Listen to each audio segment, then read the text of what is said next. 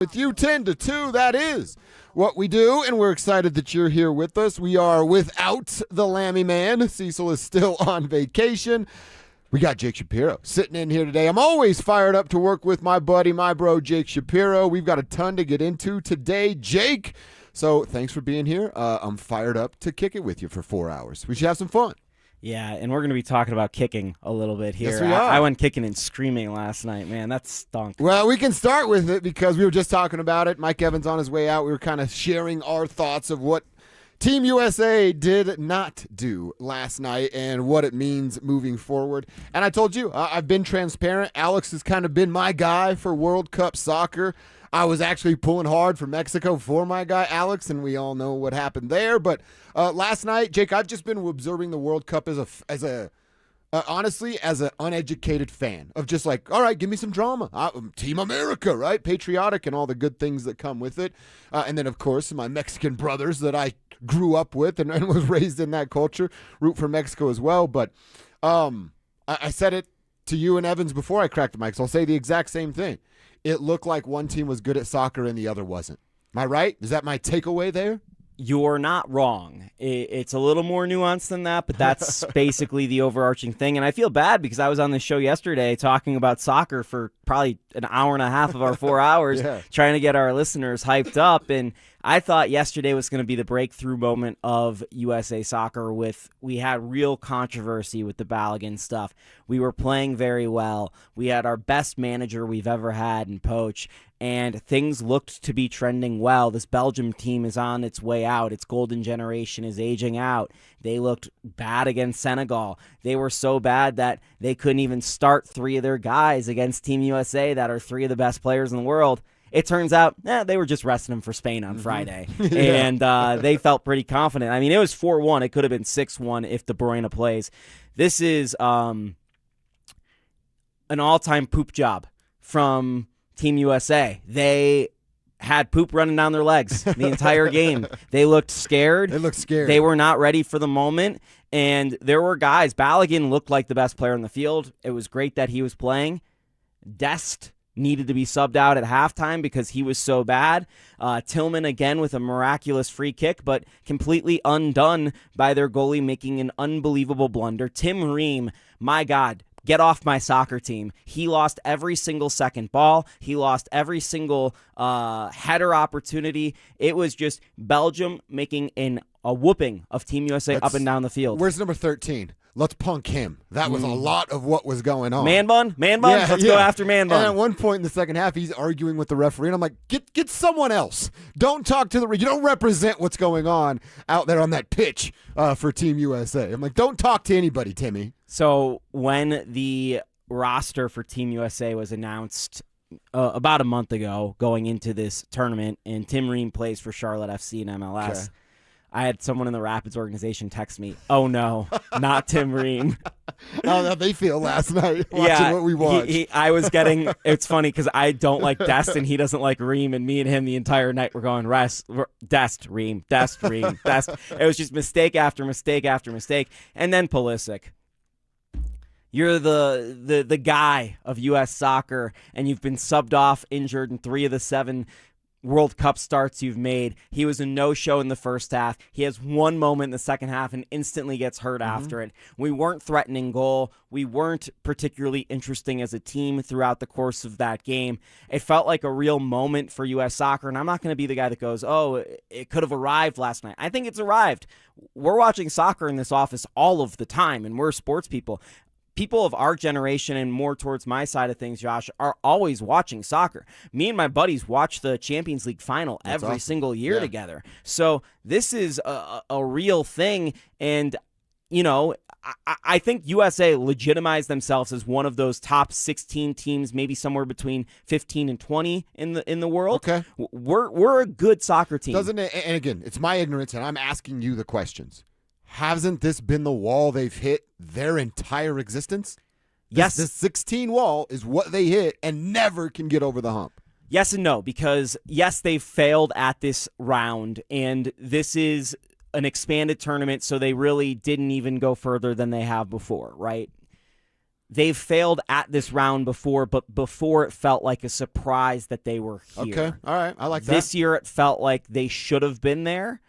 Maybe if they play Senegal instead of Belgium, and Senegal was up 2-0 on Belgium late in that game and they just blew it, it goes a little bit differently. But clearly there is such a gap between the 8 teams who have always won World Cups. There's only 8 winners of the World Cup historically. That's crazy. And the next group of 8 and the group of 8 after that. And you watch the class of that England-Mexico match the other night, it looks like a completely different sport than from what we watched yesterday with USA and Belgium. And USA needs to get in a spot where we're developing now physical athletic people, which is great. We're actually getting some of our better athletes to play soccer. We don't have the technical side of things quite yet down, and maybe one day when MLS continues to develop, because they've introduced academies about 20 years ago, and I think that's a large reason why guys like Dest, guys like Adams actually came up through academies, then went overseas and actually never played in MLS. Yeah. They got transferred out before. We're going to start to see run-ons when it's the second and third generations of guys. I mean, you have Rayo, you have Weah, you have Berhalter. These guys are all second-generation U.S. men's national team players with their dads being on the team. Once we start to get to that third generation of guys that have grown up in this culture, I think that's when you might finally see the breakthrough. But you start looking at 2030 for what we could be in the World Cup. Hopefully Poch is still here. He's the manager because he's the guy. I loved him at Spurs. I was upset that he left. And hopefully he can stay through the cycle. I'd be shocked if he would, because he's one of the best managers in the world. And hopefully we can develop a goalie that's akin to Tim Howard, who we love here in Colorado very much. And hopefully we can develop some center backs. Yeah. But we have parts of the game down. We have about a third of a core ready to go to be like a real deal in a World Cup. The problem is it takes 25 guys, not 6. Yeah. So they're a little off on the math. And I will say this, like, I know that the Team USA, the further they go, the more popular the sport would become and more people are being embracing of soccer. Again, it's not my favorite sport. Honestly, it's kind of working bass backwards for me. Watching Belgium last night, the way they play, I'm like, this is dope. I would watch these guys play if this is what it looked like. They're aggressive. They're aggressive on the defensive side. They're dictating pace. They're causing all the action. Lukaku's your kind of guy. Dude, man. I was like, Belgium is awesome. If they weren't beating down the country I live in and root for, this would be pretty sweet to watch. Troussard, who was throwing in some of those passes, was one of Arsenal's best players, and that's why KSE won. Oh, okay. Yeah, so, this is what we're talking about. Doku, who came in as a sub, he's one of Man City's star players. De Bruyne, who I talked about, is one of the best players in the world, has been known that you go on FIFA, he's been rated a 95 for 7 straight years. And then you look at the goalkeeper, which is Cordes, who's the goaltender for Real Madrid. This is what we're talking about. We're talking about guys who play for Charlotte FC against the goalie who is Real Madrid's £100 million goalkeeper. Right. Yeah, something doesn't add up there with Charlotte FC and what's going on. All right, so you clearly will continue to watch the World Cup. Alex, you clearly will continue to watch the World Cup. Kevin, are you still in on World Cup action? I am. All right, when it gets to the final, I'm probably going to lock in. Now that I know what Belgium looks like, I might be locking in. Every time that giant blonde dude from Norway plays, I'm probably going to lock in. He seems like a lot of fun. We got Messi on the field right now. Messi's playing now. We'll lock in on those games. But outside of that, I'm going to just pick up kind of the highlights and things. Kevin, where are you sitting at? Yeah, I'm out. You're out. USA's out. You're out. I mean, I was barely in with USA, but now that they're out, it's like I don't care anymore. He's out. All right, and you're not alone. I certainly know you are not alone. Throw that in on your text, a part of Tribe Roll Call. Who are you? Where are you? What you doing for a buck out there today? Let us give you a shout out and your company if you own that bad boy. Here on the radio show, you can hit us up in 2 different locations. The Ramoslaw.com text line is 303-713-1043. The YouTube page, that's youtube.com/DenverSports. Tribe chats fueled by Sean Honda. Get in over there. So tell us, Tribe Roll Call. Also, are you still in on World Cup action? Do you continue to monitor what's going on? Will you continue to go to watch parties and show up and show out for these games? Throw that in. We'll get caught up with your texts as early and as often as we can throughout the show. Put your name on the end of your text. Going to get you a better shot at getting said text read on the show. All right. We also got some nuggets to talk about. Nikola Jokic said he was not sure if he was going to sign his extension this summer with the Denver Nuggets. Well, he's made his mind up. Decision is made, and he will not sign it this summer. He's going to wait until next summer to re-up with the team. You'll find out why and whether or not we're worried about it coming up next. The wait is almost over, Broncos country. And I like football! Training camp is right around the corner, and all eyes are on Bo Nix as Denver looks to take the next step in year 3 under Sean Payton. Can the Broncos build on last season's momentum? Who will emerge in key position battles? And are the Broncos ready to become a true contender in the AFC? Denver Sports 104.3. The Fan. At Uline, they know firsthand the road to success is an uphill climb. Uline started in the family basement, and through hard work is now North America's most trusted shipping and industrial supplier. They get what it means to have the support of reliable, hard-working partners. So they keep 41,000 items ready to ship. Whether your company is still in a basement office or expanding cross-country, Uline will be there on your road to success. Visit uline.com.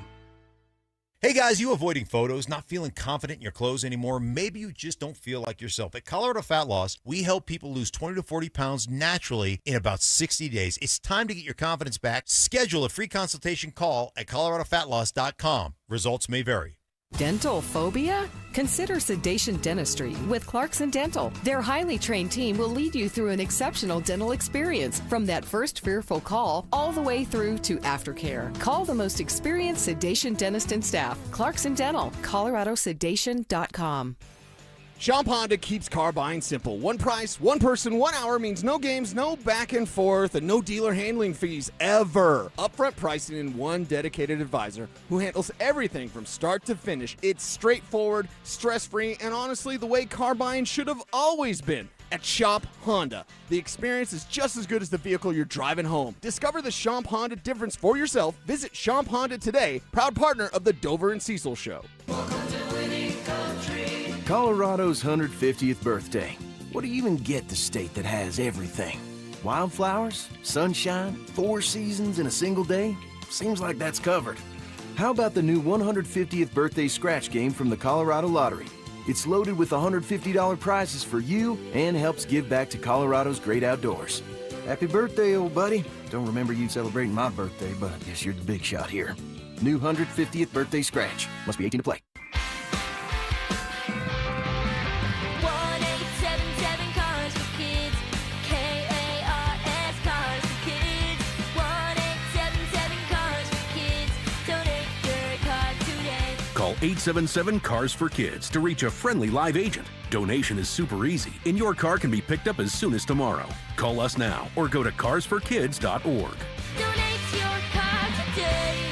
Did you know you can donate real estate too? Hey, Rob Biandino here at BeatTheDA.com. I've handled about 7,000 cases, over 300 trials. Man, I see so many bad stops on these DUIs, unlawful arrests, the police putting body cams off. The evidence is sketchy. We got to go get the evidence. We go find those cameras, the stores, the ATMs, the banks. We got the experts to challenge their breath tests, their blood tests. My office has over 100 years experience at this stuff. Hit me up at BeatTheDA.com or 720-706-5151. I'm David Ortiz. When I lost my mom, she was only 46. And I lost my dad to cancer. It was the worst pain I ever felt. It made me think, what will happen with the people I love when my time is up? That's why I have life insurance. Ethos makes it easy. It's all online, take about 10 minutes, and you can get up to $3 million in coverage. Get your free quote at ethos.com/game. That's ethos.com/game. Paid testimonial. Time spent on application may vary. Online health questions required. Back to school starts now. Get long-lasting battery life on the Dell XPS laptop powered by Series 3 Intel Core so you can work from anywhere. Now starting at $699 with exclusive student pricing starting at $599. Complete your setup with savings on select monitors and must-have electronics and accessories. Limited time deals and free shipping on PCs and more await you at Dell.com/deals. That's Dell.com/deals. Want real Broncos talk?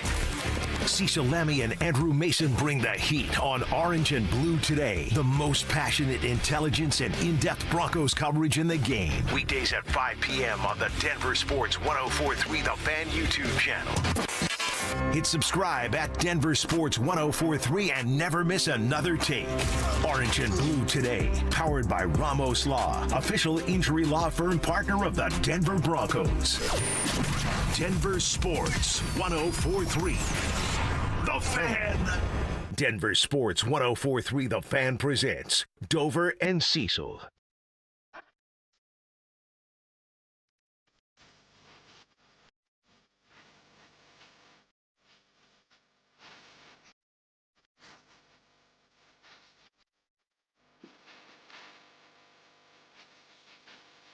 All right, we're off and rolling here on a Tuesday edition of the program. Figured out the day.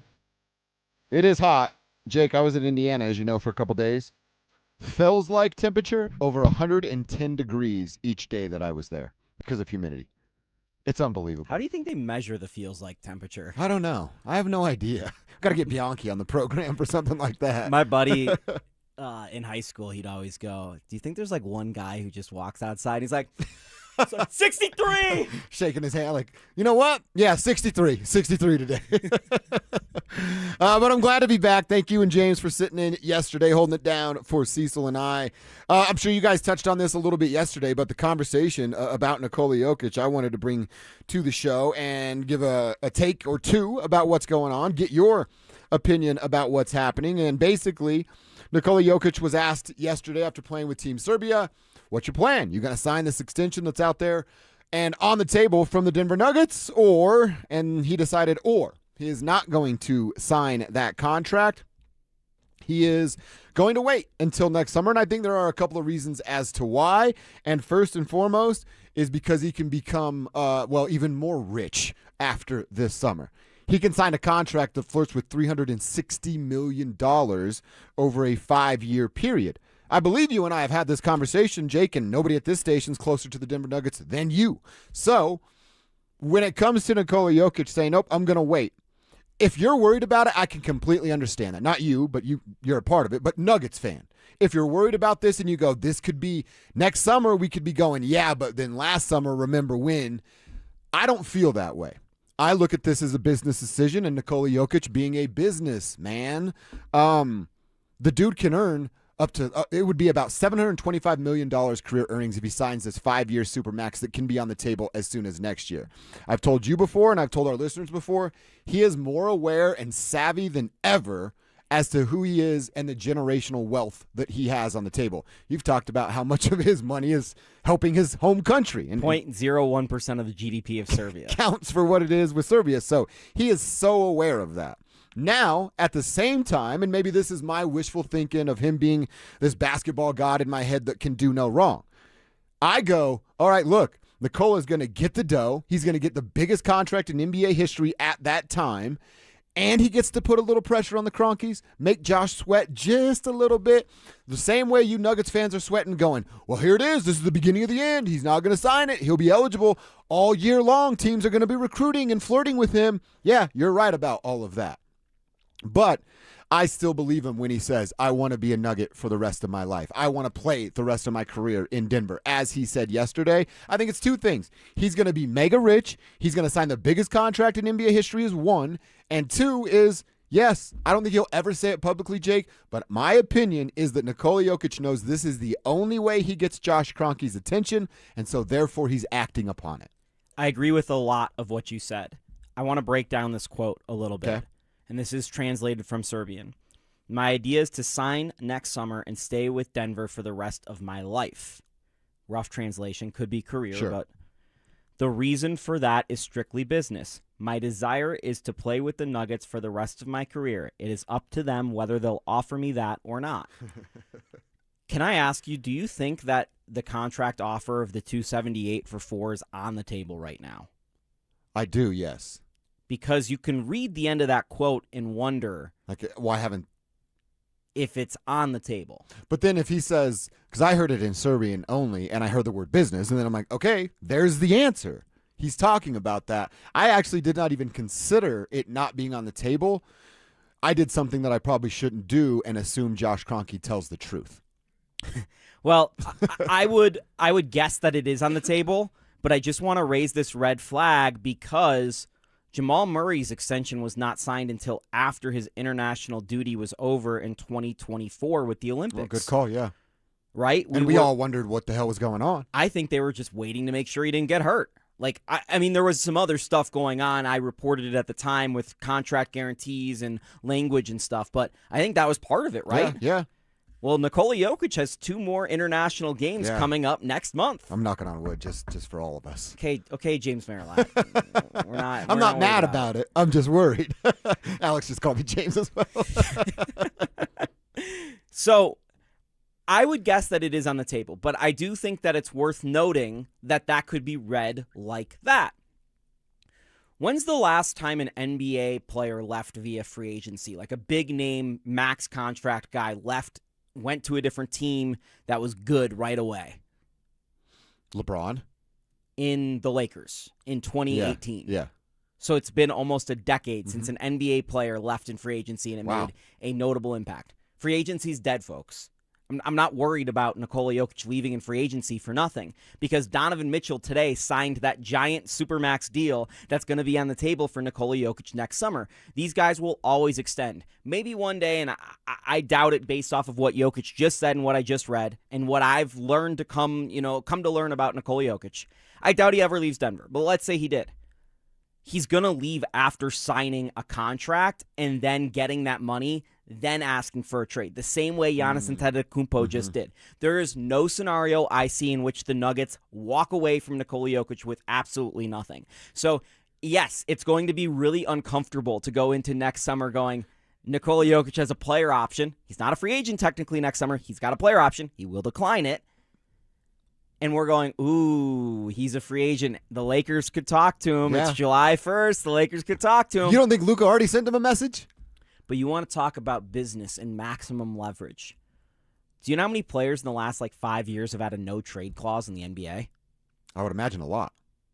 Bradley Beal. Oh, that's it? And LeBron James. Holy hell. Because you need to sign your deal with your existing team once you become a free agent. So for Nikola Jokic to hold maximum leverage over Josh Kroenke in KSE and the Nuggets, which is having a no-trade clause, which very few players in the NBA have had in recent times, he needs to wait until July 1st of next year to get that no-trade clause.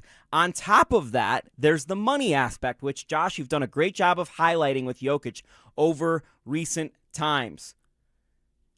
So next year, he's scheduled to make about $55 million, right?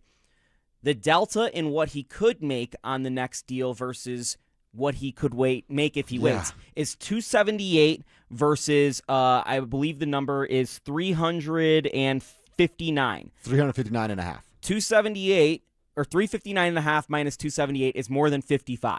So if he just waits a year, he guarantees basically an additional $20 million in his age 37 season, which he will not be eligible for Supermax contracts by then because he will not be an MVP voting type of player.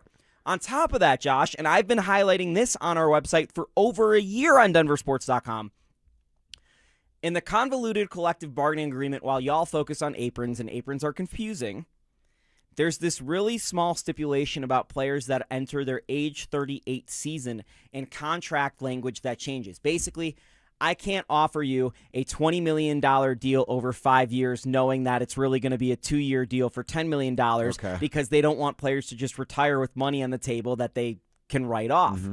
So the contract language changes once you get to the point Jokic's next contract will be. So the Nuggets can't offer basically more money in the future than more money now. So his contracts will become shorter and less guaranteed with less runway in the future. So you talk about Jokic and maximizing the dollar and maximizing every single dollar in his career. He is literally running the clock out on how much money he can make in his career. So am I worried about his future with the Nuggets?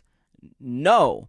Am I worried about what paying 37-year-old Jokic $75 million will be for the Nuggets? Yes, but I understand it, and he deserves all of this money. There is not an amount of money you could pay Nikola Jokic that's too much to play basketball. 100%. You're 100% right. And I will tell you this, and you and I kind of feel the same way about who Nikola is and what he brought to this team because of our fandom of the Nuggets before these microphones or pen or computer screen for you.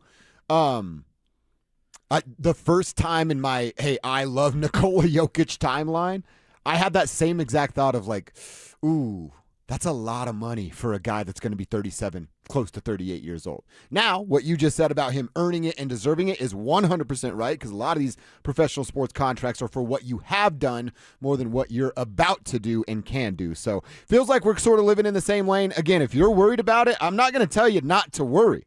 I understand why you would be worried. He is setting himself up for an opportunity to be recruited or taken away from the Denver Nuggets. So if you're worried, I get it. I'm just not, and it doesn't sound like you are either. The context and what he is saying, and Nikola Jokic has never lied to us. No. Not one time. So what he's saying, I'm going to take at face value, as well as the context with going around the course of the league.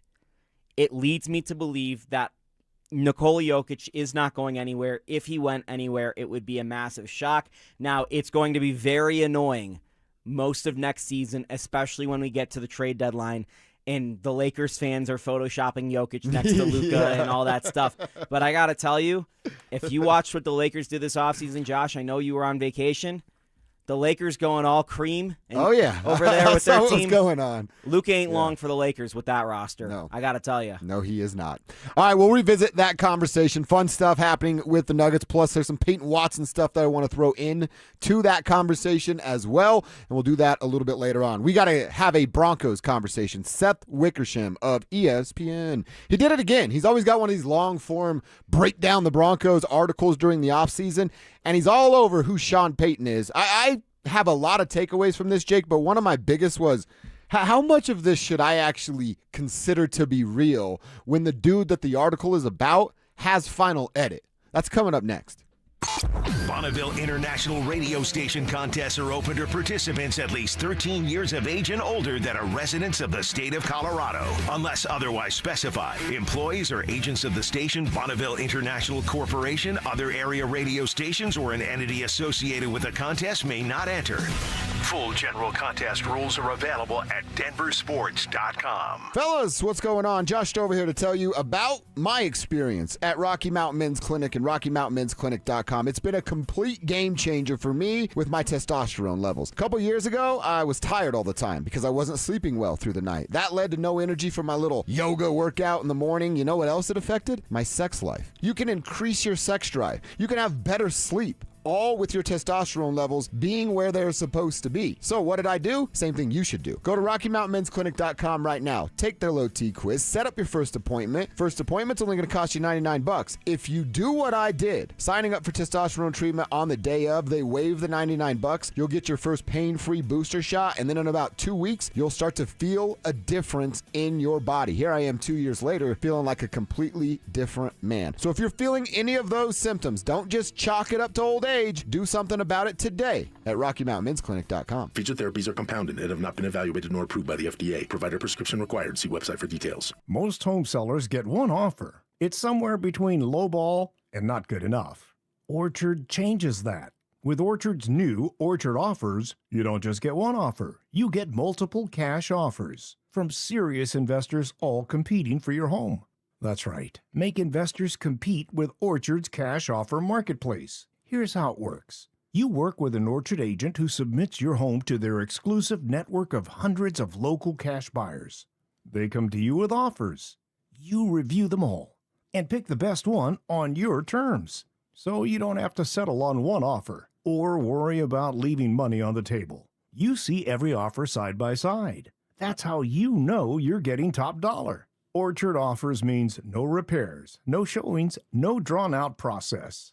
Before you accept any offer, see them all first. Get a free home valuation and see your offers today with Orchard Offers. Go to Orchard.com. That's orchard.com. Hey guys, it's Mark Schlereth. I just made one of the best decisions of my life. I got rid of my glasses. I went to Cutarelli Vision and had refractive lens exchange, RLE. I wore glasses for distance vision, but I got to that inevitable point in life where I was always needing those reading glasses just to do about anything, and half the time I couldn't find them. Seeing menus, texting, reading my computer, or studying film, it was a struggle. But now I see the world perfectly, near and far, without any glasses, thanks to Cutarelli Vision RLE, the perfect permanent solution to spending your good active years not needing reading glasses. And here's the cherry on top. You'll never develop a cataract. Dr. Cutarelli is Colorado's most experienced with over 90,000 vision correction procedures. You can trust him to know if it's the right time for you and RLE. Schedule your free Zoom consultation at coloradorle.com. Cutarelli Vision RLE, no readers, glasses, or contacts, or cataracts. coloradorle.com. If you have unfiled taxes or are in debt to the IRS, this is important news. Did you know the IRS has programs specifically designed to help people struggling with tax debt? Powerful tax assistance programs that can save you thousands if you qualify. No one knows these programs better than the experts at Optima Tax Relief, America's most trusted tax resolution firm, A-rated by the Better Business Bureau. Their award-winning tax attorneys and licensed professionals have resolved over $3 billion of tax debt for their clients. One call to Optima can start the process, helping to put an end to your worries about wage garnishment, asset seizure, and other aggressive IRS actions. Find the best options to solve your tax problems. Call the experts at Optima Tax Relief today for a free consultation. Call 800-343-6460. 800-343-6460. 800-343-6460. Optima Tax Relief. Some restrictions apply. For complete details, please visit OptimaTaxRelief.com. Listen up, Denver. This hour's keyword is hold, H-O-L-D. Text hold to 303-713-1043 right now for your chance to win a $250 gas card. That's hold to 303-713-1043. By texting, you agree to receive an automated marketing message from DenverSports 1043 The Fan. Message and data rates may apply. For complete rules or to enter the keyword online, visit www.denversports.com/keyword. You're listening to Dover and Cecil on Denver Sports 1043 The Fan.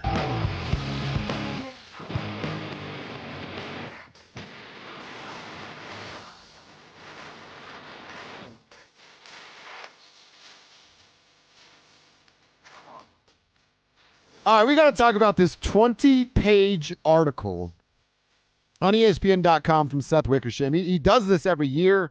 I don't know if he does it with like every team. It seems like he's doing it with Sean Payton the last few years, and that's our team. So we check it out. Read it this morning. Like I said, sit down, buckle up. It's going to take you a little bit of time to get through it all, but it's well written as always. Seth's a really good writer, and he gets insight and opportunities like really no other reporter in this town gets via Sean Payton. But here's my question even before we talk about what I read and some of my takeaways. Dude, when you read this, and I know you haven't got through it all, Jake, but it's so clear that Sean has final say in everything that gets said from here. And if he didn't, why would he be giving Seth this sort of access? So a part of me is like, dude, there's some of these things in here that I'm like, well, that's a bold-faced lie. And so then when I find a couple of those bold-faced lies, it makes me go, how much more of this is just kind of BS that they want us to think this is what it is? As the journalist in the room, I would be stunned if Seth Wickersham sent this back to Sean Payton and Sean Payton got final say. Really? Yeah, that's not how that works. It would be a giant breach of journalistic ethics for that to happen. I will note that ESPN is one of the largest partners of the NFL, though. And there's a reason why every single concussion story has been killed that ESPN.com and 30 for 30 and people like that have tried to do, as Marshawn Nealon got diagnosed with CTE this morning, posthumously. So it's worth noting that is something that goes on with ESPN and the NFL. But Seth is one of the best journalists there are out there, and I would say that if you think that there are bold-faced lies within this story, they are bold-faced lies Sean Payton is telling other people that Seth Wickersham is reporting, Okay. and not that he is putting in after the fact. Okay. 'Cause, I mean, there's some with like his alcohol use and the things that he does outside of football. I'm like, well, that's just not true. Well, that's just what he's telling people. Then. Okay.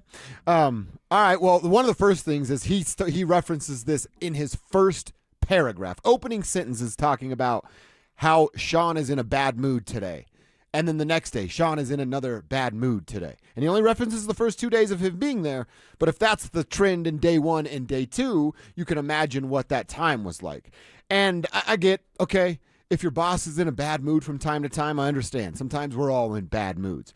But 2 consecutive days, and it goes back to conversations that we've had and things that we have been told of, it's difficult to work via or under Sean Payton.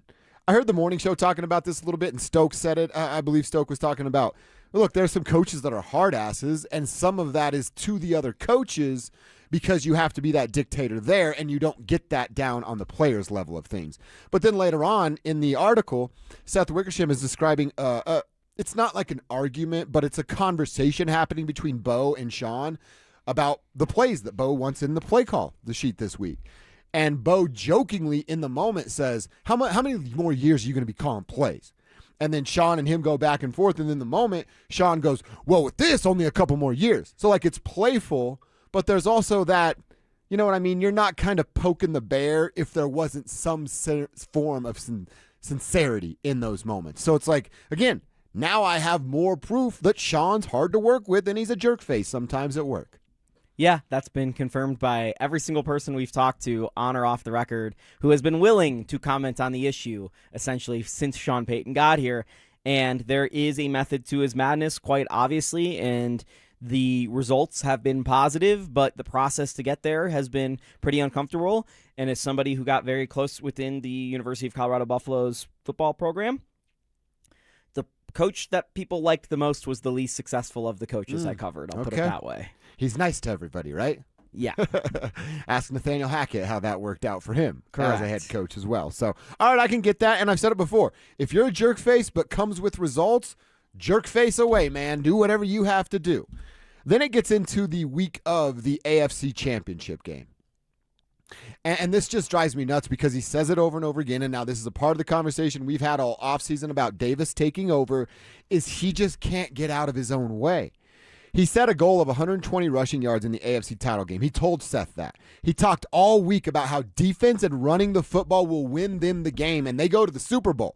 He said, we got to run the football, and we have to keep Drake May contained. Those two things, and defense being their identity, his words, are going to win them the AFC Championship game. Jake, they had 79 rushing yards on 24 attempts, and they let Jarrett Stidham throw the football 31 times. So again, all week you prepare for this, and then you get into the game, and you're too selfish, stubborn, and ego-driven to stick to what you've worked on all freaking week long. Now, maybe I'm crying over spilt milk here because he's no longer going to call the plays, but dude, when I read that, I wanted to rip my freaking hair out this morning. I'm sorry. Thank you, Sean. I was owed that. So here's the thing, and we've talked about this over and over again going into and I want to spin it forward just to play devil's advocate here. We keep talking about, in 2026 they're going to have a more even offensive attack and they're going to run the football more. Do you believe that? No, I don't. You've been a guy who's been sitting here going, Bo Nix led the league in passing attempts last year, and maybe he'll get close to leading it again, but I don't have much faith that it's going to be radically different. No, he'll be top 3, guaranteed. Top 3 in the NFL. And based off of what Sean has said over and over again and not done with balancing the run game, it's just, I think it's a really frustrating thing, especially when you consider, it's one thing to be Bo Nix leading the league in passing attempts. It's another in a snowstorm with Jarrett Stidham. Yeah, that's exactly right. And that's what drove me the most crazy. Did we get any, and again, I haven't gotten through this whole thing, did Seth Wickersham note that there was any meteorologists contacted throughout the course of that week, or no? Because that's the biggest question I still have. There was conversation in it about what the weather was going to be, yes. Interesting. So he was aware of what was going on. I'll put it this way, Josh, and again, just shout out Bianchi. That's all you need to do. Yeah. I bike to every Broncos game. The only one I didn't was the AFC title game. I biked to the Buffalo game. The only one I didn't was the AFC title game because I was like, oh, this is going to be too bad. Especially coming home after your work duties are done. It'd be miserable. Yeah, it'd be like 7 o'clock at night. There'd be snow on the ground. It would have been bad. It would have been dark and bad. Yeah. He just there are a couple of things, and then I will give Seth some of the credit. He straight up asked Sean. He notes in the article he's pouring a Coca-Cola and his hands are shaking. He's answering the phone, his hands are shaking. He's writing something down with his pen and his hands are shaking. And then he goes, I asked Sean that, like, why are you shaking so much? He said, it's medicine. Sean's response, quote, it's medicine. Okay. If that's the story we're going to go with, then I guess that's the story that we're going to go with. I have some skeptical eyes on that one. But that's the story that apparently we're going to go with. There's still a ton to take away from this article. According to Google AI, medicines that make your hands shake. Yeah. Asthma medication, antidepressant, mood stabilizers, heart and blood pressure drugs, stimulants, and other common culprits such as thyroid medications. I would wildly speculate that there's a couple on that list he dabbles in. There are a couple that make sense for either health reasons or for fun reasons. Exactly right. Yes. Yeah, like the heart stuff. He's a 60-something-year-old man that's had a lot of stress in his life. I bet he's taking some of that. I mean, Kevin James played him in a movie. I mean, Kevin James is not the fittest of people. That's exactly right. There's a ton more to take away from this article. I do want to get into a couple of other things around the NFL, but before we do that, there's this Belichick story that I don't know if I can believe this at all. But again, you're telling me how true Seth Wickersham is to his journalistic integrity. But this Belichick story is about the dumbest thing I've ever heard. I'll share it with you guys coming up next. With the MLB trade deadline fast approaching, Houston is reportedly showing strong interest in Colorado outfielders Jake McCarthy and Mickey Moniak. Could two of the Rockies' hottest bats be on the move? And who else could be shipped out to rebuild the club?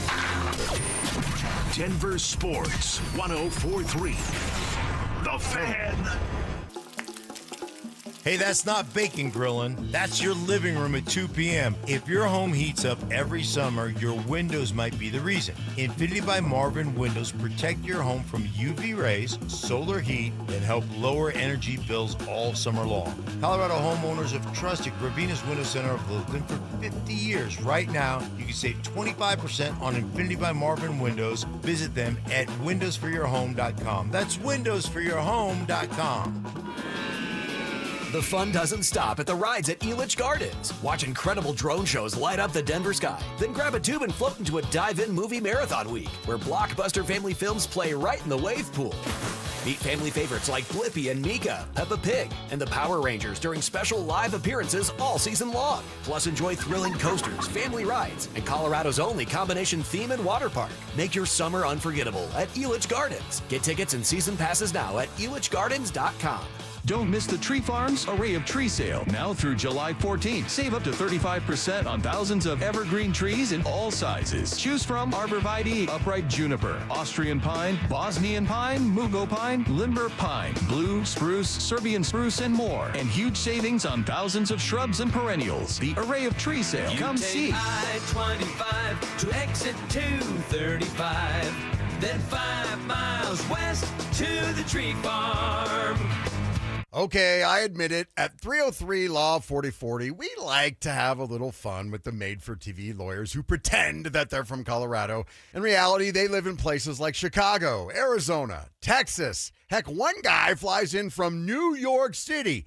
New York City! Just so he can do his commercial and fly back home. Crazy thing happening here in Colorado. Outside private equity funds are pouring millions of advertising dollars to prop up these guys and get them to pretend they are local voices that you can trust. So what really happens when you call one of those pretend made-for-TV lawyers? Here's an example. A young man was hurt. He called one of those guys. The insurance company said, nah, we're denying the claim. No money for you. His made-for-TV lawyer said, sorry. So his friend said, you need to call 303 Law 4040. We took the case and told the insurance company their denial was BS. And they said, you're right. Here's all the money. If you've been injured, don't waste your time calling a pretend made-for-TV lawyer. Call 303 Law 4040. Go ahead, save that number in your phone. It's 303 Law 4040. Summer hailstorms bring in the 3-ring front porch roofing circus. In ring 1, there's We're Doing Bob's Roof Down the Street. And in ring 2, there's We Will Cover Your Deductible. And in ring 3, What Do I Need to Do to Get You to Sign Today?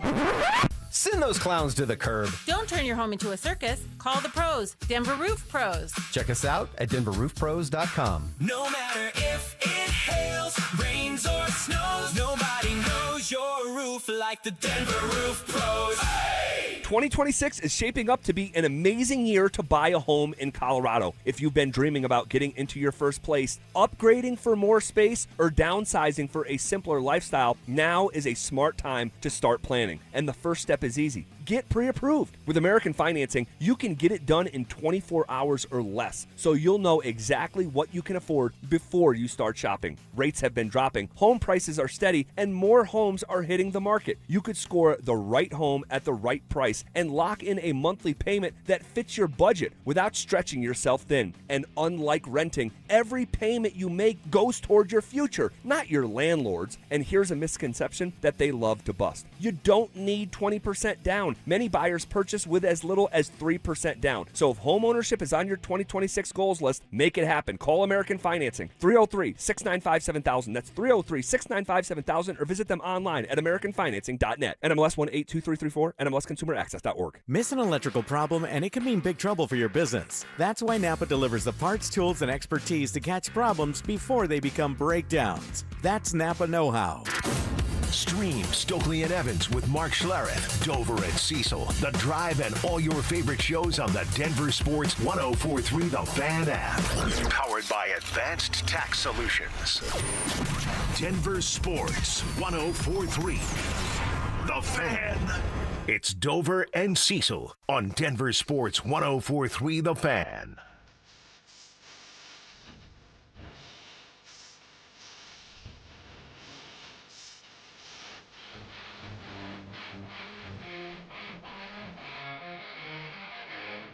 All right, we're going over this Seth Wickersham ESPN article. Jake Shapiro sitting in for Cecil Lammy.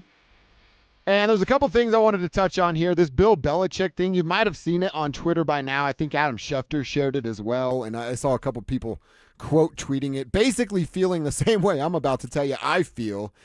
In this article, they're talking about playoff myths, as Sean calls them. And he talks about things he's learned from his old buddy, Bill Belichick. They go back decades. They have mutual respect amongst one another. They both coached and worked under Parcells, so they share that bond together. And Seth writes this: when Belichick and the Patriots divorced in 2024, Payton considered presenting Broncos owner Greg Penner a proposal for the ages. Hire Belichick as head coach until he reached 15 wins, enough to break Don Shula's career record of 347. Payton would temporarily step down to assistant head coach and run the offense. Then move back to head coach after Belichick became the all-time leader. In the end, it was too complicated to actually, I don't know if it was too complicated to present or Greg Penner to actually execute. Either way, this is one of those like, hey, if you have that idea, say it out loud and then go, oh my God, that's the dumbest thing I've ever thought of. And don't present it to anybody. One, this is part of it, Jake. You're going to have to do some more convincing. I just don't believe this to be true. I think this is maybe something Sean said in the moment and Seth is running with. We know who Sean Payton is. We just got done talking about the size of his ego and the things that come with selfish Sean. He was going to step down so that Belichick could become the all-time winningest coach on his post, that is the Denver Broncos, and then he just slide back into that position. Yeah, right, dude. So me and you were talking about sandwiches during one of the breaks. We were, yeah.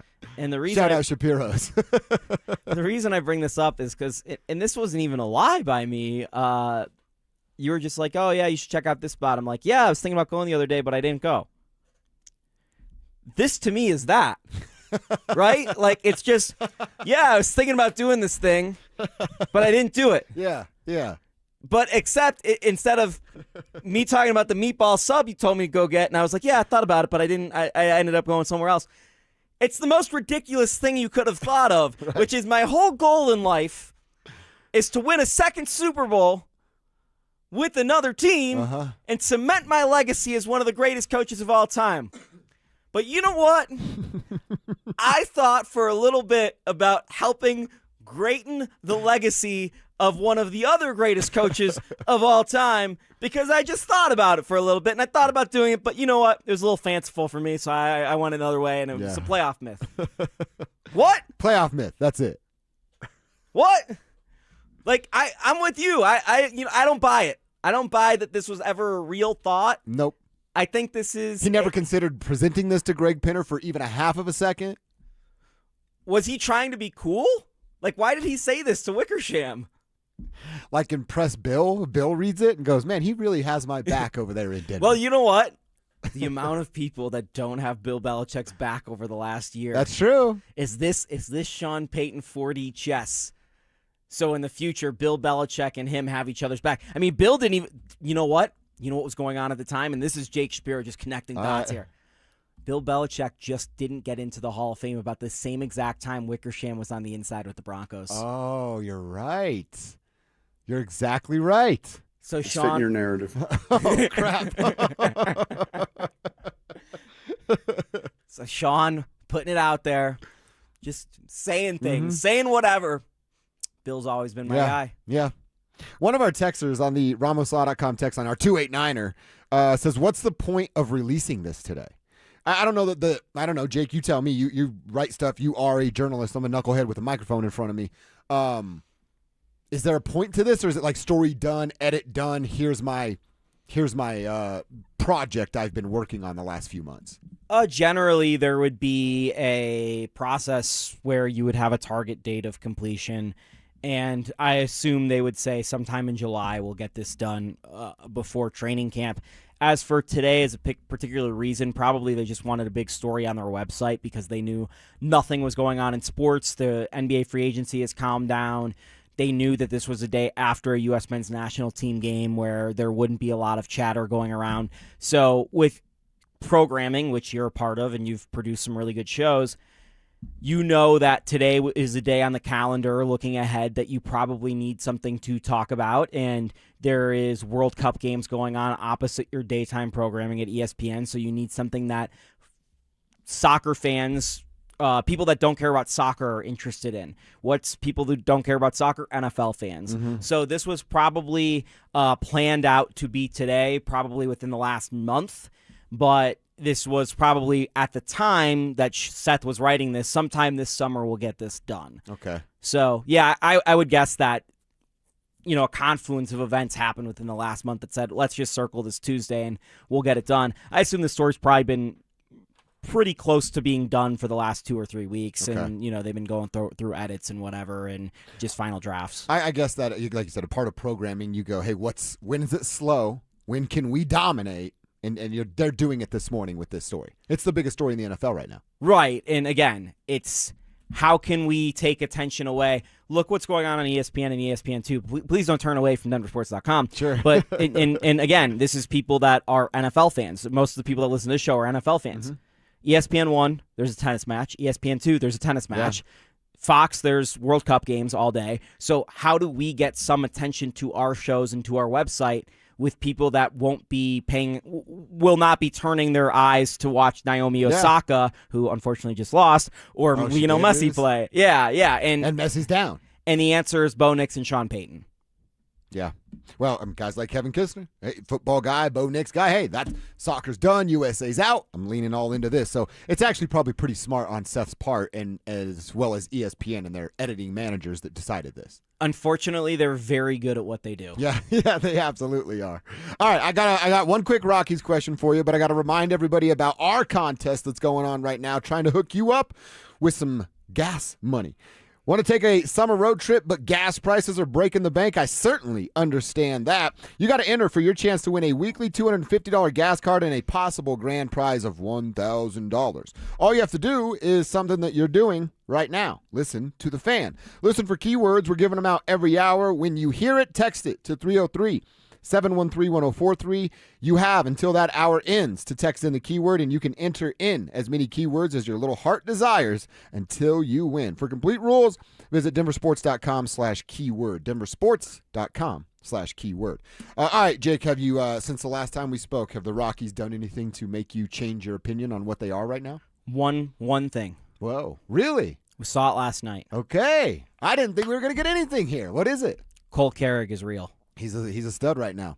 Cole Carrick's a real player, and he made a great play last night. And again, is a guy that's bringing a certain fire to this club and care for baseball that I think has lacked in a lot of ways. Wow, I love in this organization. I find what Cole Carrick to be doing through 25 games of his major league career to be a lot more real than what Brenton Doyle did early on in his career. And I look at TJ Rumfield and I say that's another guy like Nolan Jones or Jordan Pacheco who has one hot year and the Rockies should trade.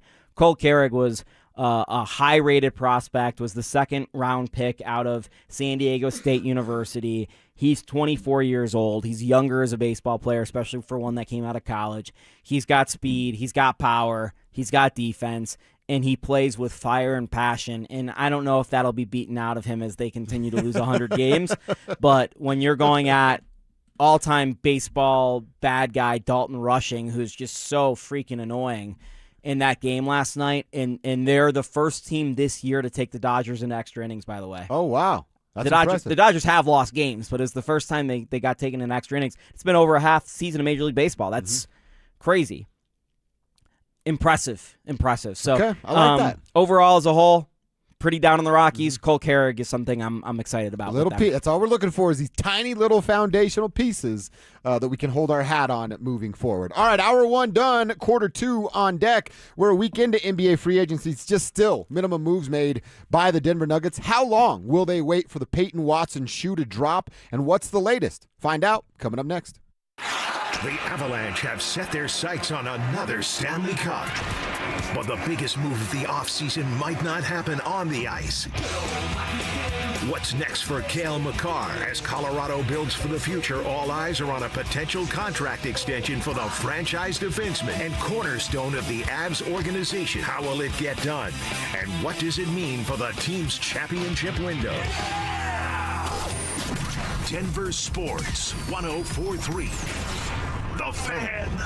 In the zone, AutoZone. Annie's first oil change wasn't as hard as she thought because she went to AutoZone, where a friendly AutoZoner helped her find the right oil and save on an oil filter. He explained the job and showed her free how-tos on AutoZone.com. When she was done, AutoZone recycled her old oil for free. Get a free oil filter and more during the Celebrate Free event at AutoZone, now through July 27th. Get in the zone, AutoZone. Restrictions apply. Jake from State Farm. I just beat my running PR, so I'm celebrating with the Banana Bonanza smoothie. Hey, and you can keep celebrating when you create an affordable price just for you by bundling your home and auto with the State Farm Personal Price Plan. Go bananas. I will. Hey, make it a large. Bundling, just another way to save with the Personal Price Plan. Like a good neighbor, State Farm is there. Prices are based on rating plans that vary by state. Coverage options are selected by the customer. Availability, amount of discounts and savings, and eligibility vary by state. Getting a little older doesn't have to mean, well, getting older. This is Jeff for the Rocky Mountain Men's Clinic. And if you're feeling low energy, can't sleep, can't lose weight, are struggling with brain fog, or your sex drive is off, it's time to change it up. At the Rocky Mountain Men's Clinic, our advanced medical strategies featuring TRT, GH peptides, NAD+, GLP-1s, PDA, and more treat low T and other hormonal issues to help you shed pounds, have more energy, enhance your body composition, improve sleep, increase your sex drive, and so much more. Getting you back in the game again. So don't be older. Be stronger in the gym. Be sharper at work. Be better in the bedroom, and be more confident in every part of your life. So call us today and find out how our advanced treatment strategies could change the game for you. Your first visit is just $99 and includes blood work and a medical consult. And if you start on one of our advanced treatment plans on the day of your appointment, your visit is free. Call 720-440-7900 or go to RockyMountainMen'sClinic.com. Featured therapies are compounded and have not been evaluated nor approved by the FDA. Provider prescription required. See website for details. Summer should be a time of joy for children, but Wish kids often miss out due to their illness, creating a dark chapter during a time that should be filled with sunshine and memories. A wish from Make-A-Wish Colorado can change everything for these children, giving them the strength and hope they need to persevere in their fight against critical illness. My name is Carrie Fletcher. I'm part of the Alpine Bank family, member FDIC. Today, Alpine Bank hopes you'll decide to make a life-changing impact in the life of Colorado Wish kids by supporting Make-A-Wish Colorado. There are currently more than 450 Colorado kids with critical illnesses who are waiting for a life-changing wish. and 110 more kids will be diagnosed this summer. You can help make their wishes come true.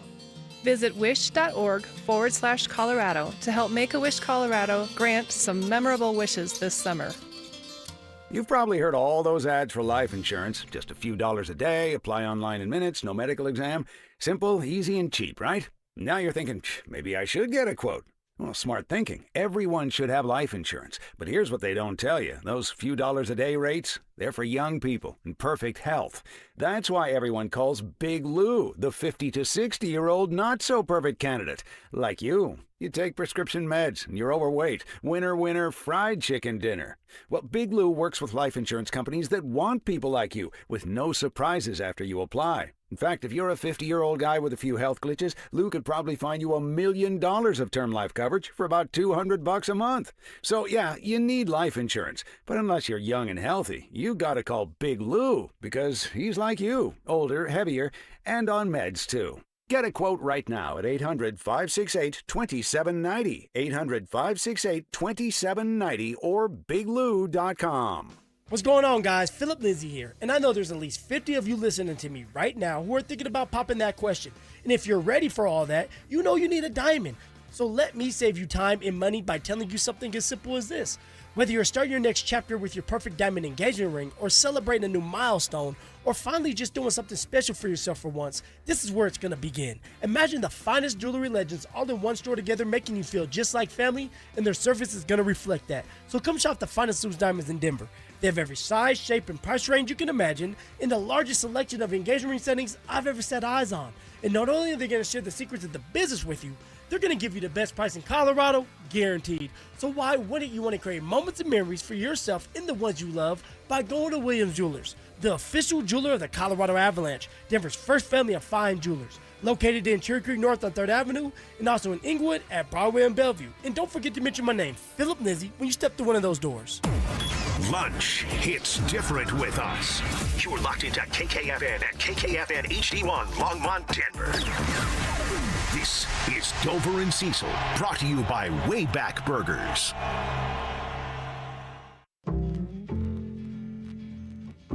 Denver Sports 104.3 The Fan presents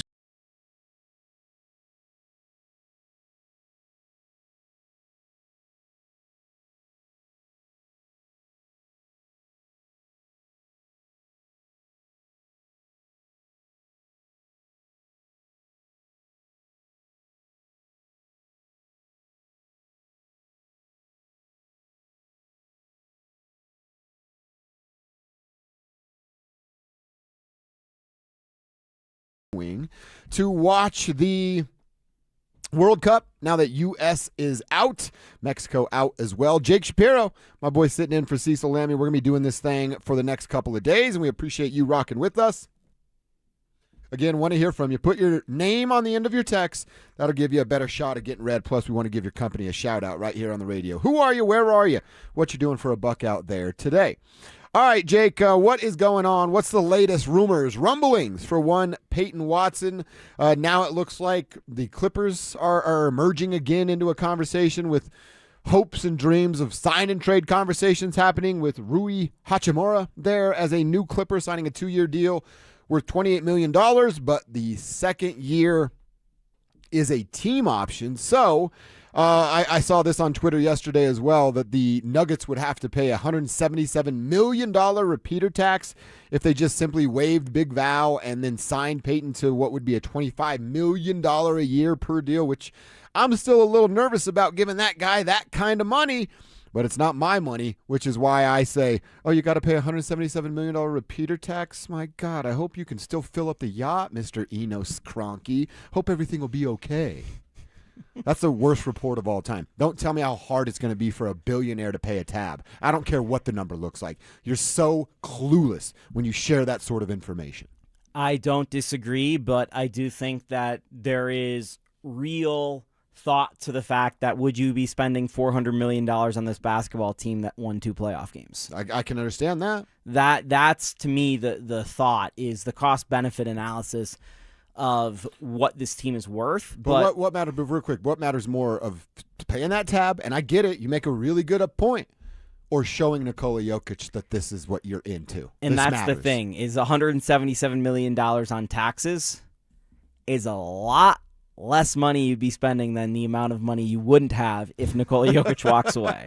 Yeah. So that's part of it. And Josh, me and you are homeowners. We could be looking at more properties in the future. Yeah, hopefully. Enos is buying a lot of land and building a lot of property around Ball Arena here in the next dozen years or so. Are either of us buying property from Enos if Nikola Jokic walks off this team? Absolutely not. Exactly. And I think a lot of the city of Denver feels the same.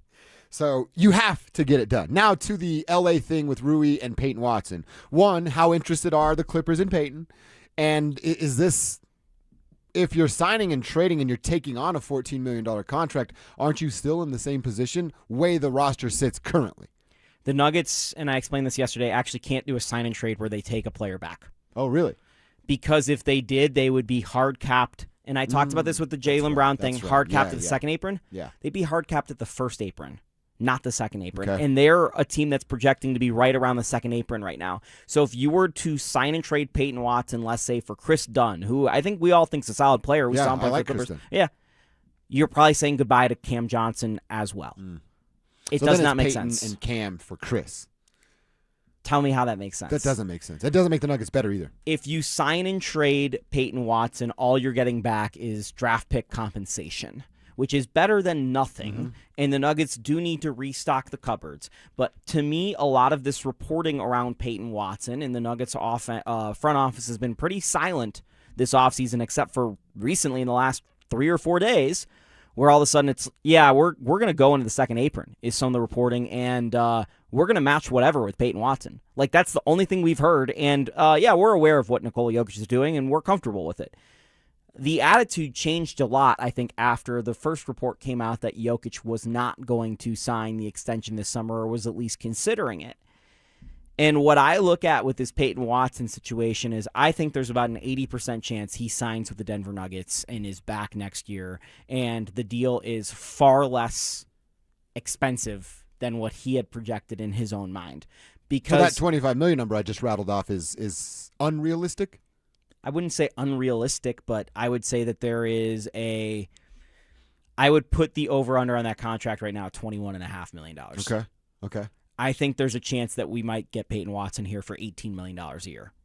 And that would be crazy, but in the same sense, he's played 300 minutes in the playoffs. He hasn't proven it really consistently at the NBA level. You could make a case that Christian Brown's earned his contract way more than Peyton Watson. Agreed. You're paying Peyton Watson on the projection and the potential more so than what he's done. And look, I've been a Peyton Watson truther this whole time, and I know you've come around more recently. The thing is with P-Watt, and you need him because he's your best defender, arguably. He's your rim protection. He's a guy that offers you tertiary scoring. He's a guy who you could see developing a playmaking touch. He offers you a pathway to another star, potentially, in a lot of ways. You need to have him.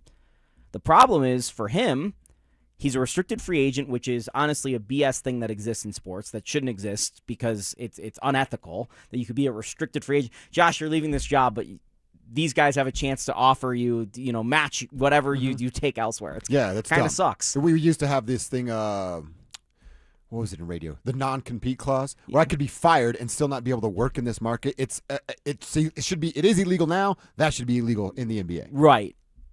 On top of that, you need cap space in order to offer Peyton Watson a deal. There's like 3 teams in the NBA that have cap space or can open up enough cap space to where it would actually make the Nuggets perhaps a little uncomfortable with what they would have to pay Peyton Watson.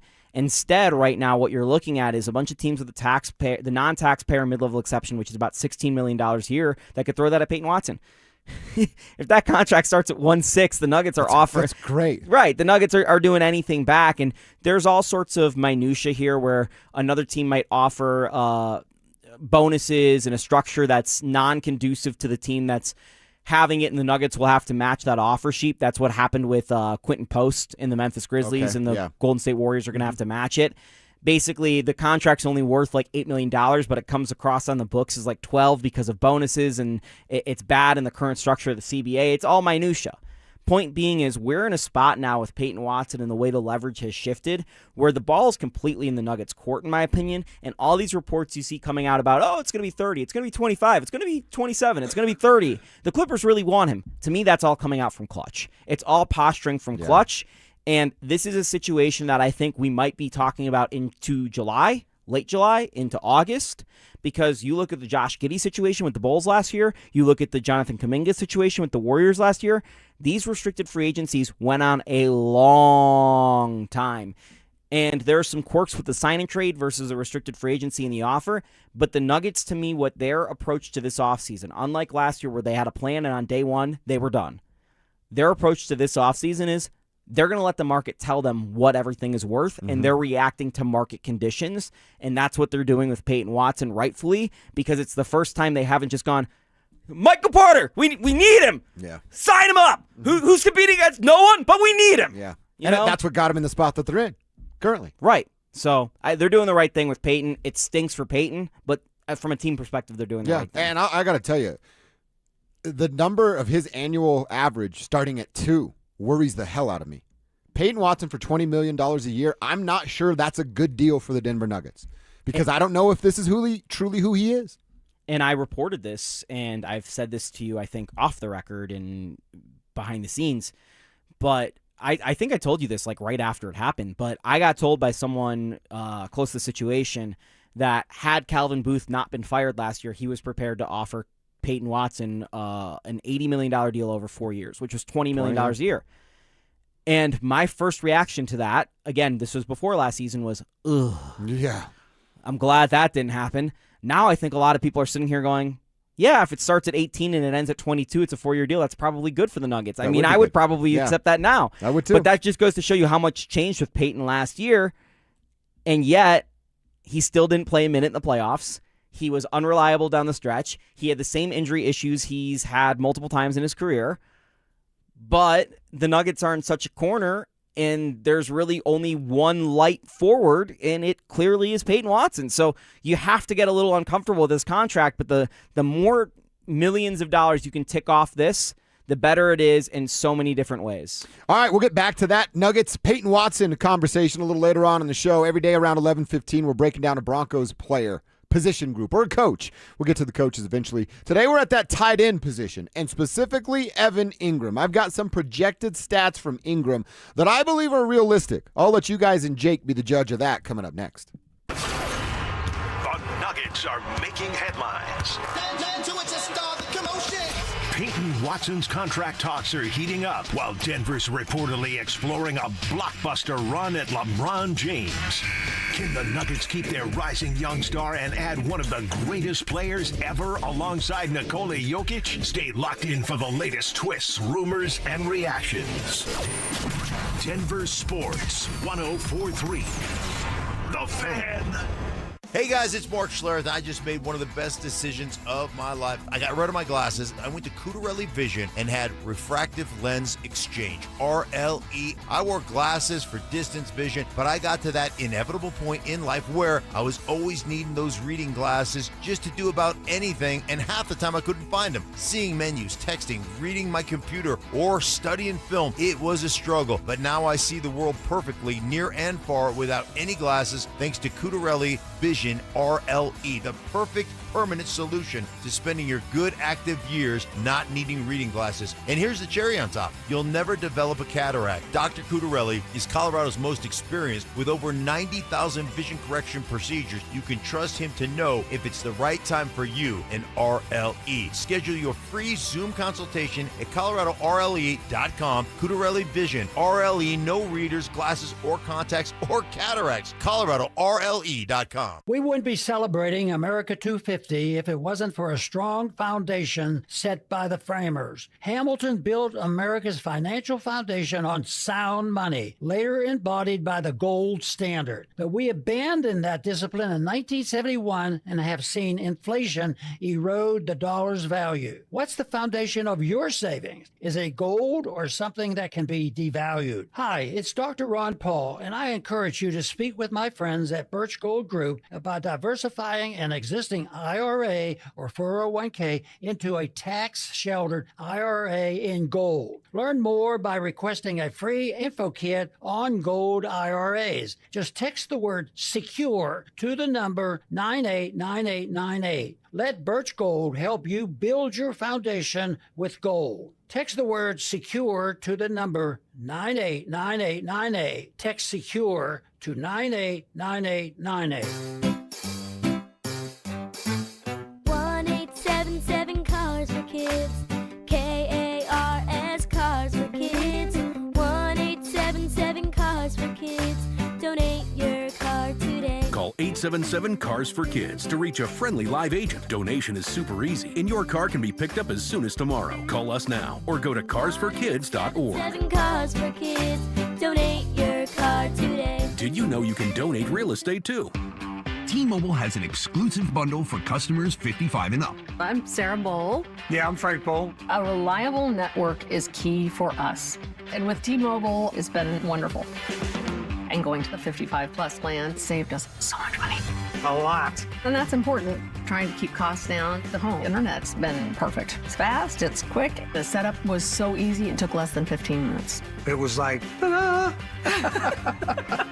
If you want simplicity, coverage, reliability, you want the whole package, T-Mobile has it.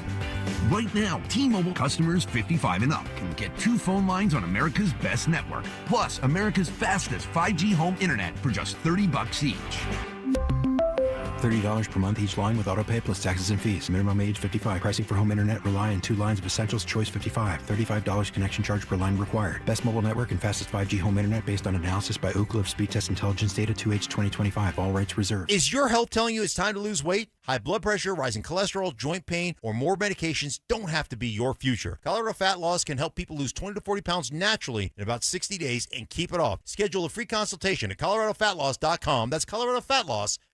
If you've been injured in an auto accident, Dr. Joseph Ramos is both a doctor and a lawyer, combining legal and medical expertise. He can help. Ramos Law, the official injury law firm partner of the Denver Broncos. RamosLaw.com. Want real Broncos talk? Cecil Lammy and Andrew Mason bring the heat on Orange and Blue Today. The most passionate intelligence and in-depth Broncos coverage in the game. Weekdays at 5 p.m. on the Denver Sports 104.3 The Fan YouTube channel.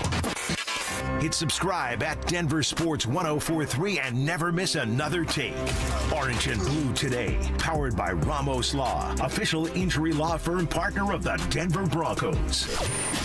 Denver Sports 104.3. The Fan. It's Dover and Cecil on Denver Sports 104.3 The Fan.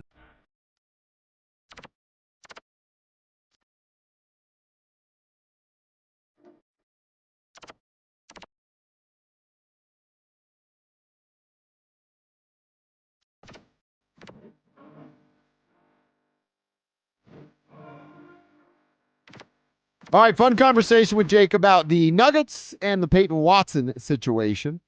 I'll ask Nuggets fans that. Do you feel anything about them giving him a $25 million contract that I makes thought you were nervous? just going to say, do you feel anything? And after that loss to the Wolves, I feel nothing. I feel pain. Yeah, are we just pain. numb now? Numb to it all? Tell us on the RamosLaw.com text line, 303-713-1043. Put your name on the end of your text, get you a better shot at getting your text read, or over on YouTube, youtube.com/DenverSports. Get on the Dover and Cecil stream. If you got an extra click, hit that subscribe button for us. Participate in Tribe Chat. It's up there thanks to our friends over at Champ Honda.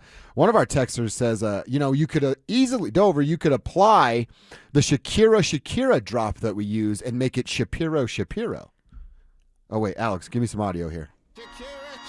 It could be Shapiro. Okay. Wyclef's better than me, but I hate to tell you this, texter, but you're not that original because in the club for the last 10 years I've been going, Shapiro, Shapiro, you don't really want to dance like this. I actually probably should have known that. No, yeah, I've you been a little doing this. bit. Oh, come on, man. And then Fergalicious, I'd be going around Shapalicious, Definicious. Great. Yeah, anytime I can get a little Shapiro instead of this lyric in there, I've been doing that for See, years. A couple weeks ago, you boys thought I was crazy because I add my own personal lyrics to songs where I sing about Kelsey and my dog, and they're like, that's weird. Jake does it too. This is why Jake and I are tight. See, Alex, it's not that weird. I just think it's fascinating that you love to sing about your wiener dog Yes. and replace him in different lyrics. It's fascinating. Yeah. See, like that's a little different thing than strutting in the club. Shapiro, Shapiro. Like I feel like that's a little different. I really like the Shapalicious. That's good. Shapalicious, I actually think I'm going to take it and just pump your tires up a little bit when I hear this And song. then when the Jack Harlow one came out too, I was like, oh, this is perfect. Yeah. All right, we're off and rolling here. Do want to talk a little bit about Evan Ingram, and he is our Bronco of the day that we're going to talk about, and we'll revisit this conversation a little later on. But I was thinking about, hey, what's my projected stat line for Evan Ingram? Everybody, myself included, and I do this probably too much, of like, well, no, he's going to be better because of Davis Webb. Well, Evan's got to be a little bit better as well. Got to be available. And then from what he did a year ago at 51 catches for 461 yards, just one touchdown. Can I ramp that 51 catches up to 65? Can I ramp up the 461 yards to 600, 650? And can I put that one touchdown to 4 or 5 touchdowns? That would be a huge jump in my mind. And Jake, something that I have done is going back and looking at the top 10 tight ends in the NFL last year. And dude, there's a few of these guys that are giving you 1,000 yards and 8 touchdowns, but it's not many. If Evan Ingram jumped up from 51 catches to 60 to 65, from 461 yards to 600 yards, and from 1 touchdown to 4 touchdowns, that's going to put him in like the top 10 of tight ends in the NFL, top 12 at minimum in the league. And I think that's going to be good enough. Again, for what I believe Jalen Waddle's going to bring middle of the field past that linebacker level, then Evan gets to eat at that linebacker level. I think there is a jump that can be made from Evan Ingram that people are going to go, yeah, but that's still not good enough because it's not 800 yards and he didn't have 10 touchdowns and he's supposed to be the Joker and all the things that we hear. But man, a tight end with Cortland Sutton, Jalen Waddle, what Troy Franklin can become, what we think Pat Bryant's going to become. Maybe, just maybe they'll run the football a little bit more. If your tight end's giving you 60 catches for 600 yards and 5 touchdowns, that's going to be a box good enough for Evan Ingram. I'm going to give you the Fantasy Football Draft Sharks projection. 47.5 catches. So that's less than a year ago. 447 yards. Less than a year ago. 2.5 reception touchdowns. Okay, more than. But still not that impressive. That is far different than your projection. And what I got to tell you, Josh, is your projection is 15 more catches about, right? Mm-hmm. So about 1 more catch per game. That's it. Okay? I don't think I'm being crazy with my numbers. He did play 16 games last year. Wow. And this is a guy in Evan Ingram who in Jacksonville in 2024 was looking like one of the better tight ends in football after his 2023 season, and going into early 2024 was hurt, didn't play much of that season, but over the course of his career, especially the last 5 or 6 years, has been very healthy. So this is a guy who's now going to be entering his age 32 season, and you're relying on him to be completely healthy over the course of the entire year in order to get your statistical profile. So I would bet the under on what you said, Josh. On touchdowns, yards, catches. Yes, because I just, if you had to tell me Evan Ingram plays 15 and a half games, I would say he's probably playing under. You know what I mean? So just based off that, on a per-game basis, could Evan Ingram be what you're projecting? Yeah, I think he could be a guy that instead of, what was it, 50 catches over 16 games, so that's, oh my God, maths. That's about, 3.5 catches a game? I'm going to take your word on it. You better. That's the best we can do. 461 yards over 16 games, that's, 60 yards or so a game. Mm-hmm. I would say, that I would hope that the Broncos could get him the ball 4 to 5 times a game, that he could get 50 to 60 yards a game, that he's a guy that next year is more of a threat in the red zone, gets 3 to 4 touchdowns. So even if he does play 15 games, I would hope that Davis Webb is able to get him 4 to 5 touchdowns, 3, 4, 5 touchdowns somewhere in there, and uses him as more of a red zone target. Well, red zone target is a big one, and that's the other thing of how often is he going to be on the field? 12 personnel. Will they try some of that 13 personnel that we've talked about studying what the Rams and Hank Scorpio, Sean McVay have done over there? Can you get him on the field more just for a couple more of those opportunities? Well, and didn't we do this on Kiss My Stats a couple weeks ago about their red zone passing percentage was so high last year, which makes it so weird, Kev, that they didn't really target Ingram as much as you would expect. 7 catches for 52 yards in the red zone a year ago from Evan Ingram. 7. And he played in 16 games? So he was only getting a half a catch per game in the red zone? Yeah. That's your tight end. He's huge. With a big body, right? He's like 6'4".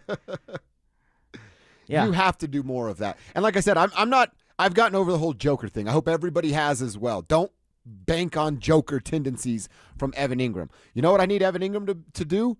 Be a 1 through 16 tight end. And if he's 16th best in the NFL, the exact halfway mark, that's good enough this year for the Denver Broncos. It's so funny because I was just looking at Evan Ingram's size, and I'm like, he's huge. He's such a big football player. And then I was like, but I was talking about basketball players being too small, and Jamal Murray's the same size as Evan Ingram. Yeah, right. I just always try to contextualize that. People are always like, who would win in a fight, Garrett Bowles or Aaron Gordon? I'm like, do you realize how much bigger Aaron Gordon is than Garrett Bowles? Yeah. Like, which is a crazy thing to think about. You know what I mean? Like, I always think about that with these guys. It's like, these basketball players, a lot bigger than the football guys. Pat Surtain would look tiny out there. They just look, because the 7'7" guys make the 6'4" guys not seem like they're 6'4". That's why it looks weird on television. But point being is, Ingram is one of the biggest targets that they have, especially in an offense now with Jalen Waddle, who we both think is a very good football player, but Jalen Waddle is not on the bigger side of things. And it just seems logical that if you're going to have 3 guys on the field that are going to catch a pass in the red zone, which, let's say it's, 2nd and 7 from the 8-yard line or whatever it might be, it's going to be Sutton, Waddle, and Ingram out there, and then you might have a blocking tight end / fullback out there as well as a running back. And of those targets, who's going to go up and get you a ball? Obviously, I know Cortland Sutton can. Yeah. He's done that over and over his career. But I want to see it be a little bit more incorporated towards Ingram, whereas Waddle might be a guy that comes a little short of the red zone or end zone and makes a play, breaks a tackler to then gets into the end zone, right? Yeah. We need more Evan Ingram. That is 100% sure. We'll revisit that conversation, go over some more of those projected stats. I do want to go back to this Seth Wickersham article real quick. There is something, again, we've talked about Sean not running the ball enough. There's something else that we, specifically on this show, have talked about. Do more of this. One, it works, and the quarterback likes it. Well, Sean talked about it in this article. We'll wonder once again why it wasn't implied on the field. And that's coming up next. The wait is almost over, Broncos country. And I like football! Training camp is right around the corner, and all eyes are on Bo Nix as Denver looks to take the next step in year 3 under Sean Payton. Can the Broncos build on last season's momentum? Who will emerge in key position battles? And are the Broncos ready to become a true contender in the AFC? Denver Sports 104.3. The Fan. Stoke here from my local hometown team, ROX Rocks Heating and Air. I have known the Rocks team for years. They have serviced my own house. Right now, out-of-state private equity corporations are buying local HVAC companies, providing higher prices, bad service, and shady sales tactics. When it comes to your heating and cooling needs, go with the local Colorado team I know and trust. ROX Rocks Heating and Air. Now play that jingle. HVAC service, installation, repair. ROX Rocks Heating and Air. Dan, I'm not looking to get rich, but I'm not sure what to do. It's something we hear a lot at 303 Law 4040 from people. They've been hurt. They just don't know what to do next. Should they talk to the insurance company? Who's going to pay their medical bills? What if they have to miss work? They don't want to call a lawyer, and they certainly don't want to sue anyone, but they just don't know what to do. Here, take one of our small town clients. He was seriously hurt on his neighbor's property. Tough as nails, salt of the earth guy, and all he was looking to do was the right thing. He said, Dan, I have to live in this town, and I want to be able to hold my head up high when when I walk down the street. So if you're talking about suing my neighbor, I'm not interested. I explained that we probably wouldn't have to sue anybody, and we certainly weren't going to hurt his neighbor. In the end, we got him $1.5 million, and he could still hold his head up high in that small town. If you've been hurt, you don't have to feel guilty for calling 303-LAW-4040. We are here to help and fight for what's fair. We don't farm you out to a call center. In fact, we give all of our clients our cell phone numbers. We hope you never need us, but save that number in your phone just in case. It's 303-LAW-4040. That's 303-LAW-4040. Hey guys, Mark Schlereth here from my friends at Xfinity. Usually when something sounds way too good to be true, it is. Imagine someone says you can cut your mobile bill in half. Sounds like a fantasy, but with Xfinity Mobile, it's a real deal. Because when you have Xfinity Internet, you can cut your mobile bill in half. Plus, try Xfinity Mobile free for a year, no commitment. That's a lot of streaming, sharing, scrolling, and whatever else you can do with your phone, all for half the price and none of the commitment. What that means, you'll save big over Verizon, AT&T, and T-Mobile. Now all you have to do is think about how you'll spend all that extra money. Call 1-800-XFINITY, go to XfinityMobile.com, or visit a local Xfinity store to switch today. Xfinity. Imagine that. Restrictions apply. Savings compare one line of Xfinity Mobile Select to comparable plans from T-Mobile, Verizon, AT&T as of 3/24/26. Taxes and fees extra. $30 monthly discount limited to new mobile customers only. After 12 months, regular rates apply. It's home selling season. And what's the biggest mistake you can make when selling your home? Settling for less money. That never happens with Orchard. Low ball offers can wear you down, causing you to settle for thousands less. You don't have to settle when you sell with an Orchard agent. Orchard reinvented the real estate industry by guaranteeing your home sale. Their local agents help you sell on market for top dollar. First, Orchard gives you cash up front to buy and move into your new home first, on your timeline. No waiting, no showings, no double moves.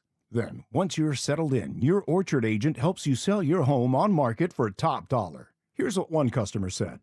I went under contract within 24 hours of my home listing, which was amazing. With Orchard, you never have to settle for less. Buy before you sell and get top dollar for your home with Orchard. Curious how much your home is worth? Visit Orchard.com to get your free home valuation. That's Orchard.com. The new 2026 Honda CR-V was built for Colorado, and July is the perfect time to get one at Champ Honda. Whether you're crushing and cruising city streets or heading to the mountains, the CR-V delivers the comfort and capability you need all summer long. Champ Honda has the largest inventory since before COVID, so you have plenty of great options to choose from. And with their one price, one person, 1 hour philosophy, you know you'll be treated fairly with no games and no hidden charges. And remember, they never charge dealer handling fees. Taco Bell's new jalapeno citrus salsa, the sauce with main character energy. At participating U.S. Taco Bell locations for a limited time only, while supplies last. Listen up, Denver. This hour's keyword is triple, TRIPLE. Text triple to 303-713-1043 right now for your chance to win a $250 gas card. That's triple to 303-713-1043. By texting, you agree to receive an automated marketing message from DenverSports 1043 The Fan. Message and data rates may apply. For complete rules or to enter the keyword online, visit www.denversports.com/keyword. Denver Sports 1043 The Fan presents Dover and Cecil.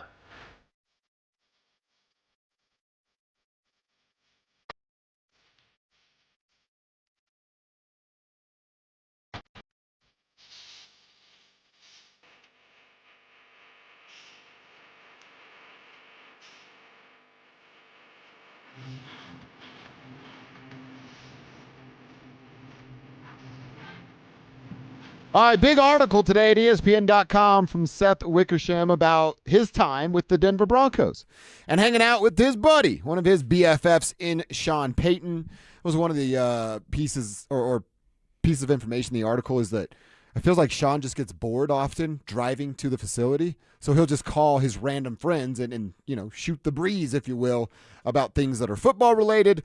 And Seth, he is kind of taking a shot of himself, being like, he'll even occasionally call me on those drives, not knowing who to talk to. But Parcells, a lot of it, his old coaches, things like that. The one thing that you take away, and I don't know that anybody didn't believe this, is this guy, Sean Payton, was born to be a football coach. He was put on this earth to coach football and understand this game. All right, there were a couple things that I took away from this article. You remember Jake in New Orleans? He did the, hey, we rolled in the Lombardi Trophy with $500,000 cash around it just to tell our guys, this is what's on the line. Look at it. This is what's on the line. He did that again, but he did it before the AFC Championship game. And I thought that was kind of strange. Like, don't you use that old hacky trick the week of the Super Bowl? Because, dude, I understand it. If I'm a player and you put $500,000 in front of me and that trophy and you go 60 minutes and this could be yours, that's some motivating stuff right there. The AFC Championship game, I was like, oh, the timing's weird on that. Do you do it then or you do it the week after?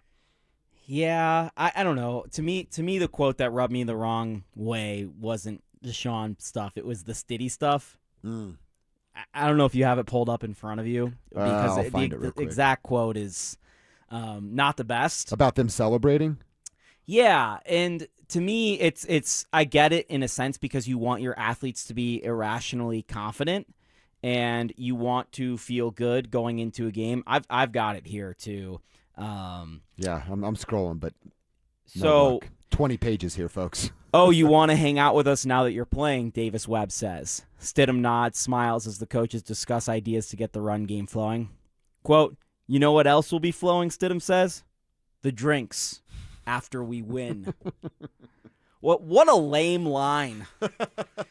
First off, what a lame line, dude. Yeah, it is. Second, are you still backpedaling towards your own end zone and throwing it up? Like, a chest pass? I mean, Larry Walker hit a couple home runs that I think are still flying here. Stidham might still be backpedaling. Yeah. He probably is. Stidham is just, he just doesn't quite get it. What his role is, and it's hey, backup quarterback. And this goes to every backup quarterback, even if your name is not Jarrett Stidham. Your job is to be seen and not heard. Shut your mouth and do your job. It's the Arrested Development. You remember that? Did you watch Arrested Development? A little bit. Wasn't like the end every episode. When they guy. send Buster Bluth to the school to never be seen nor heard. I don't know the Milford man. Yeah, that's what I want from my backup quarterback, to be a Milford man. But I think with Stidham, maybe the Broncos feel this way to some level as well. That's why Zach Wilson was here. That's why Sam Ehlinger was kept around and keeps getting all these opportunities. It's like, can we change out the backup quarterback? Someone take this job, please. Yeah, that'd be nice. The other thing he talked about, and this again, this is part that's like him putting an emphasis on running the game and then not doing it, or running the ball in the game and not doing it, just drives you crazy. This thing about no huddle, it's the same thing. It drives me nuts. He talked about using, specifically against New England, using no huddle to use altitude against them. He talked about he's getting one of his assistants to get little oxygen bottles to be set out so players can see it and you play the mind game, and that's smart. I give Sean credit for that. But then he goes, yeah, we got to really take advantage of using the no huddle. And in it, I'm reading it out loud, what Seth is sharing, I go, so now I'm hearing from the coach that you want to use no huddle to take advantage of the altitude where you play half of your games. I have heard Bo, guys, Bo has said it, 5-6 different times. He likes to play with pace. He likes to pick it up a little bit more. And then I have my eyeballs that have shown me they're good at that.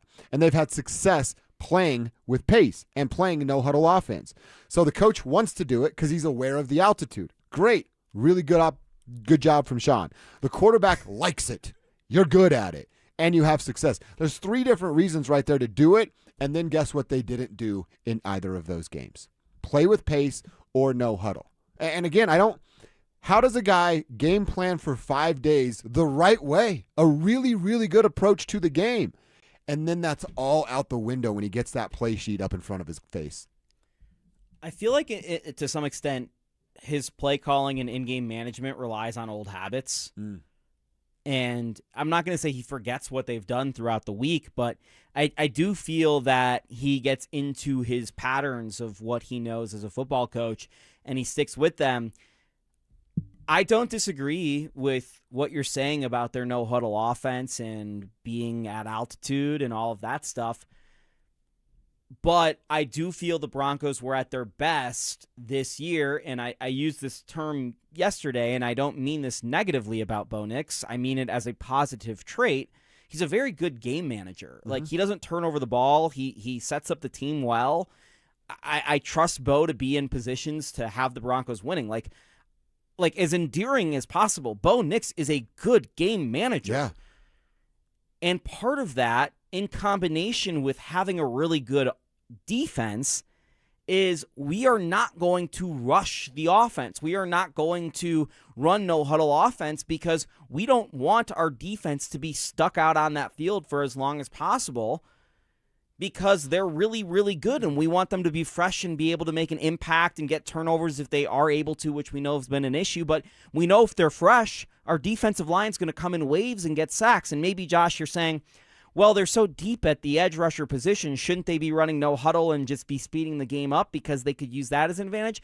I could see that, but traditionally when you have a good defense that you trust or a really bad defense you don't trust, you want to slow the game down to have that defense either be minimized or make the most amount of impact.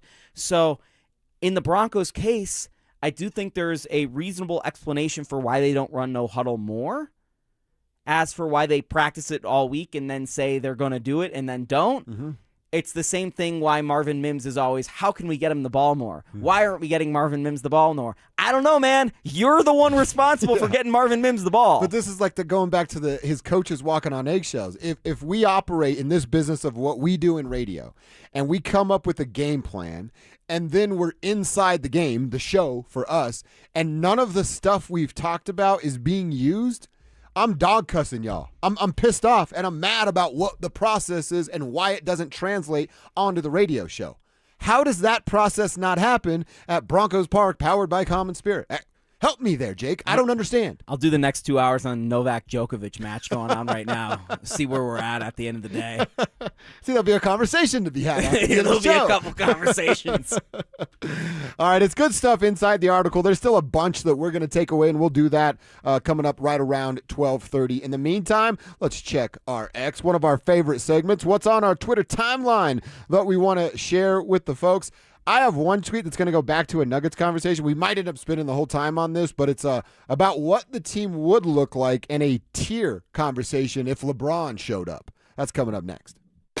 With the MLB trade deadline fast approaching, Houston is reportedly showing strong interest in Colorado outfielders Jake McCarthy and Mickey Moniak. Could two of the Rockies' hottest bats be on the move? And who else could be shipped out to rebuild the club?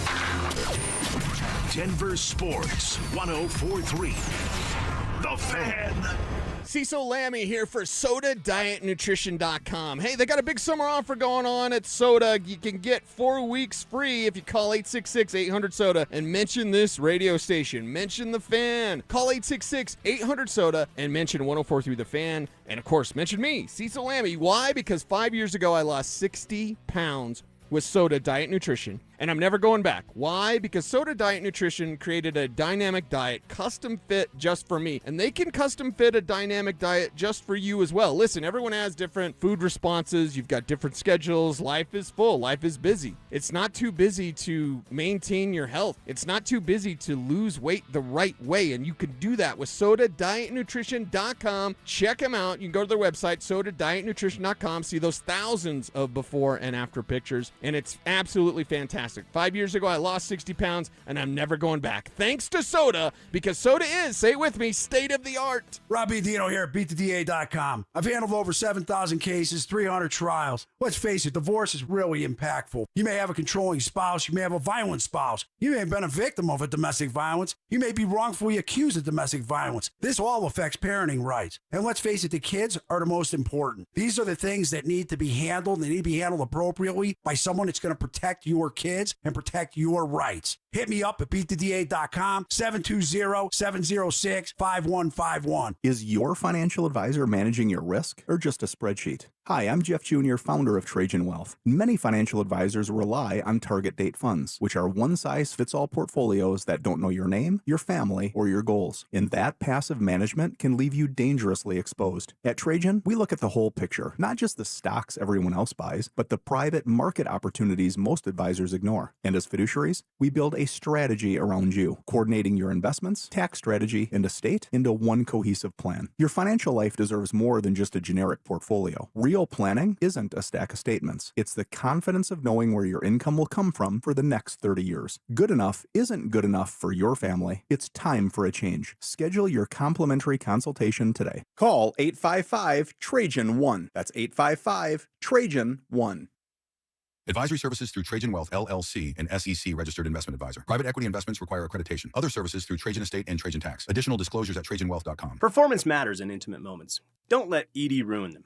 This is Jeff for the Rocky Mountain Men's Clinic, and I want to assure you that if you're like the vast majority of guys, you don't have to suffer with ED anymore. In fact, you might be pleasantly surprised at how the right treatments could positively impact your love life. At the Rocky Mountain Men's Clinic, our advanced medical therapies go far beyond pills. We have treatments that are effective in well over 90% of cases, and we offer specific and combinative treatments that can dramatically enhance both your performance and your stamina. You could even last up to an hour or more and bring a far greater level of intimacy to both you and the one you love, perhaps performing like you haven't in years. So call us today and find out why our advanced treatment strategies offer so much more. Your first visit is just $99 and gets you blood work, a medical consult, and if medically advised, a test dose. And if that test dose doesn't work in the office, your visit is free. Call 720-440-7900 or go to RockyMountainMen'sClinic.com. Rocky Mountain Men's Clinic, advanced medical science to improve men's lives. Mike Rowe here with another random fact. Those cracks on your walls aren't just cosmetic. They could mean your home is sinking. Whether it's drywall cracks, exterior cracks, or sticking doors or windows, do yourself a favor. Call Groundworks. I spent some time working with these guys, and they're the real deal. Their people are trained and certified to stabilize your foundation. Schedule a free inspection with Groundworks, the foundation and waterproofing experts. Licensed in all states where work is performed. See website for details. Stream Stokely and Evans with Mark Schlereth, Dover and Cecil, The Drive, and all your favorite shows on the Denver Sports 104.3 The Fan app. Powered by Advanced Tax Solutions. Denver Sports 104.3 The Fan. Don't at me, bro. It's time to check your ex. Why are you stalking me? No, not that ex. Twitter, unfollow. Here's Dover and Cecil to help you swipe, scroll, and screenshot your way through today's top headlines. Power of social media. I'm on Team Gets It.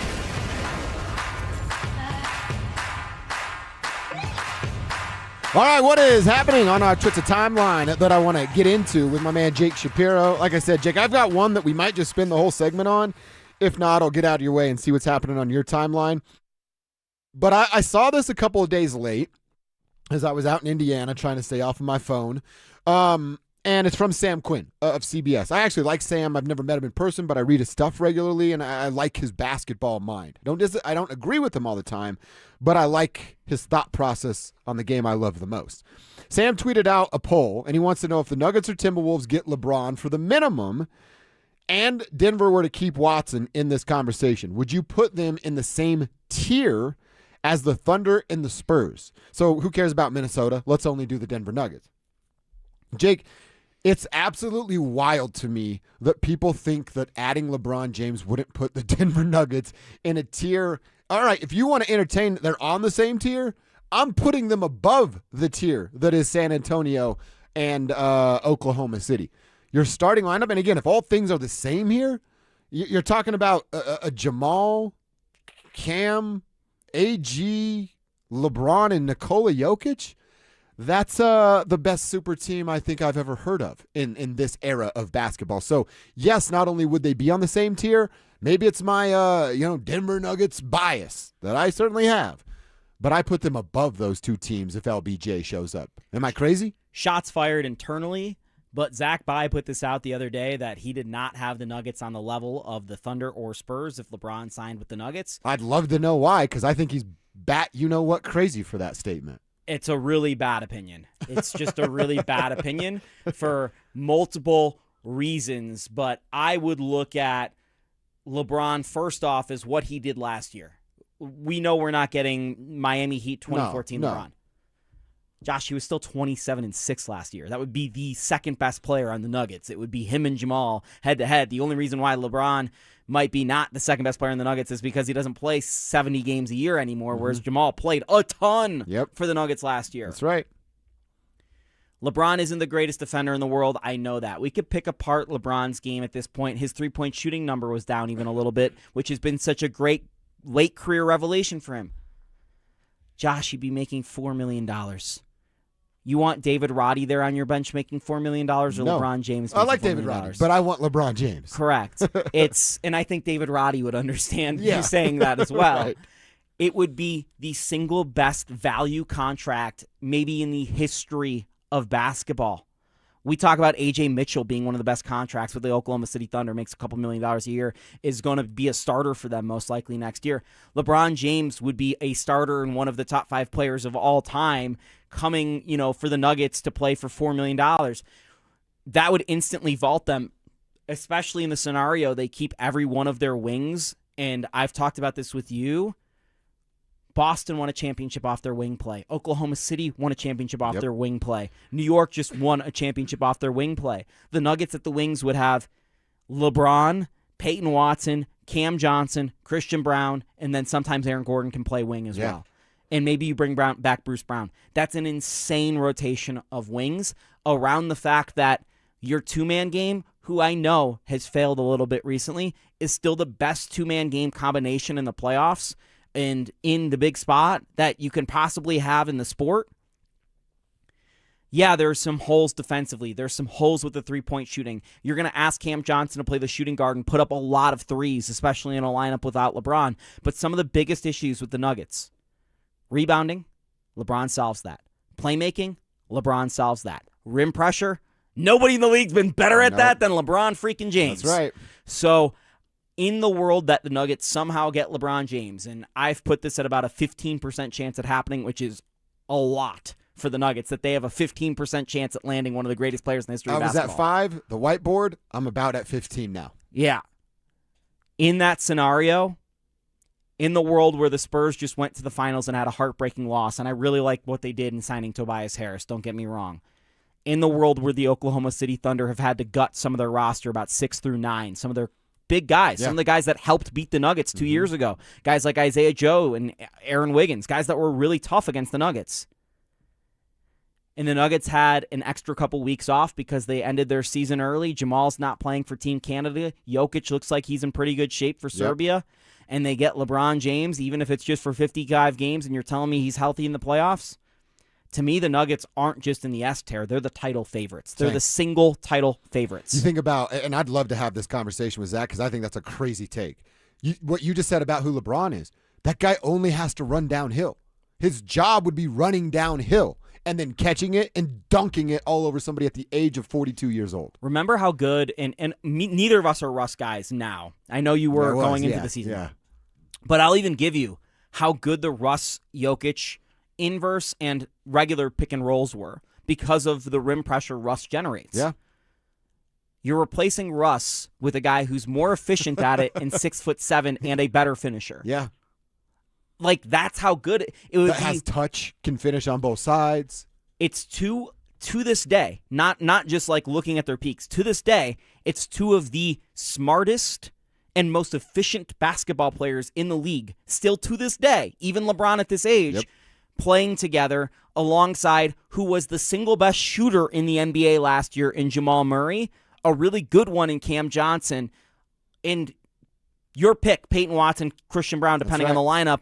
And then we all know the question with Aaron Gordon. Honestly, the biggest question I have about the Nuggets, if they have LeBron James, is what's that relationship look like between Aaron Gordon and LeBron James, who have feuded before in the past? I think they'd get over it quick because AG is a pretty down-to-earth, kind soul. And LeBron, I think, wants to win if he's coming to Denver, and he knows how good of a player AG is. But you want to talk about beating San Antonio and beating Oklahoma City and the ways to beat those teams. Having 2 6'9" forwards who are more athletic than just about everyone in the league, still to this day, even in their 40s and 30s. And could guard 1 through 5 when they're right. That's how you beat those teams. That's how you get Wemby out of the paint because Jokic is taking you out, and then you're putting AG and LeBron right back in. That's a way to beat those teams. So, yes, if LeBron James was on the Nuggets, to me, I'm not saying it's a minus 100 for them to win the title, but I'm saying, yeah, they're plus 300. Oklahoma City's maybe plus 450, something like that. I don't know how you felt about the whiteboard moment, but I'm in Indiana at Uncle Troy's garage bar, and it pops up, in the little whiteboard photo. I'm like, Dad, because my dad's a sports fan, so he cares. And then I'm like, Uncle Timmy, he's a sports fan, he cares. I'm like, Grandma. She's like, who's LeBron James? I'm like, you don't know who LeBron James is? LeBron James. But in that moment, it's like, all right, maybe I'm a prisoner of it, and they're using the rest of us to create leverage, which they should be. But when that still shot of the names that were on the Denver Nuggets popped up on that whiteboard, I'm like, you sons of bees, you're doing a great job getting us all involved even more. So at the rafters at Ball Arena are some Avalanche championship banners, some Nuggets championship banners now, even some Mammoth championship banners. There's also some stuff like Nuggets Midwest Division title, 77 and 78. Yeah. Should Rich Paul's whiteboard be up there in the rafters at Ball Arena? If they land LeBron, put it up there. That's legitimately a top 50 moment in franchise history. We got on LeBron's whiteboard, age 43. Yeah. The Denver Nuggets, one of their biggest accomplishments was getting Paul Millsap. And their second biggest, well, Nicola's on there, but then also getting themselves on the whiteboard. You really messed up. You forgot Dwayne Wade's PowerPoint. Oh, that's right. He was serious, guys. Remember?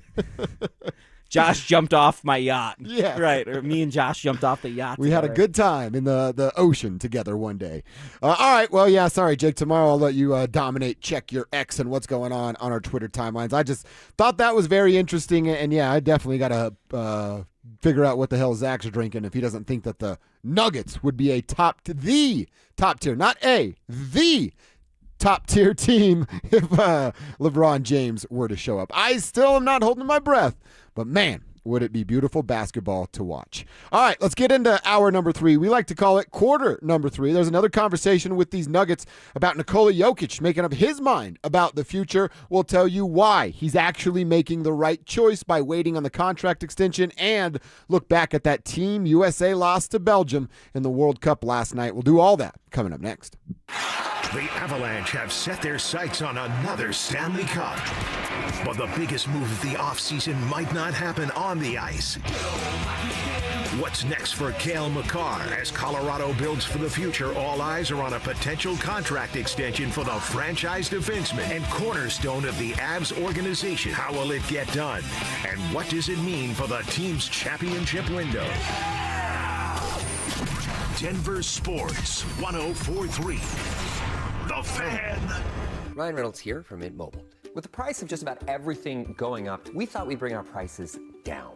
So to help us, we brought in a reverse auctioneer, which is apparently a thing. Mint Mobile Premium Wireless. How to get 30, 30, bit to get 30, bit to get 20, 20, 20, bit to get 20, 20, bit to get 15, 15, 15, 15, just $15 a month? Sold!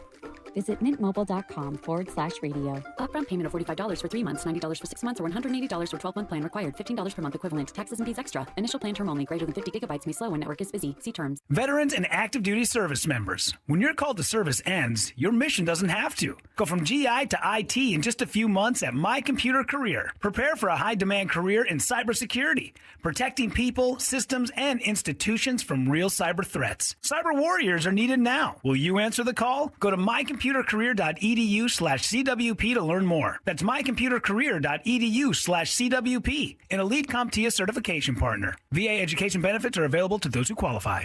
July is America's 250th birthday, so declare your independence from low testosterone at Low T Center. Start with a free T test, stay on the treatment for 90 days, and receive $250 back. It's the Low T Center 250 for 250. Celebrating freedom. Visit them at fixmylowt.com. That's fixmylowt.com. Colorado, it's time to take our recycling to the next level. That's why Recyclon Colorado is bringing you more curbside and drop-off service from peaks to prairies.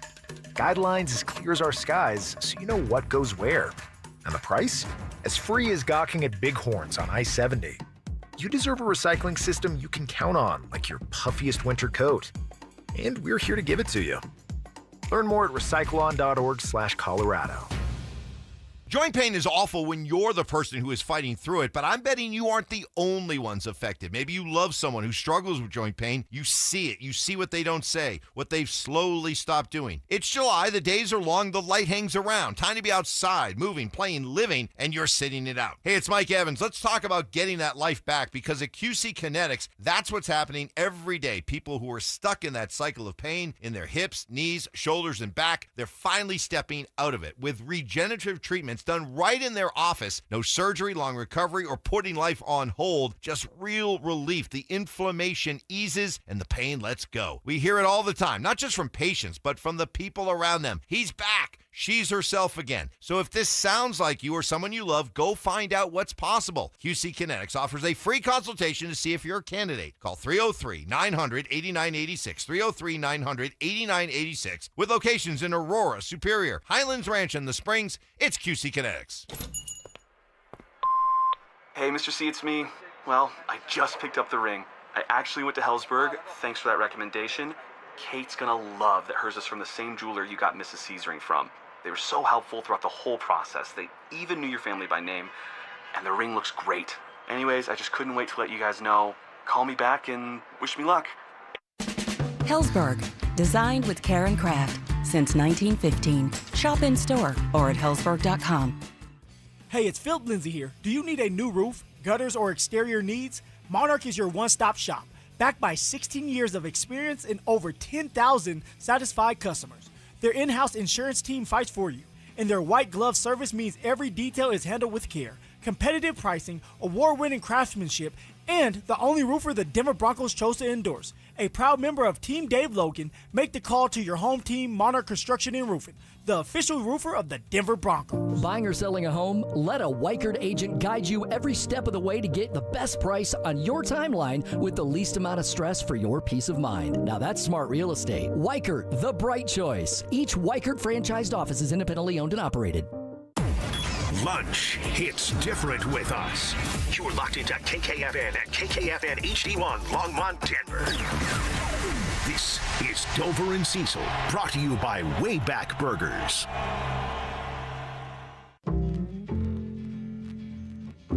Denver Sports 104.3 The Fan.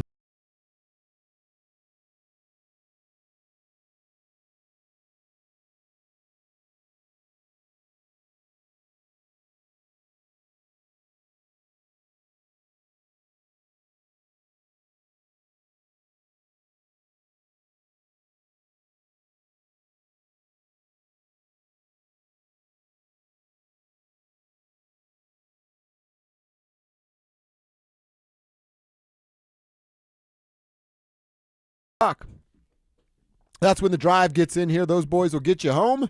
And if you're a late starter, your day doesn't get going until a little bit later on. We've got you covered there as well. We're live. We're local. We're talking about the stories and teams you're talking about right here on The Fan from 6 a.m. every day to 7 p.m. every day on Denver's best sports station. We do have a hell of a match going on right now in the World Cup. Round of 16. This thing's all but over, and Argentina are going to survive, Jake, on a couple of late goals, a goal taken away from Egypt. So there'll be some controversy about this one, but we've kind of been watching from afar. This has been a pretty good World Cup match here on a Tuesday afternoon. Yeah, just an incredible sporting event in general. We've seen so many great World Cup games, and today I know a lot of people aren't able to watch because it's in the middle of the day on a Tuesday, but Lionel Messi's perhaps last stand in pulling Argentina back from the death to advance them to a quarterfinal against Egypt in a very controversial match that's going to dominate headlines. What an incredible effort from Argentina, and I'm still going to be watching. I'm excited for the games to come. There's some games later today, and then we get a couple of days off, and then it's the quarterfinals. So 31 goals scored after 90 minutes in this World Cup. Damn. Not That's including awesome. extra time. That's not including extra time. So that's just in stoppage time. So it's just been an insane World Cup with drama. And I think the best part is, especially for American soccer fans, that obviously the U.S. men's national team failed, laid a giant big goose egg yesterday. But I think the best thing is for the general soccer fans in this country is all of the stars have been incredible in this World Cup, said for Ronaldo, but he's very old, is, Lionel Messi, Harry Kane, Erling Haaland, all these guys that people know, people watch in the Premier League, people watch doing whatever they do, overseas in Germany and in Serie A and all that stuff. And the biggest stars of the sport have all come out and all just produced banger after banger. And that's what's made this really fun for me. This isn't like us discovering and trying to figure out who's on whose team and who's what. It's like Lionel Messi's dragging Argentina, Erling Haaland dragging Norway, or, Harry Kane and Jude Bellingham with giant moments in an incredible sporting venue that is Azteca. We were just talking about it during the break. England suffered. England deserved to win that game, though, and that was the remarkable part about it, all the respect in the world to them. So I've enjoyed this a lot, as much as deeply as I sound like the biggest soccer guy in the world. Believe it or not, I'm actually not. Yeah. It's not in like my 5 favorite sports, but I'm just in on it. I love anything with stakes, anything with drama, and these great athletes going at it, and that's what this has provided. And it's really hard to deny it as I sit here watching Wimbledon in the World Cup on a random Tuesday. Like, how can you complain? And that's what I don't get, honestly, Josh, about a lot of sports fans, especially in this town, and I'm not trying to bash anyone, but I get you like the Broncos, I get you like the Nuggets, I get you like the Avalanche and all that stuff, but there are so many great sports going around. If there's sports on my TV, whether it's the WNBA, whether it's the Tour de France, whether it's cycling or,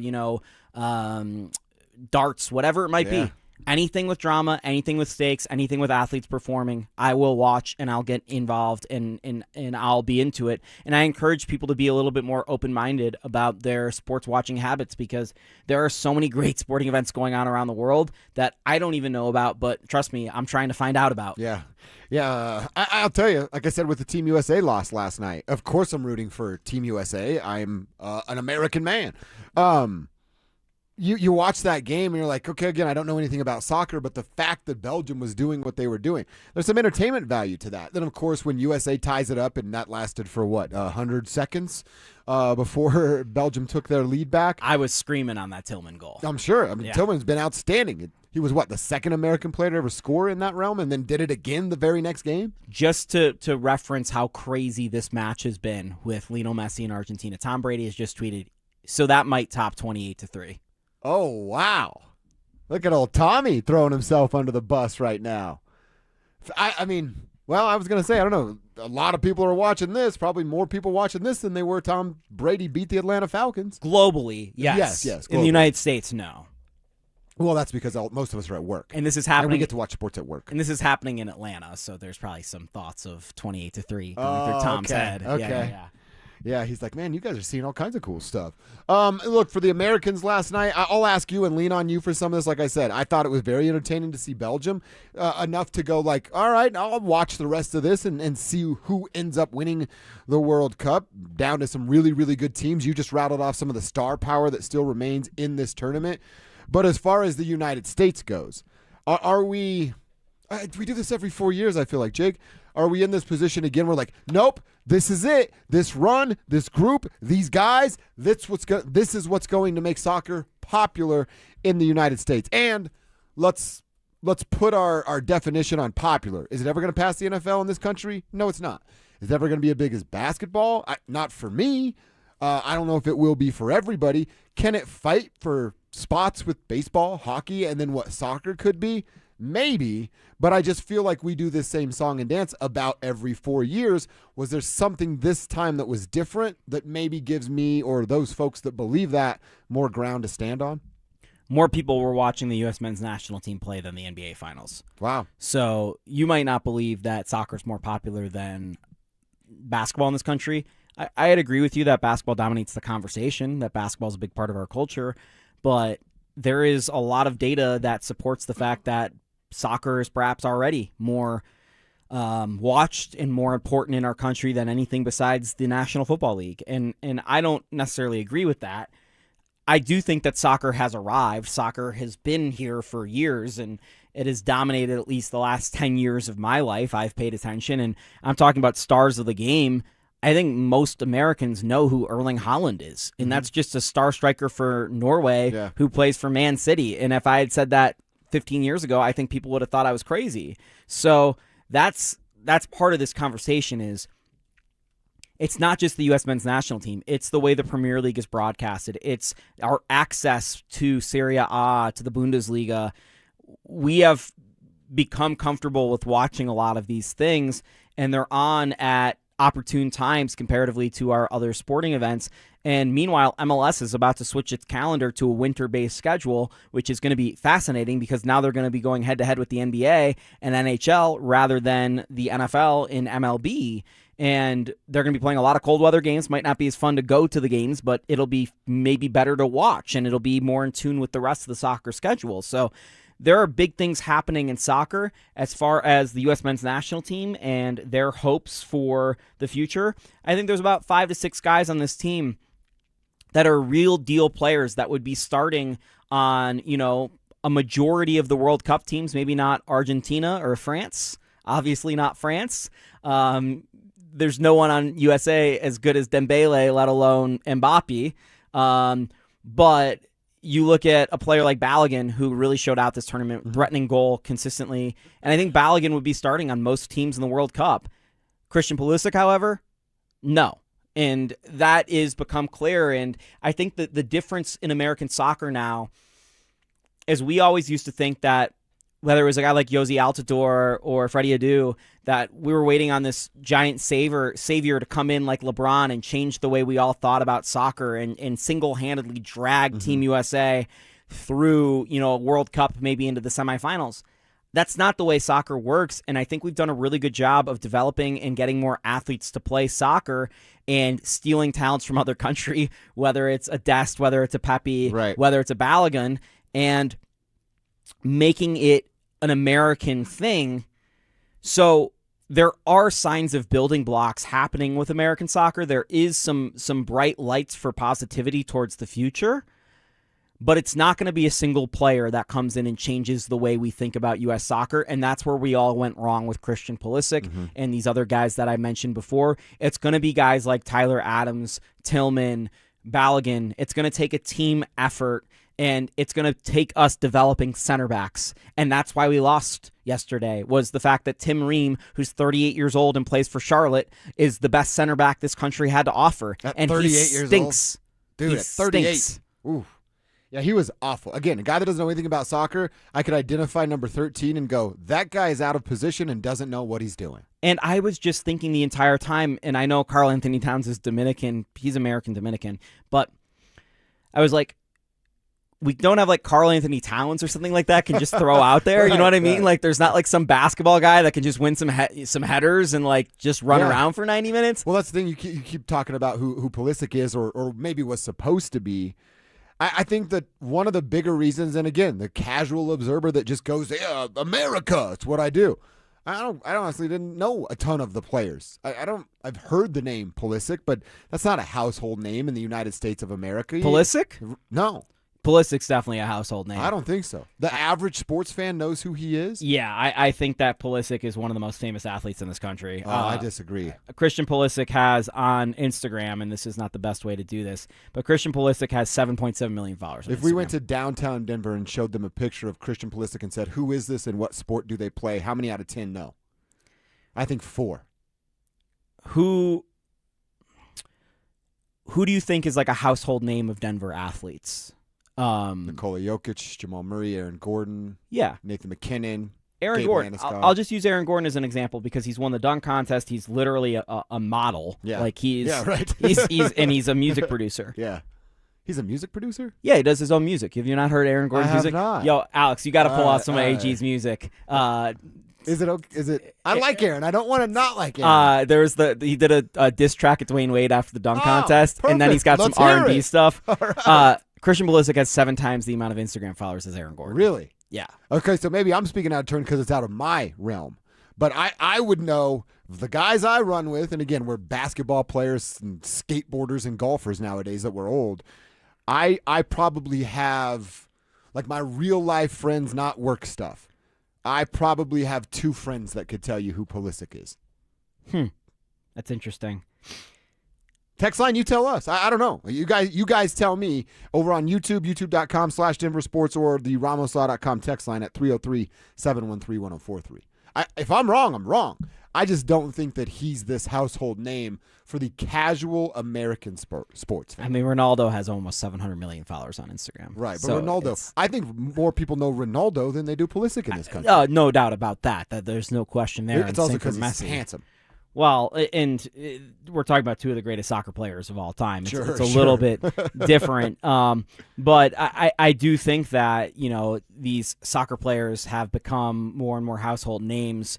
Pulisic has been politicized a little bit as well over the years, and that's, helped raise his profile, no doubt, get more people interested in what's going on there. But, this is a guy who is a big-time player over in Europe, and over the last year has been at the center of some controversy with not playing in the Gold Cup, and then just being horrible for the last year, quite honestly. He's not been a good player for a year, but he dragged Team USA through some bad times, and I think this was his third World Cup now for Team USA. Okay. So I don't think that people don't know who Christian Pulisic is, and I think if you went and looked around downtown yesterday, and I certainly was walking around downtown, a lot of people are out there wearing Christian Pulisic jerseys. Okay. There was a lot of here, I'll put it this way. I've seen more people wearing Christian Pulisic jerseys in Denver than any player currently on the Rockies. Yeah, but what about what Troy Johnston said at the beginning of the year? Remember what he said about Miami? They're not big Yuri Perez fans down there guess after the not. perfect game bid. That's tough. I will say, it's the text line has given us the gauge. A lot of them are going, I didn't know who he was until the World Cup, and then there's some are going like, oh, I'm familiar with him now because of the World Cup. Some folks are, one texter says, I know more WNBA players than I do soccer players. And again, that might be like, I do too, but I just love basketball. So I pay attention to the sport no matter what level or what there is going on. I'm trying to find just a comp. Cam Brink has 1.3 million Instagram followers. Again, and I don't know who that is. Cameron Brink? Nope. Come on, dude. Let me see him. The player for the Los Angeles Sparks who was on Stanford. Oh, yes. Okay. Yeah. I'm just doing WNBA. WNBA. That's how shallow I am. I looked at her and I knew. Okay. Well, I didn't know the name. But yeah, Cam Brink. Yeah. She's really good. She's been out with an injury. Mm-hmm. But I was just trying to pull up like a comparable, like kind of, really good but not incredible women's basketball player because, obviously women's basketball, America dominates. And the point isn't, hey, people do or do not know. The point is, I guess it's kind of a question of, do you need to have the star player? Or, again, maybe it's lowest common denominator, but I think it works, Jake. Get folks like me and sell me on America, the team, so I get to be a patriot for the few weeks that the team is in the World Cup. I don't need star power for the American team. I need the Americans to win. Yeah, and I got someone in YouTube going, people in soccer, Jake's delusional. Most people don't know who Erling Haaland is. Erling Haaland has 60 million followers on Instagram. I know who he is. People know who this is. And, and that's the thing is, like, even if you don't maybe know the name as well, he's literally at the center of, like, 8 different memes. Yeah, right. Because he's got such a funky-looking face. So, You've watched Ghostbusters, right? Yeah. I might need your help on this, Alex. Who's the guy in the painting that comes to life? Because it looks exactly like him. When he's like deadpanning the camera and he's got that, he almost looks intimidating and mean look on his face. He looks exactly, is it Igor? Vigo the Carpathian? There it is. There it Yeah. is. That's who I see every time I see him out there on the pitch. He does look like that. And that guy was terrifying in the movie, right? I'm like, oh my God, are the pictures of my house going to come to life and kill me? That's all I could think about after I watched Ghostbusters. Is that Ghostbusters 2? I don't know. I think that's Ghostbusters 2. They kind of blend for me. It is. Nailed it. Hell yeah. I was born in the 80s, boys. Can we get Josh a sample of the AG tunes yet?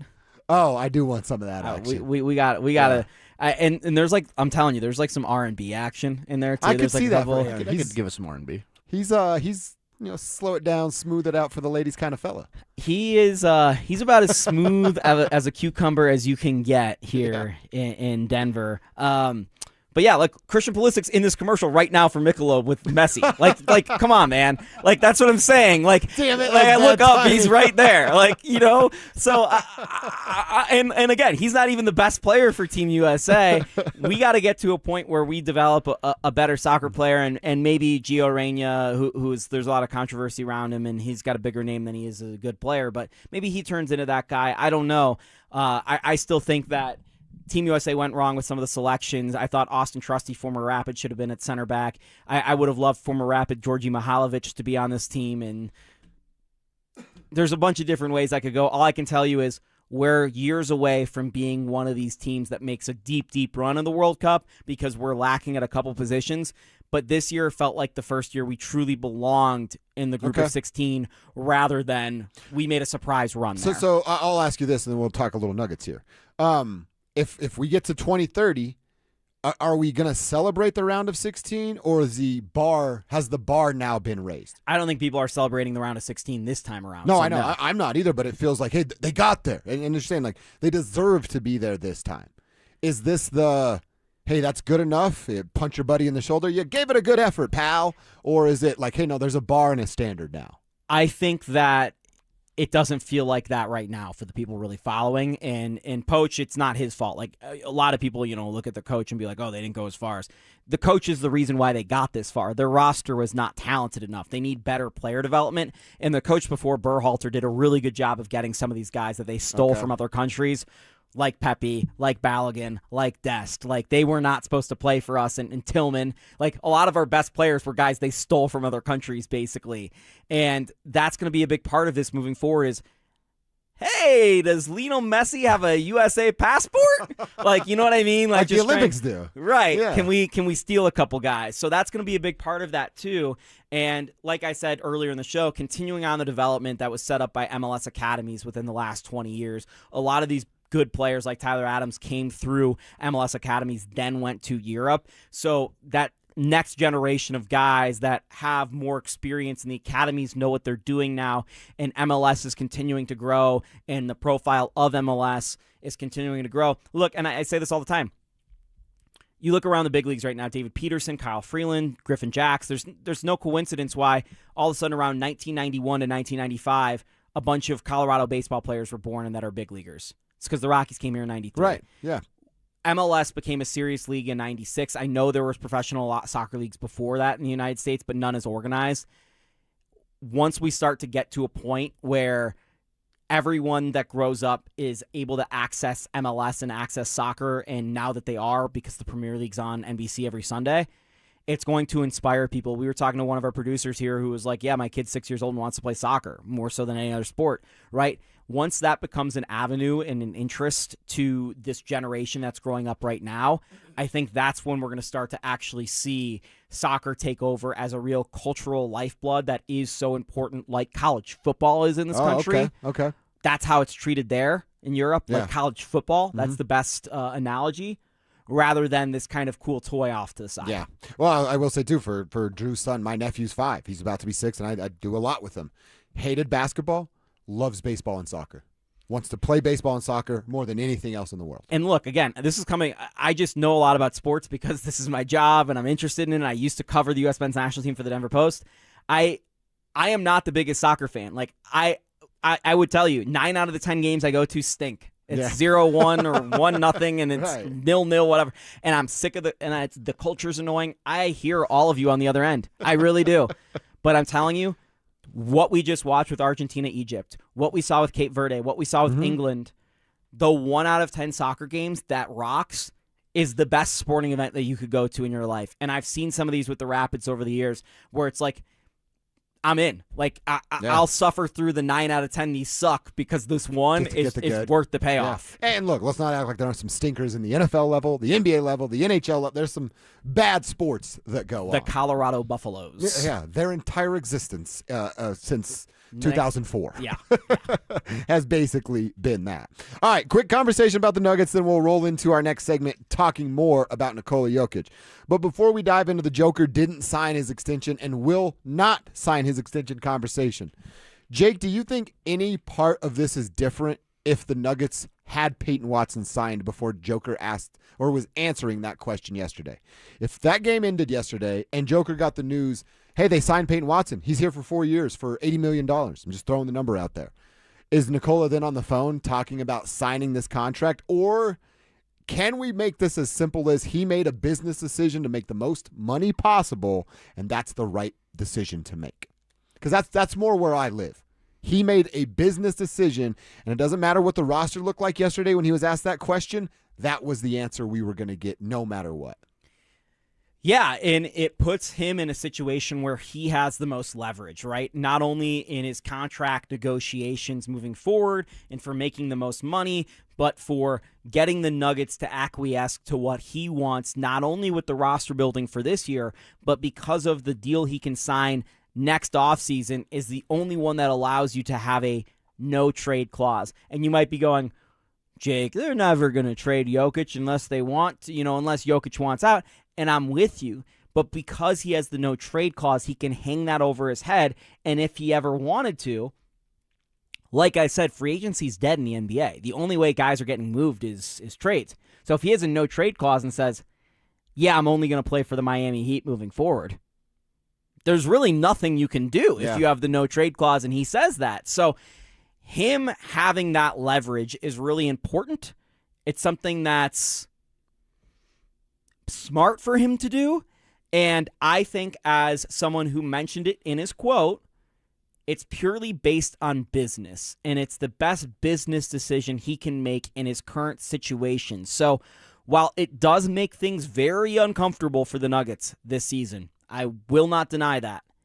It's the best thing for Nikola Jokic, and what's best for Nikola Jokic ultimately is best for the Denver Nuggets. Whatever makes him happy, in return puts him on the floor in a Nuggets shirt and makes the rest of us happy because he is playing representing our city. I'm going to take him at his word, man, when he talks about where he wants to be, when he talks about what he wants to do. He said this before, then reiterated it yesterday. My plan is to be the Nuggets forever. He said the same sort of things. I don't think anybody should be upset. If you're worried, I can understand why.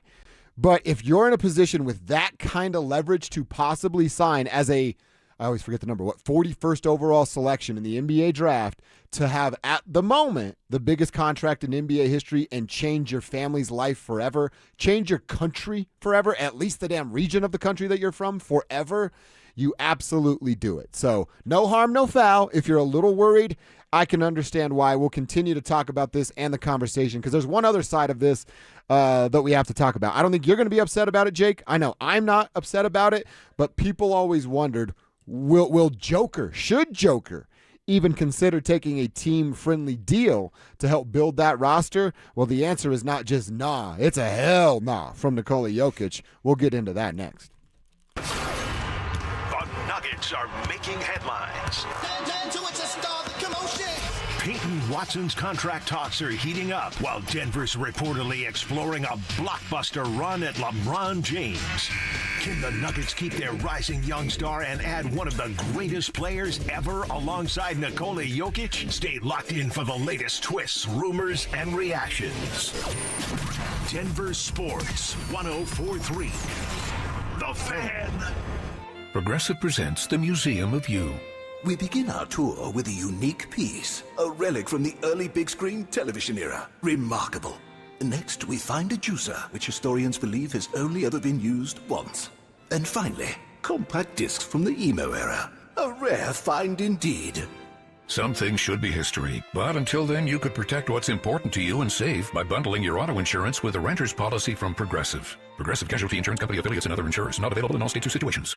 Finding great candidates to hire can be like, well, trying to find a needle in a haystack, but not with ZipRecruiter. Its powerful technology actively finds and invites qualified candidates to apply to your job. So while other companies might deliver a lot of hay, ZipRecruiter finds you the needle in the haystack. See why 4 out of 5 employers who post a job on ZipRecruiter get a quality candidate within the first day. Try ZipRecruiter for free at ZipRecruiter.com/free. That's ZipRecruiter.com/free. ZipRecruiter. Hey, what's up, guys? It's Zach here. Summer is here, and if you're planning a home project this year, windows, siding, or decking, now is the time to sign before the snow flies. Don't wait. Get the project you've always wanted and lock in a low-interest loan as low as 6.99% for 15 years. You deserve to enjoy your home, and 5280 Exteriors makes it easy with financing built for real Colorado homeowners.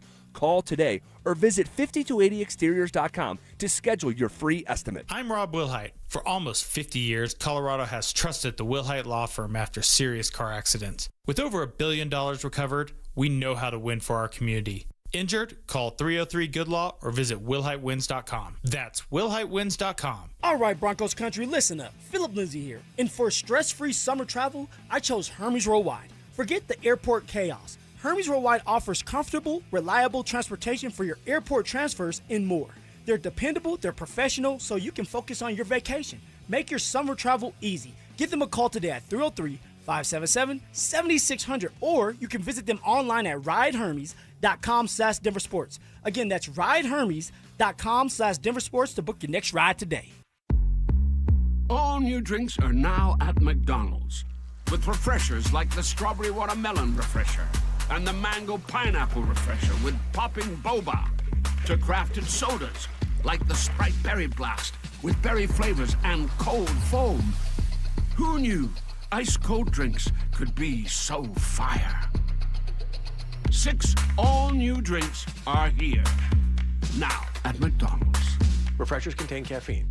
Hey guys, your boy Stink here, and if you're a guy over 50 dealing with an enlarged prostate, you need to know about PAE, prostate artery embolization. It's minimally invasive, done through a tiny pinhole, and you're back home the same day. Most men who have PAE don't experience any sexual side effects associated with conventional prostate surgery. At Colorado Advanced Endovascular, their experienced team offers specialized prostate treatments with near zero impact on sexual function. Top-tier radiologists, boutique setting, personalized care in Lakewood. Go to coloradoae.com. Hi, this is Larry Jagger with SCL Mortgage, letting you know about our second mortgages for anything you need, including home improvements, paying off debt, and more. Visit us at myspecialmortgage.com or call 303-790-2222, NMLS number 1200716. Brenda Stokely from my friends at Roller Auction, leader in Colorado auctions for over 40 years. They conduct over 150 auctions every year, selling tens of thousands of items at the price you set. Auctions are held regularly for Colorado government agencies, and they always have big-ticket items at great prices. That's why I love Roller Auction. And almost all bidding is conducted online in real time, and it's open to the public. Anyone can participate. Check back regularly. New auctions are added weekly. Be the first to know about new auctions available for bidding when you sign up for email notifications. Go to rollerauction.com/thefan. This segment on The Fan brought to you by Denver Roof Pros. Over 65 and looking for convenient primary care? One Medical Seniors is ready to take care of you. Call them at 833-312-3204. You're listening to Dover and Cecil on Denver Sports 104.3 The Fan.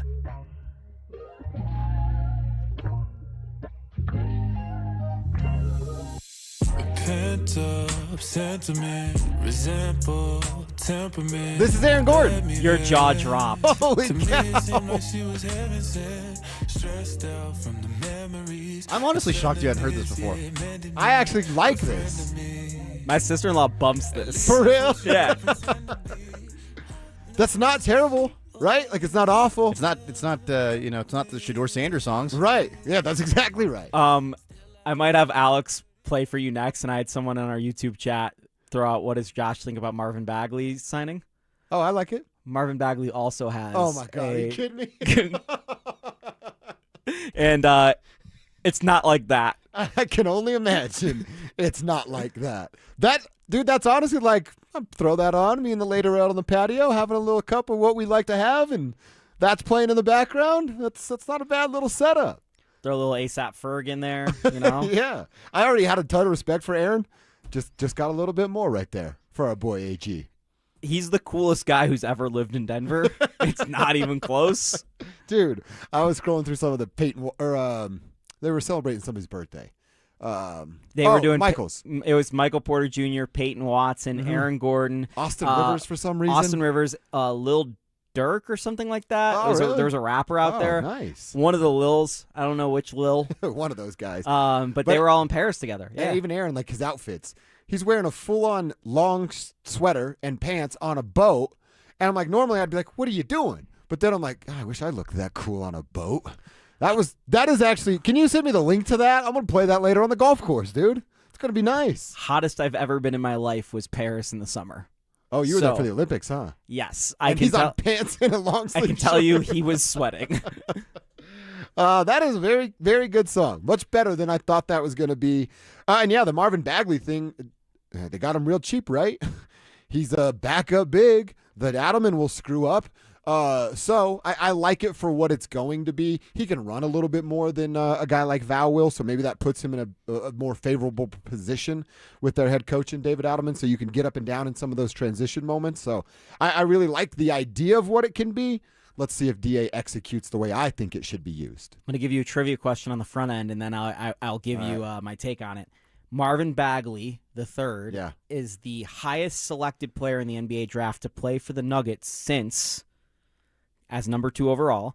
So this is why I like Bagley.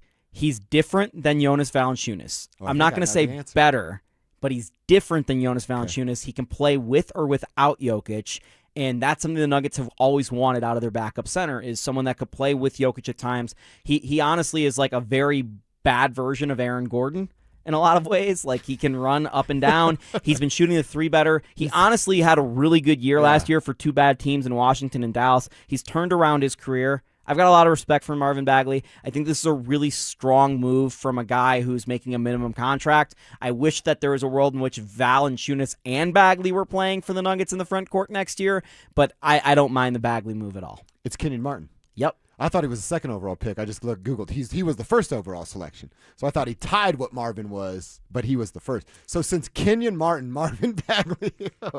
Isn't that crazy? That's not good for us in the history of the team we like the most.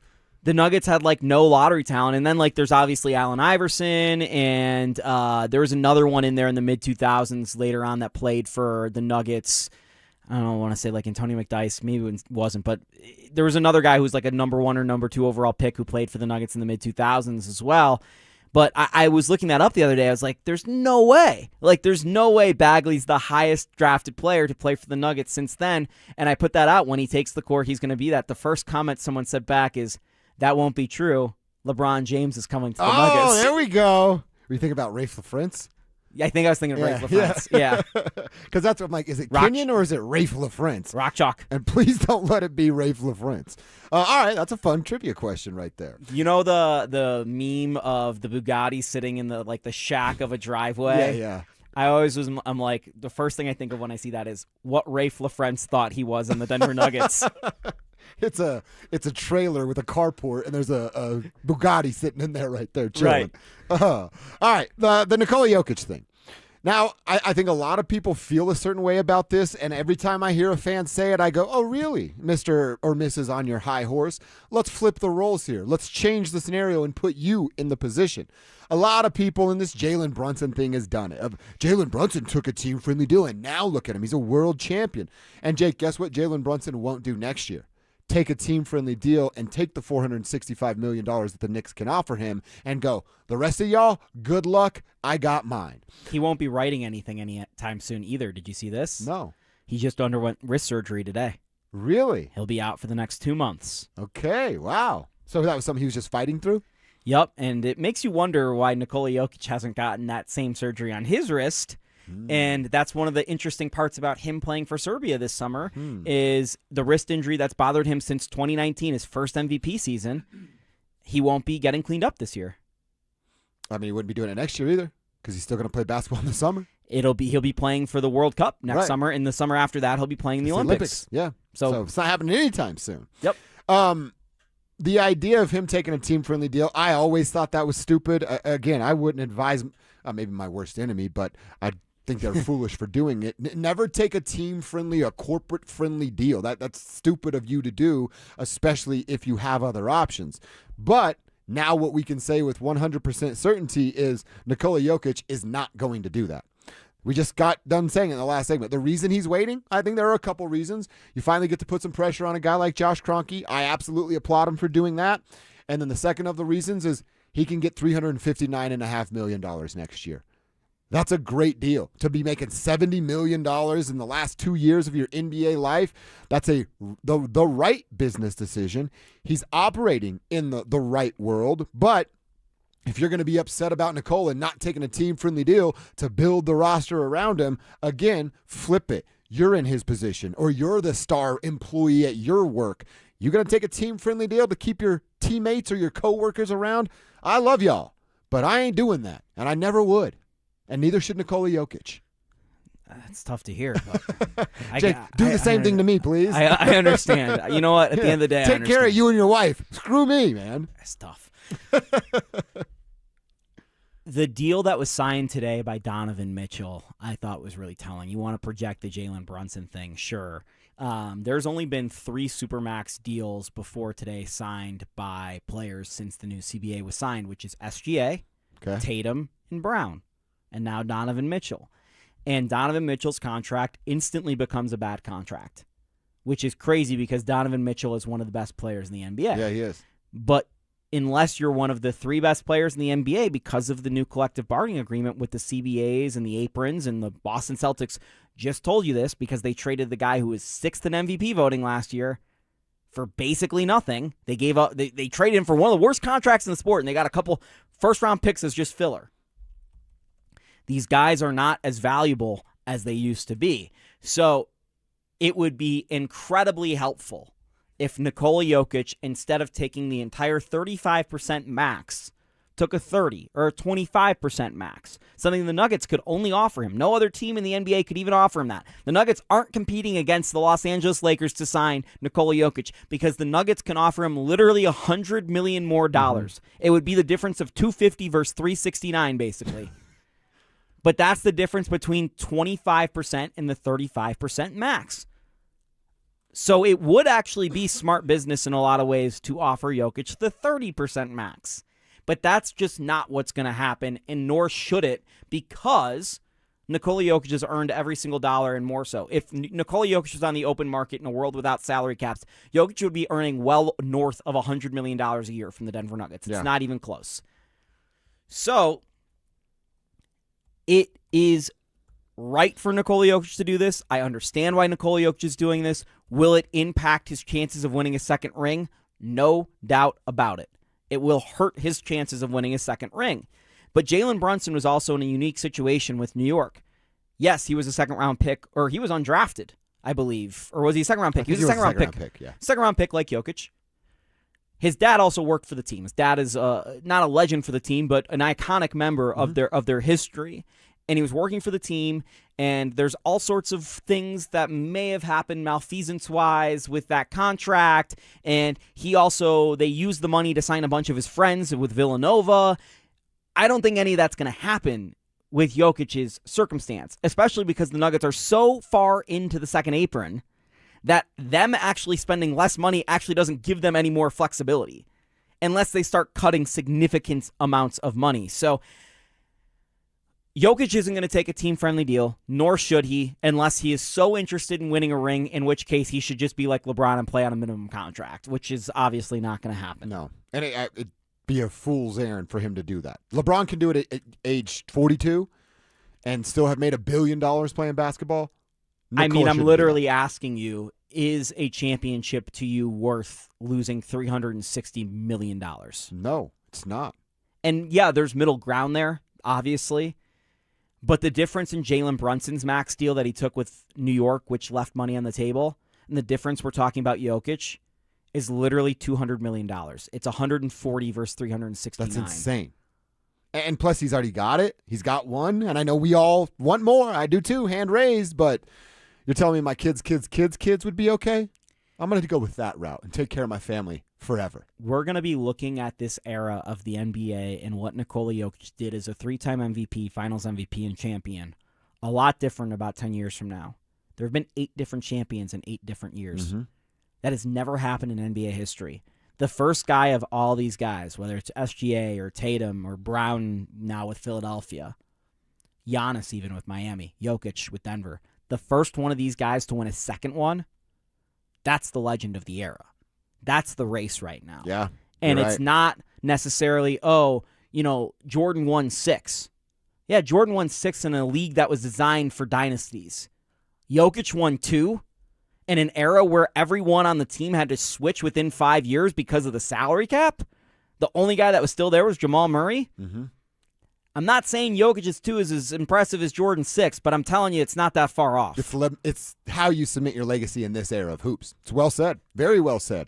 All right, we'll get back to that conversation. 1 o'clock, we're going to revisit that Payton Watson conversation. But in the meantime, let's get into the big 20-page piece on Sean Payton on ESPN.com this morning.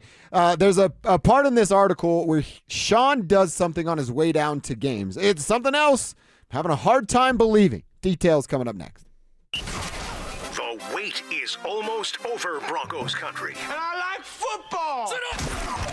Training camp is right around the corner, and all eyes are on Bo Nix as Denver looks to take the next step in year 3 under Sean Payton.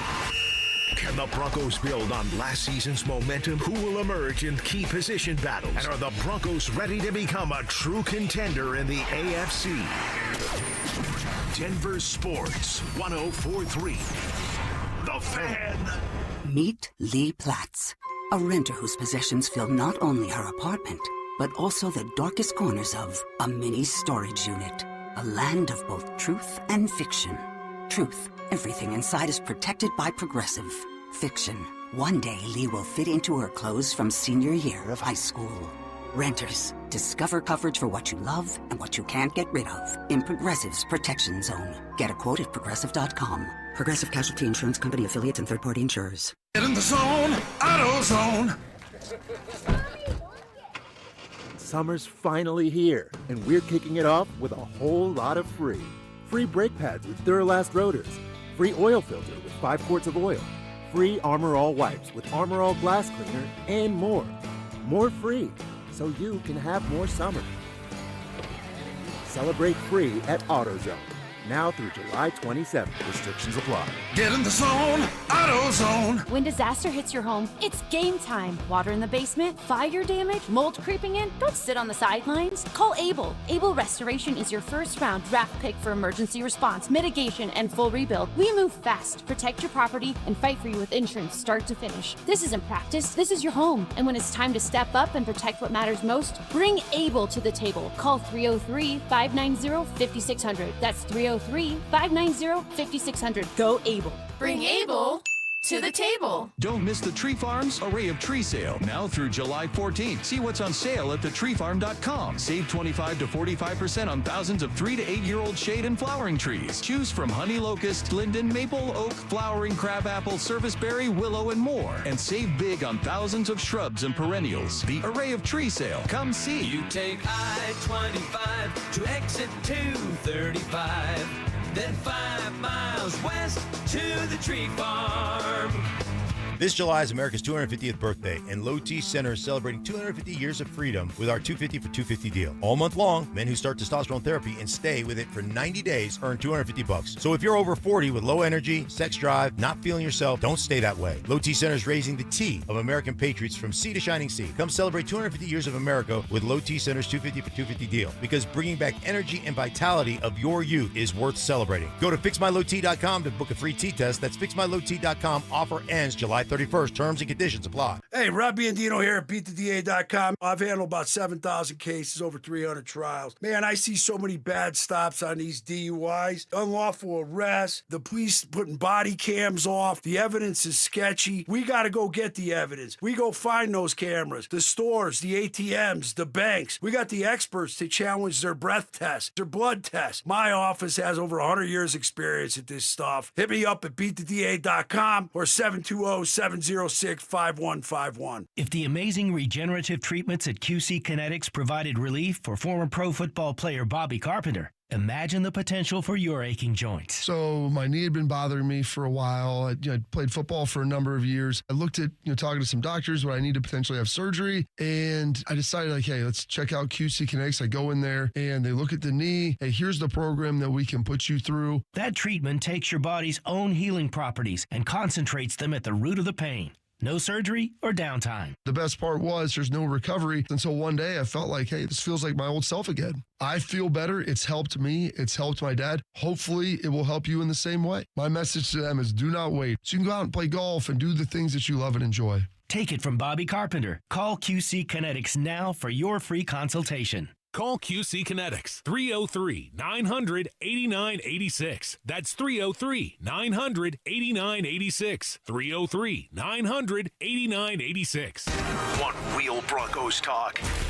Cecil Lemmy and Andrew Mason bring the heat on Orange and Blue today. The most passionate intelligence and in-depth Broncos coverage in the game. Weekdays at 5 p.m. on the Denver Sports 104.3 The Fan YouTube channel.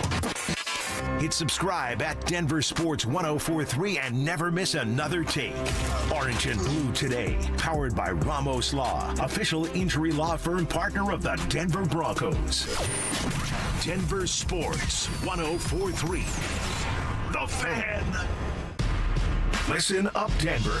This hour's keyword is marking. M-A-R-K-I-N-G. Text marking to 303-713-1043 right now for your chance to win a $250 gas card. That's marking to 303-713-1043. By texting, you agree to receive an automated marketing message from Denver Sports 1043 The Fan. Message and data rates may apply. For complete rules or to enter the keyword online, visit www.denversports.com/keyword.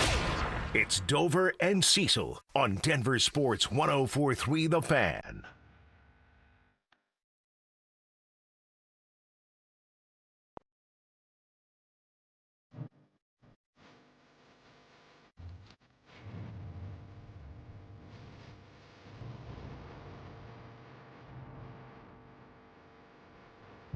Full apologies to you boys about the videos I sent on vacation.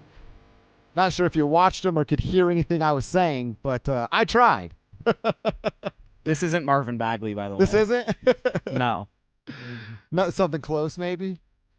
So we had the little deal on the show, which, by the way, was Cecil's idea. Cecil Lemmy's out this week and next, and he'll be back after that. But to do so Kevin Kistner out in, where were we at? Nashville, Kev, sent us the video because we do the Bad Bunny song. You take a selfie, say cheese. We have some fun with it, right? Our listeners get involved. Jake, it's fun. And then Kevin, Kevin was in Nashville having some fun with this lady and enjoying a local establishment there and sent us this. Say cheese. So it's just him playing along. I haven't even went back and rewatched what I sent you guys because I know where I was and what I was doing in those moments. It's probably pretty bad. Did you guys listen? Alex, you've heard, you've listened, you laughed? I chuckled. Okay. I was out and about, but I was like, oh, yeah, he's having a good time. At one point, I tried to explain to my, Seymour, Indiana family the bit we do on the radio with Bad Bunny, and as you guys might have guessed, they weren't real interested in it. So I was trying to get them to do the bit, and it didn't work as well. But Cecil's idea, and he's still yet to send us any videos. So it's on Lammy now at this point. My wife woke up the other day and goes, just had such a good dream. I was like, okay. She's like, yeah, we're in a throuple with Bad Bunny. She's like, it was a great dream. I'm like, you know what? I'm not even mad at you. I love Benito. That's whatever. Like, I wouldn't be mad, right? Yeah, at least we'd be financially stable at that point. Seems like a good guy. Yeah. So, big Bad Bunny fans here on the show. All right, Jake, let's talk a little bit about this Seth Wickersham article. I've been breaking it down with you all day. Like I said, it's 20 pages. There's some really good information in it, but then there's also some stuff where I'm like, all right, well, if you're going to believe that out of Sean Payton's mouth, I guess that's for you to do, Seth. Sean said to Seth in this article, so he drives to the stadium for home games 5 hours early. And he brings his clothes that he's going to change into and pick out his shoes at the stadium and all that stuff. Sean said to Seth in this article that he will occasionally be rolling down to Mile High and he'll see a group of opposing fans. Let's just call it Raiders fans because that's the most fun. And he'll roll down his window and look at those fans and get their attention with hey! And he'll just yell, you guys suck. And then roll up his window and drive off. And in the article, Sean is saying, I'm doing that because those fans then get to ponder the rest of their life. Like, did Sean Payton just roll down his window and tell us that we suck? There's no way that was Sean Payton, right? Again, this is something that I just don't believe happens. I think you said something earlier that's kind of sitting with me of like, why does Sean have to act cool in front of Seth Wickersham? And this is one of those, like, you're trying to make yourself seem cool when you don't really have to because you're already cool. Is he cool? I mean, to his age group. Kevin James played me in a Netflix movie, man. Yeah. I'm sure he's really cool amongst 60-year-olds. I'm not 60. Coeur d'Alene, he's the talk of the town there. Yeah. Him and John kicking it back. Right. I believe the you suck thing more than I believe the Belichick thing. Really? But I don't necessarily still buy it. It is to the point where I wonder if we have enough budget to put some prop people out in Chiefs and Raiders gear. Right where they pull up? Yes, Yeah. and find out. Oh, that's good. Because that would be a great drop. Hey, you suck. That's a great idea. We have a few guys that can go down there and just play the part, don't we? I mean, we can scrounge up a Mahomes jersey. Right. Yeah, there's a Goodwill around here. Someone could dress as Taylor Swift. Sure. I think, honestly, if Sean's going to yell at me that I suck, I might volunteer. I'd like to have the back and forth because then I get to say something, right? Should have kicked the field goal, Sean. You were going to go for it? You were going to fake punt on 4th and 11? The hell's wrong with you? Baby shower. Baby shower. Did you see that part of it? The audible, yeah. Oh, that's another part of it that we haven't even talked about. Dude, he told Seth Wickersham on 4th and 11 against the Buffalo Bills, he called Rutgers special, I think is what the play call was. It's a fake punt on 4th and 11. And look, and this was overtime, right? This is overtime. And his reasoning, I actually do understand. But holy hell, what kind of conversations have we had from that moment to now if he goes for it and it doesn't get executed? You lose and you turn the ball over. So his reasoning for it is, he goes, I've watched Josh Allen get the ball with X amount of time left and then beat the team he's playing. I didn't want to put myself in that position. All right, my brain goes, you're an aggressive coach. You're thinking about that next step. I really appreciate and like that. But 4th and 11? So you're going to have Jeremy Crawshaw throw a ball? Is that the plan? Crawshaw's going to throw a ball and get us a first down on 4th and 11 in a playoff game that's a gotta-have-it situation. That's just, for lack of a better term, dumb. Yeah, so Buffalo kicks the field goal to tie the game, right? We go to overtime. Broncos go 3 and out. Last time they touched the ball was the touchdown. I know they ended on a kneel down. Oh, but right. The last time they had touched the ball was a touchdown. So Sean was probably feeling pretty good about the offense at this point, even though the drives before that, interception, punt. We just got a touchdown, feeling pretty good. I got to trust my guy over Josh Allen, right? Yeah. So I'm with you logically of I can't let Josh Allen touch this ball, but on your own 38 in the playoffs, dude, your team's not won a playoff game. And also you ran a fake punt against them in the playoffs the year before, so they might be kind of alerted to that. And he said it was all about how they line up with their formation and the folks on the line of scrimmage. I think I would be fine with it if they went for 4th and 11 there, if Bo Nix had the ball. Oh, so you don't bring out it's not a fake punt. It's we're going for it here. I get that more than the fake punt. Why am I putting my season in Jeremy Cronshaw's hands? Great question, dude. Great question. On his foot? Sure. Yeah. In his hands? And I mean, honestly, he gets so bailed out, Sean does, by Jaquan McMillan. Because they get down to Buffalo's 36. So they get down to their own 36-yard line. I know that's, but they're midfield. It's, Denver's 38 versus Buffalo's 36. Buffalo was driving. That drive was going pretty well. It was 3rd and 11, and that's when that finally happens, that interception, and McMillan makes the play of all time, it feels like, because Cooks could have caught that ball. Yeah. There's some uneducated Buffalo fans that think he still did. Yeah, I could see their point. I If disagree. it were roles reversed, I'd be arguing too. Right. So I get it. I get it. But, man, you're putting and here's the thing. If the Broncos, let's say Cooks catches that ball, Buffalo kicks the field goal, they win the game. We're blaming Bo for not doing something with the drive to start overtime. We're blaming the defense for not coming through twice. Well, actually 3 times there. 4 times if you go back to earlier in the fourth quarter, right? We're blaming the defense.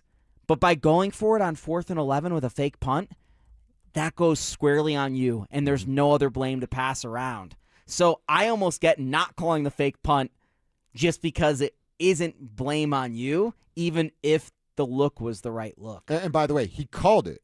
It was vetoed by the special teams unit. I'm assuming Crawshaw's like, I ain't throwing this ball. I'll kick it, but I'm not throwing it. That's according to the Wickersham article. It was vetoed by the players. And then he said, he kind of hinted at what you just said. He said, I'll be in an old retirement home at some point eating applesauce, and I won't remember his name, but I'll remember that play that Jaquan made to save our bacon. And he meant his bacon. What if Rizzy made the call? Oh, to go for the fake punt? No, to stop it. Oh, well then God bless you, Darren Rizzy, because that was the right decision to make, and we obviously know that because of the results that were there. Blowing up toilets and fake punts. That's exactly right. All right, let's get into our four. Quarter number 4 is what we like to call it. We're going to go back to that Nuggets conversation. What's the latest with Payton Watson? Could there be a sign and trade scenario? Jake's going to educate us a little bit on what they can do with Payton Watson coming up next. With the MLB trade deadline fast approaching, Houston is reportedly showing strong interest in Colorado outfielders Jake McCarthy and Mickey Moniak. Could two of the Rockies' hottest bats be on the move? And who else could be shipped out to rebuild the club? Denver Sports 104.3. The Fan. Performance matters in intimate moments. Don't let ED ruin them. This is Jeff for the Rocky Mountain Men's Clinic, and I want to assure you that if you're like the vast majority of guys, you don't have to suffer with ED anymore. In fact, you might be pleasantly surprised at how the right treatments could positively impact your love life. At the Rocky Mountain Men's Clinic, our advanced medical therapies go far beyond pills. We have treatments that are effective in well over 90% of cases, and we offer specific and combinative treatments that can dramatically enhance both your performance and your stamina. You could even last up to an hour or more and bring a far greater level of intimacy to both you and the one you love, perhaps performing like you haven't in years. So call us today and find out why our advanced treatment strategies offer so much more. Your first visit is just $99 and gets you blood work, a medical consult, and if medically advised, a test dose. And if that test dose doesn't work in the office, your visit is free. Call 720-440-7900 or go to RockyMountainMen'sClinic.com. Rocky Mountain Men's Clinic, advanced medical science to improve men's lives.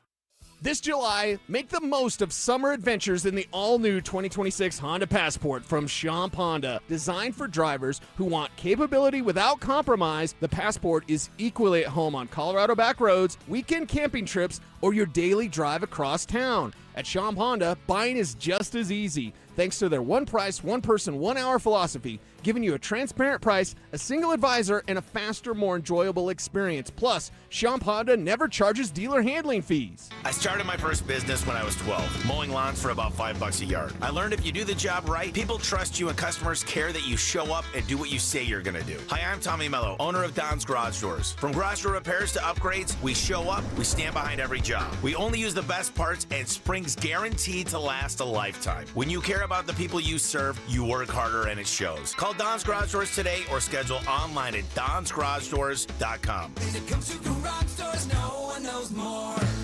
Don't care for my local hometown team, ROX Rocks Heating and Air. Don't get fooled by out-of-state private equity corporations that are buying local HVAC companies, offering higher prices, bad service, and shady sales tactics. Don't trust your home to someone out of state when you have the best company right here in town. ROX are experts in local energy rebates and tax credits to save you money only at ROX Rocks Heating and Air. Now play that jingle. HVAC service, installation, repair. ROX Rocks Heating and Air. The fun doesn't stop at the rides at Elitch Gardens. Watch incredible drone shows light up the Denver sky. Then grab a tube and float into a dive-in movie marathon week, where blockbuster family films play right in the wave pool. Meet family favorites like Blippi and Mika, Peppa Pig, and the Power Rangers during special live appearances all season long. Plus enjoy thrilling coasters, family rides, and Colorado's only combination theme and water park. Make your summer unforgettable at Elitch Gardens. Get tickets and season passes now at elitchgardens.com.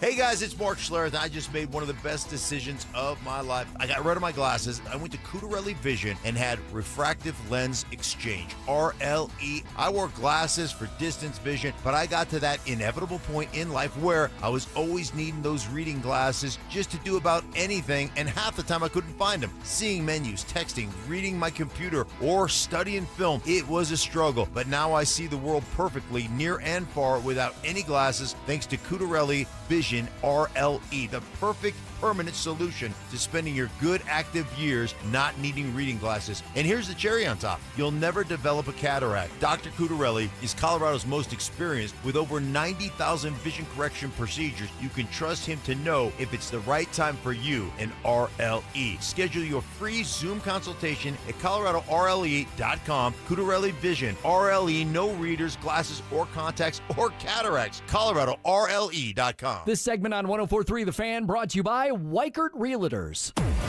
Lunch hits different with us. You're locked into KKFN at KKFN HD1 Longmont, Denver. This is Dover and Cecil, brought to you by Wayback Burgers.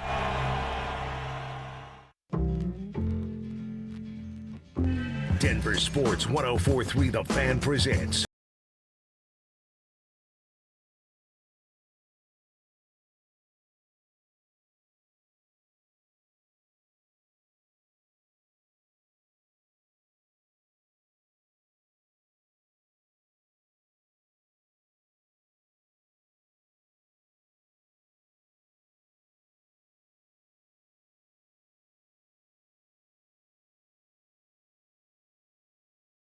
or the Cecil Lammy, who is out for a couple of weeks enjoying his regular July time. So I appreciate Jake rolling with me. Be hanging out with James a little bit later on. And on Friday, I've never done a show with John Davis, I don't think anyway. I'm looking forward to doing that with He's our a man blast. JD. Dude, he's awesome. We're kind of the same guy. Like, he's just a comedian and I'm not, but we love hip-hop, we love tattoos, and we love sports. So that should be a little fun. But Jake, it's always great to be here with you, hanging with you. Love talking hoops and sports with you.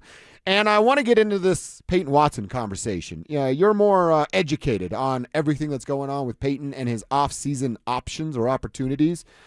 So it sounds like you just read that it's basically down to the Clippers. So it's the Clippers versus the Nuggets. The Nuggets making the announcement that they will match any offer that comes Payton's way. So how realistic is this Payton Watson move? What are options between the Clippers and the Nuggets where Payton could end up in LA and the Nuggets get no player back, just draft picks to help them restock the cupboards? Am I understanding that right? Yeah, so this is according to Real GM via Mark Stein and Jake Fisher, who have been all over this story. Essentially, the only suitor left for Payton Watson is believed to be the Clippers at this point. Brooklyn has enough cap space where they could offer Payton Watson a deal. Some teams could open up cap space, but at this point, it really seems like it's going to be the Clippers or Nuggets, and it's most likely to be the Nuggets because the Clippers are limited on what they could offer Payton Watson to the point where the Nuggets would likely match anything the Clippers do. Now, if the Nuggets said, well, we don't want to spend $22 million on Payton Watson and we want something back, there could be a sign and trade. The thing is with a sign and trade, people know this mechanism in the NBA from the Jimmy Butler move to the Heat for Josh Richardson and some other things that have happened. You assume, okay, well, the Nuggets will get a player back. It'll be helpful. At least they're not losing Payton Watson for nothing. Well, in this case, because of the aprons and the crazy rules of the NBA, the Nuggets actually would not be benefited from taking a player back because they'd be hard capped at the first apron. So while you might be going, well, they have Benedict Mathurin, who'd fit really well in the Nuggets as a restricted free agent, and we have Payton Watson. Why don't we just swap the two? It wouldn't work because the Nuggets would basically be forced to either move Cam Johnson or Aaron Gordon or both. Okay. Maybe Christian Brown. Basically one of the three of those guys, if not two, in the scenario they take a player back depending on how expensive for Payton Watson. More likely, if they sign and trade Payton Watson to the Clippers, what's going to come back to the Nuggets would be draft pick compensation, which would be helpful to the Nuggets, who are in a bad spot right now in their cupboards. They don't have many first-round assets they could trade. There's a couple pick swaps in there. They have a couple second-rounders they could trade. They replenish that at the draft by trading out of the first round. The Clippers signaled to the Lakers, according to reports, that they did not want to sign and trade for Rui Hachimura, who would have actually helped their mechanisms if they would have signed and traded him. But because they didn't want to give up draft pick compensation, so that's maybe a hint at they're saving draft picks up for Payton Watson. So that's something to consider. It is also worth noting, Payton Watson is represented by Rich Paul of Clutch. Clutch and more recently other clients around the NBA like Josh Giddey last year and Jonathan Kuminga, Rich Paul in the past with Tristan Thompson and Eric Bledsoe have had these restricted free agencies gone on deep into the summer. We're talking about August, potentially even September. I would not be surprised if we're sitting here talking about like even towards Labor Day, Peyton Watson is unsigned. Wow. And it's restricted free agent, and the Nuggets are basically just going back and forth with Peyton because at that point the Clippers will have moved on. And so then it's just the Nuggets versus Peyton's value. Correct. And I think that's where we're at because the Nuggets, to me, have signaled what they're doing this offseason as reaction. They're not necessarily planning for this big thing where they trade Porter and they bring in Hardaway and Valanciunas. They've been slow, and they're reacting to market conditions, and I think this is the best way for them to find a deal on Peyton Watson. It's also going to make negotiations very uncomfortable, but the Rockets did this with Tari Eason, Jabari Smith, and this is how they've been able to retain some of their talent. Rather than jumping out in front of them and rewarding those players like the Nuggets have done in the past with Christian Brown and Michael Porter Jr., the Nuggets are staring at Peyton Watson saying, go get a better deal. And the answer is find it. Probably not going to be able to get a better deal. And if he is able to get a better deal from the Clippers, the Nuggets will probably get some picks back. So this is a good situation for the Nuggets to be in, a bad situation for Peyton Watson to be in, but this is restricted free agency in the NBA now, and the Nuggets are playing this the way they probably should have with Christian Brown as well last year, this year.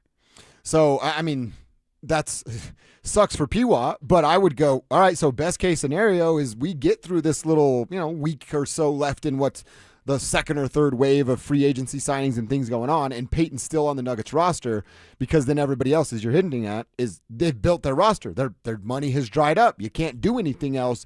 And if sign trades aren't a part of the conversation, then Peyton Watson goes, well, what am I going to hold out? Do you have that kind of conversation and that deal, which is highly unlikely?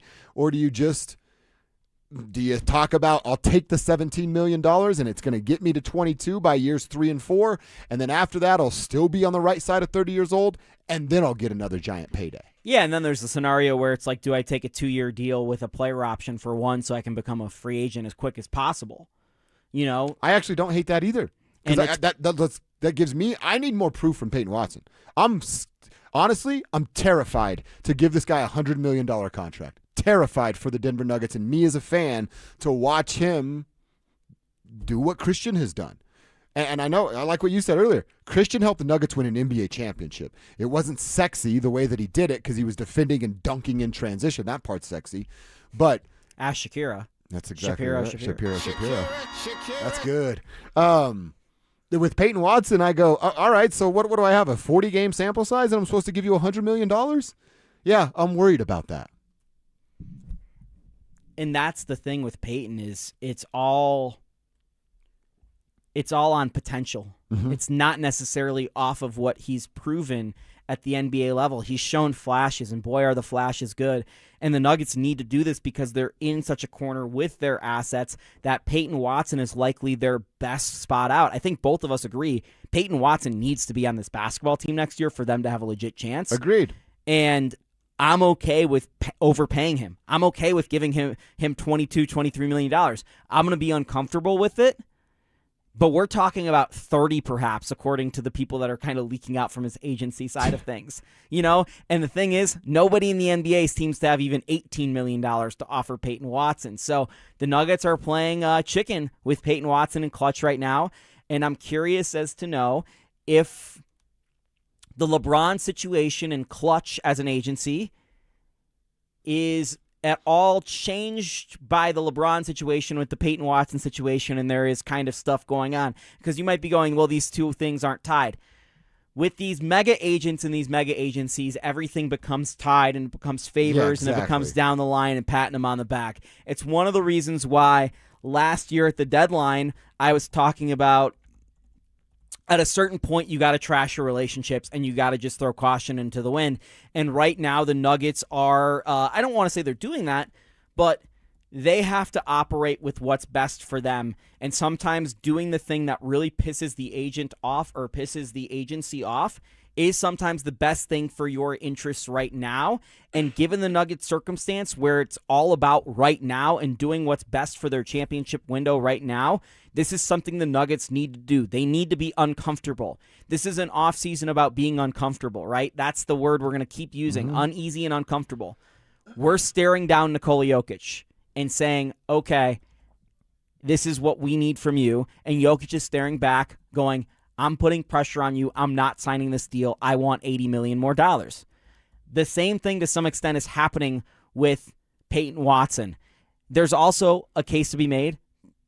There's some unease happening with the coaching staff with, we like you enough to be our head coach, David, but we got to bring in somebody else. Yeah, we need a hand holder. It's an off season of uneasiness at Ball Arena, and it should be after only winning 2 playoff games. You won 2 games and we're supposed to be in a Western Conference final at minimum. So yeah, I'm 100% with you. Make it uneasy. Make it uncomfortable. Because you know what I was?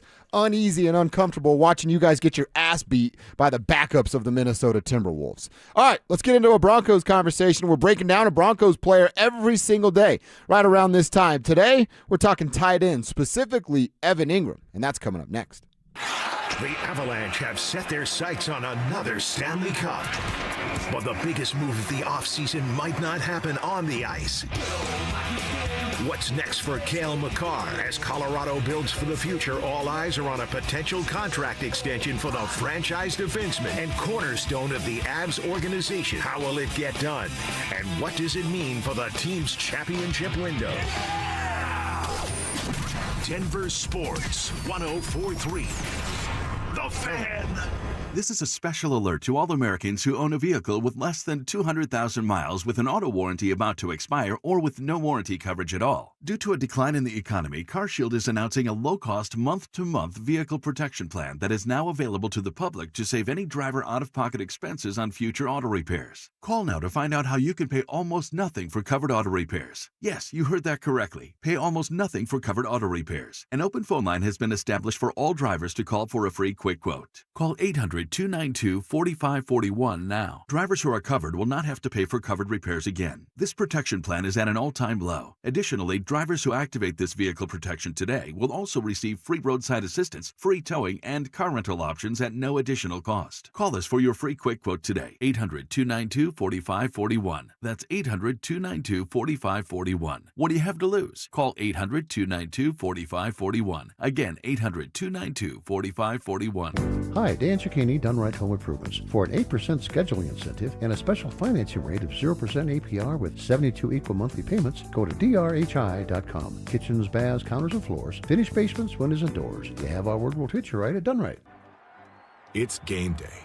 Are your moderate to severe Crohn's disease or ulcerative colitis symptoms keeping you from the action?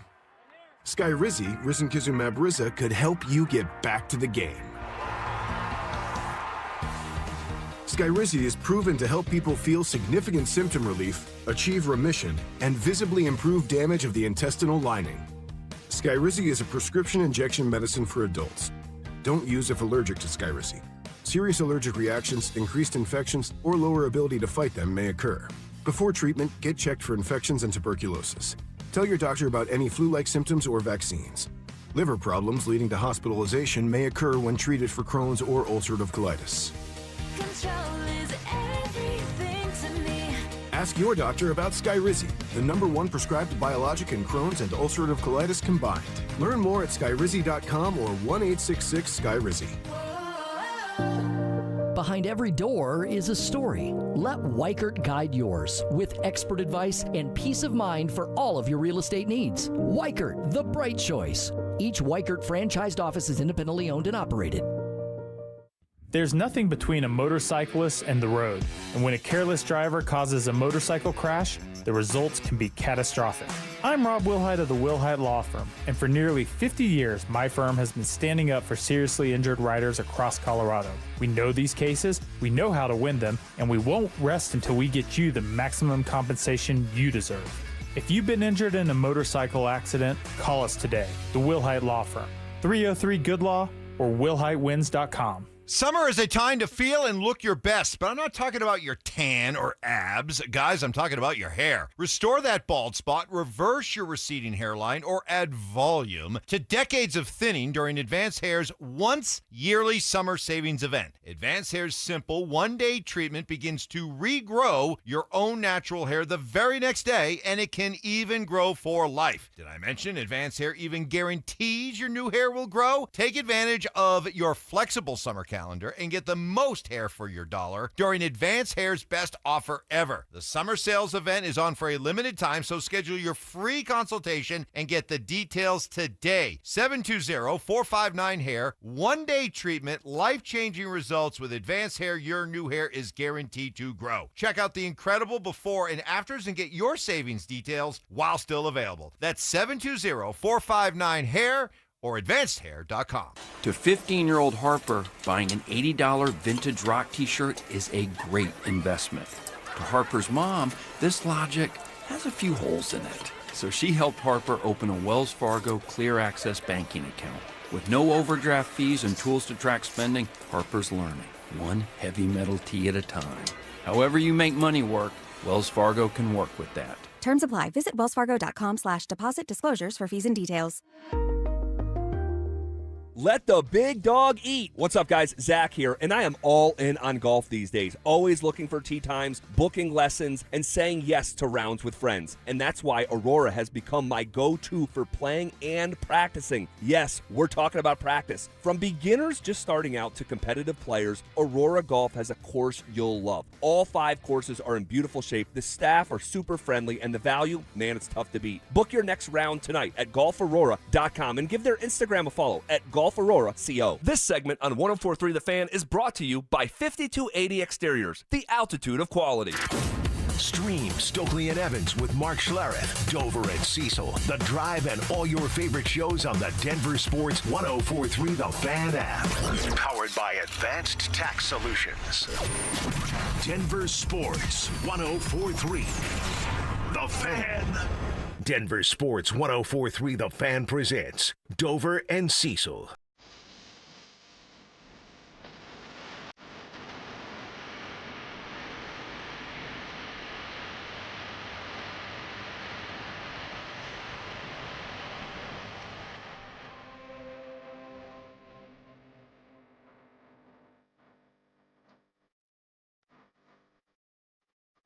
All right, Alex, great song. It's no Aaron Gordon, but this is pretty solid here. Pretty solid. Today we've had a great show. I think I've been great. I've had fun. Jake, you're always a good conversation in our sports world or otherwise.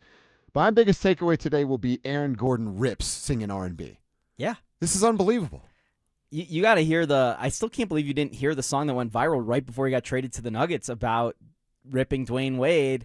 About the dunk contest. Yeah, I got to get that one, Alex. Alex, we got to get AG dunk contest song at some point, too. Because if there's a little beef, then I'm Team AG for life. All right, so. Some of these lyrics, by the way, are just. Something else? You used to hoop in your Converse so comfortably, knew one day I'd be good and you'd come for me.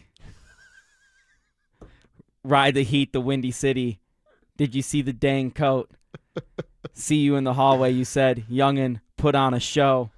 Didn't even know that's the code for you're about to get rolled. Even Adam Silver told me I deserve the gold. Oh, yes.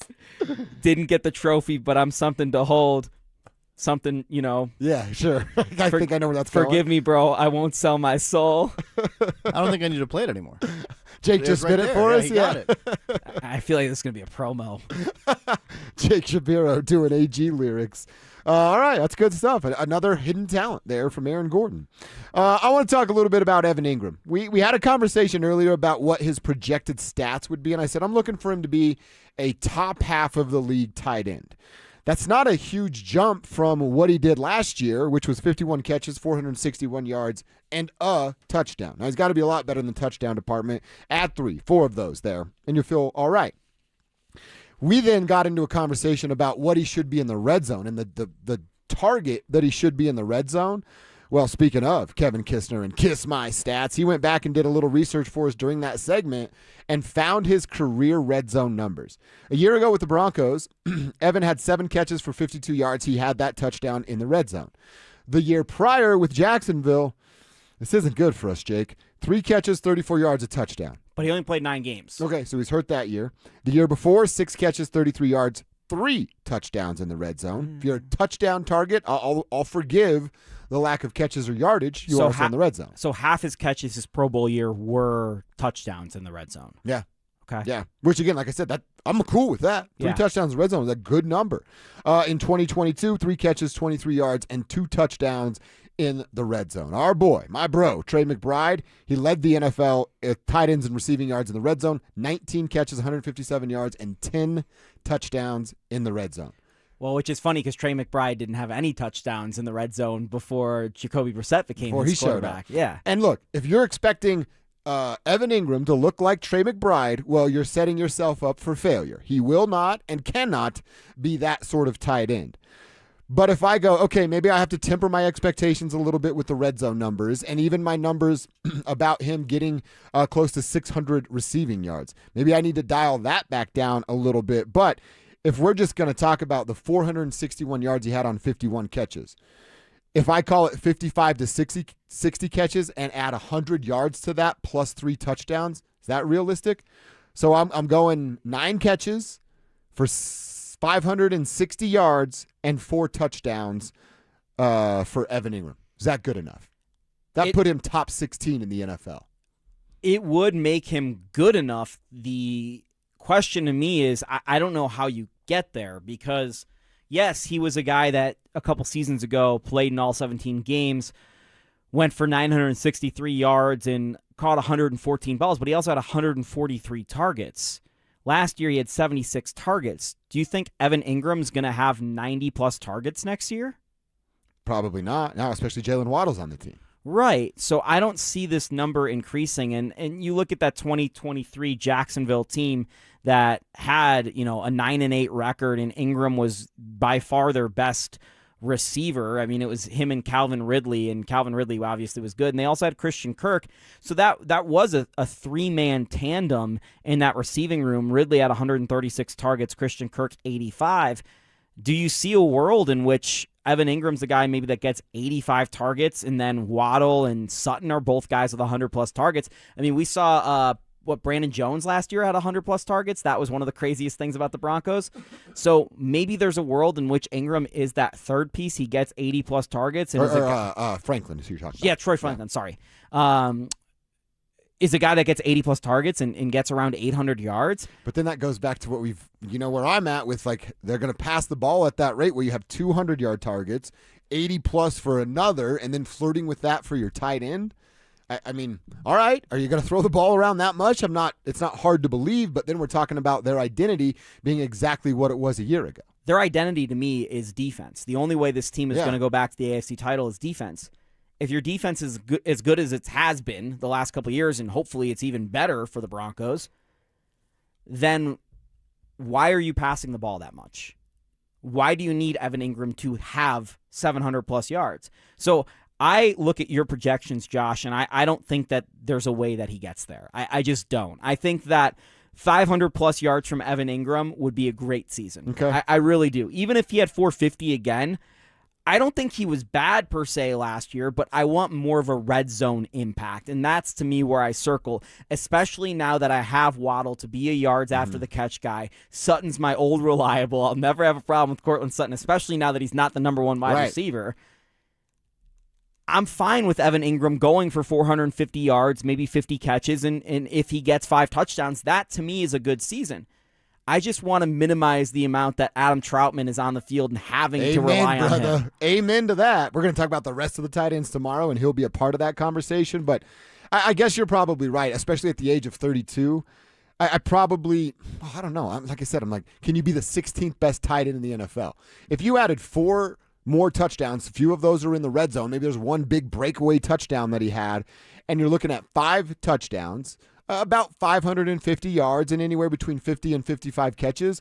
At 32, knowing what he was a year ago, I would probably have to go, yep, my bar was too high, and he did enough for the Denver Broncos.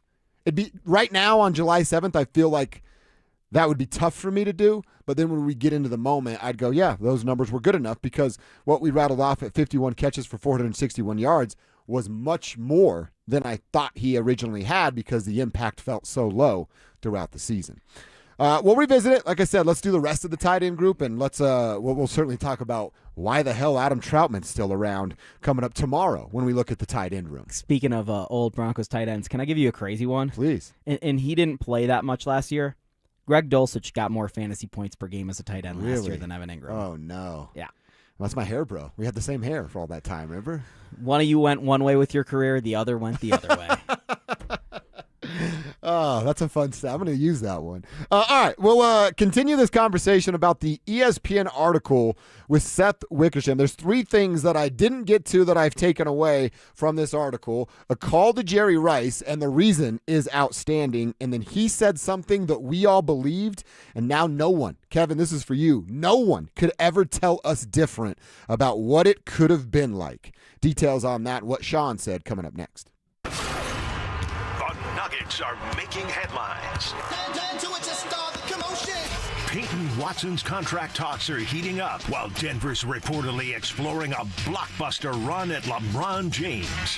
Can the Nuggets keep their rising young star and add one of the greatest players ever alongside Nikola Jokic? Stay locked in for the latest twists, rumors, and reactions.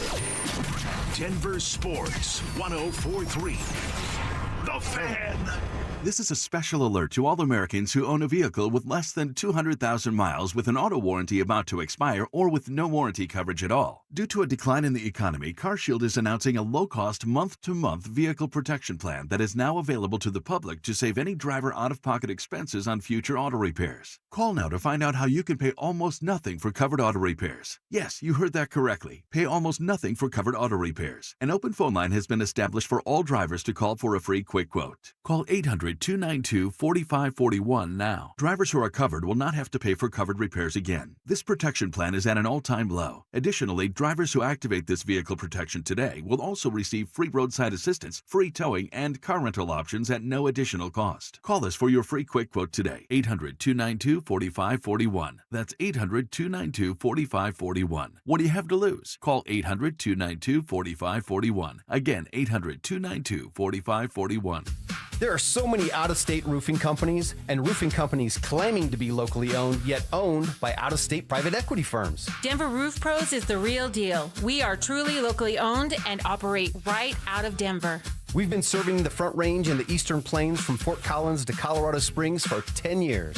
Choose local. Choose DenverRoofPros.com. No matter if it hails, rains, or snows, nobody knows your roof like the Denver Roof Pros. Hey! Switching your account numbers is hard. Being forced to switch, even worse. That's why at Belco Credit Union, we want to pay you to switch. From June 1st to August 31st, we're offering a $300 bonus when you open a new checking account with a qualifying direct deposit of $500 or more. They changed your account number. You can change who you bank with. Go to belco.org/switch for full offer details. Insured by NCUA. Membership eligibility required. Conditions and restrictions apply. Belco. Banking for everyone. Getting a little older doesn't have to mean, well, getting older. This is Jeff for the Rocky Mountain Men's Clinic, and if you're feeling low energy, can't sleep, can't lose weight, are struggling with brain fog, or your sex drive is off, it's time to change it up. At the Rocky Mountain Men's Clinic, our advanced medical strategies featuring TRT, GH peptides, NAD+, GLP-1s, PDA, and more treat low T and other hormonal issues to help you shed pounds, have more energy, enhance your body composition, improve sleep, increase your sex drive, and so much more, getting you back in the game again. So don't be older. Be stronger in the gym. Be sharper at work. Be better in the bedroom, and be more confident in every part of your life. So call us today and find out how our advanced treatment strategies could change the game for you.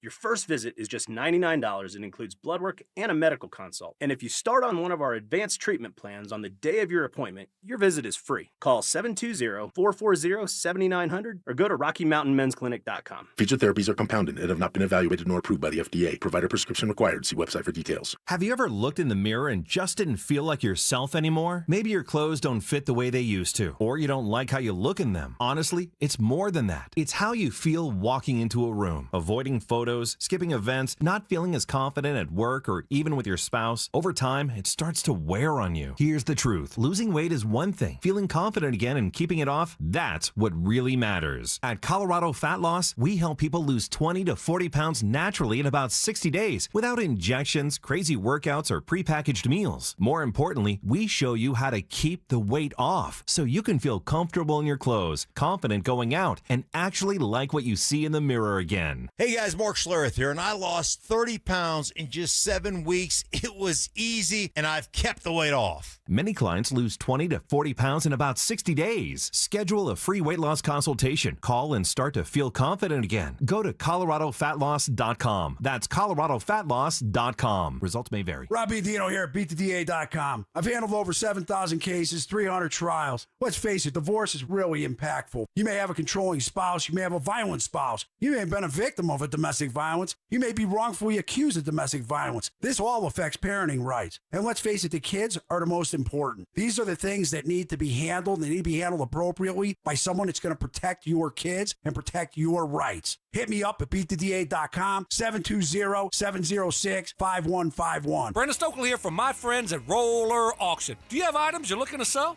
Since 1976, Roller Auction has been conducting commercial and industrial auctions for Colorado government agencies, Fortune 500 companies, small business owners, secured creditors, individuals, and more. They have a large marketplace to showcase your assets, so don't wait. Visit rollerauction.com for a free consultation and turn those items into some cold, hard cash. Again, go visit them at rollerauction.com. That's rollerauction.com. Whatever the forecast, aches and pains can cloud up a perfect day. With just one pill, Aleve provides up to 12 hours of pain relief, so you're ready for sunny skies ahead. Use as directed. Listen up, Denver. This hour's keyword is Balk, B-A-L-K. Text Balk to 303-713-1043 right now for your chance to win a $250 gas card.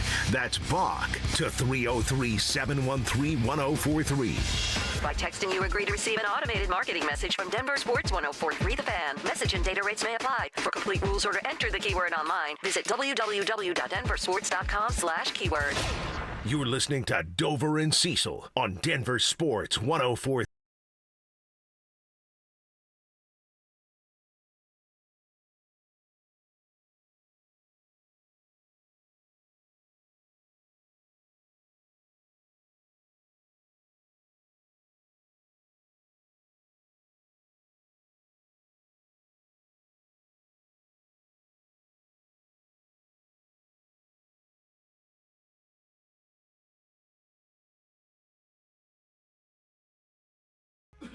About the things we learned about Sean Payton. Before we do that, one more reminder. You have another week or so to be listening for the keywords that we're giving out, trying to hook you up with a $250 gas card. That would put you in the running for the possible grand prize of $1,000. All you have to do is something you're doing right now. Listen to the station. Listen to the fan. You're listening for keywords every hour. When you hear it, text it to 303-713-1043. You have until that hour ends to do so. You can enter in as many times as you want to get that $250 gift card. The more keywords you send us, the more chances you're giving yourself to win. So I'd be all over that if I were you. For complete rules, hit up our website. That's denversports.com/keyword, denversports.com/keyword. All right, Jake, we've talked about this a lot, kind of the big takeaways here, at least from our perspective, from this article at ESPN.com. So there's a article here where he's talking about, I believe he was talking about R.J. Harvey was the player. And he was watching film of R.J. run, and he had sleeves under his jersey. And in the article, Seth's writing, like, you know, Sean's saying some cuss words because he hates the fact. He's like, I hate the sleeves. I hate the bleeping sleeves. And then the coach was like, why do you hate the sleeves so much? He's like, well, it causes fumbles. And then he goes, in fact, I'll find it for you. There's a play from a 1986 playoff game that Jerry Rice was in where he catches a ball and he's streaking up the field by himself and fumbles the ball. And Sean goes, it was his sleeves. And then he has, God, I forgot the guy's name. He gets referenced a lot in the article. Paul Kelly is like his assistant, I'm assuming, or I don't know, receptionist assistant. I don't really know how it works. Sean yells at him. He asks him to do stuff, and then Paul Kelly does it. And he calls Paul into the room, and he goes, do you have Jerry Rice's number? And the guy's like, No, not my phone, but I can probably find it for you. So he finds the number, comes back. Sean calls Jerry, leaves him a voicemail like, hey, this is the coach of the Denver Broncos. Here's my number. Call me back. I thought it was impressive. They're like, Sean got the call back in 4 minutes from Jerry Rice. I'm like, that's some pretty impressive bull. And then they go on to have a conversation about how that sleeve caused Jerry Rice to fumble the football. And then Sean took that information to his players and said, I just got off the phone with Jerry Rice. None of y'all are wearing sleeves anymore. It causes fumbles.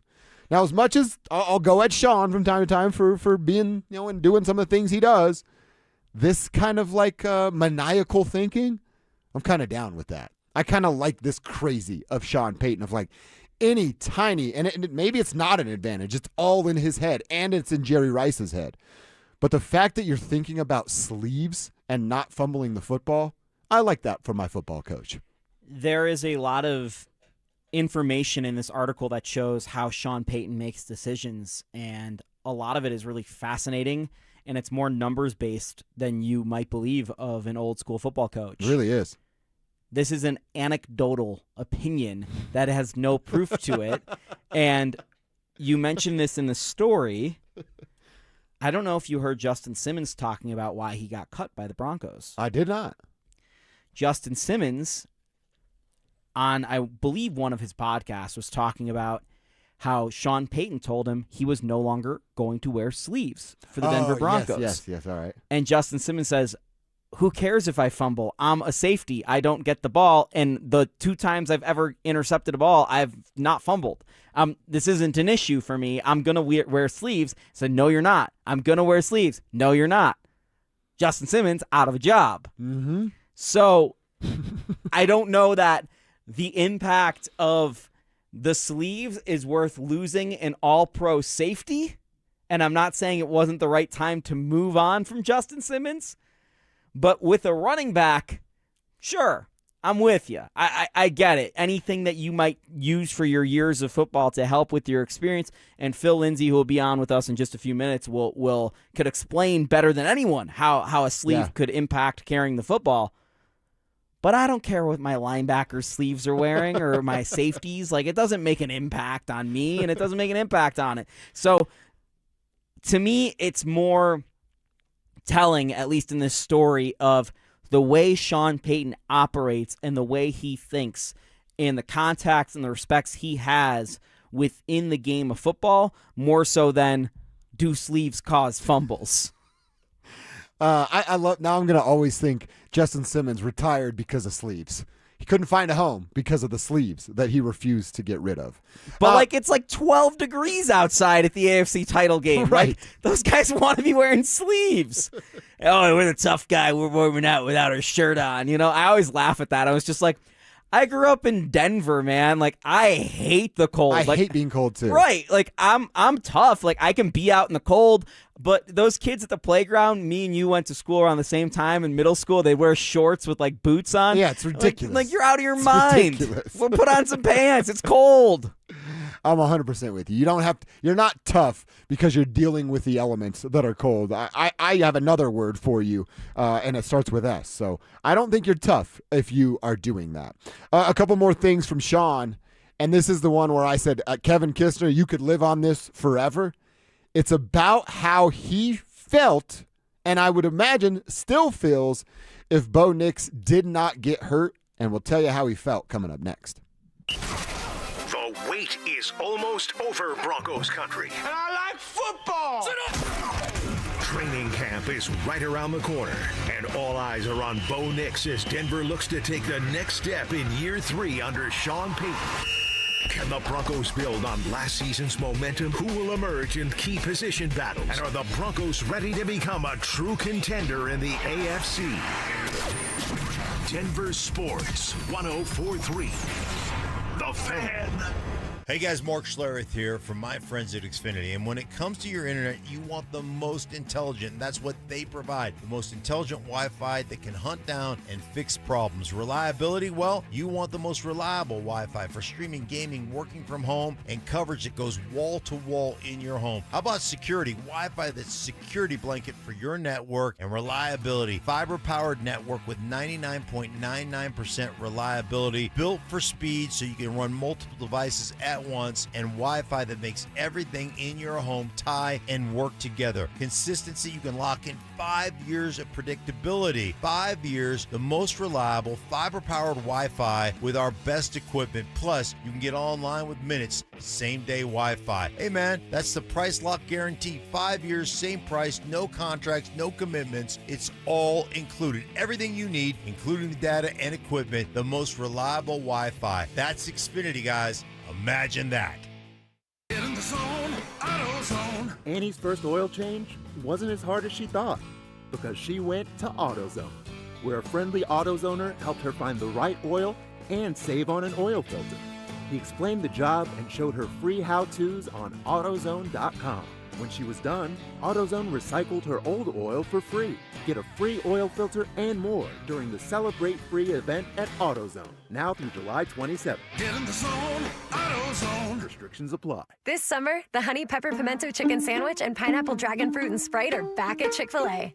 Girl, it's back. We've been waiting. I love that honey pepper pimento sandwich. And that pineapple dragon fruit and Sprite is everything. It's got that razzle-dazzle that makes you stop and say, okay, wait a minute. I love the creaminess of the pimento cheese. It's savory, it's bold, it's flavorful. Our faves are back. High five, girl.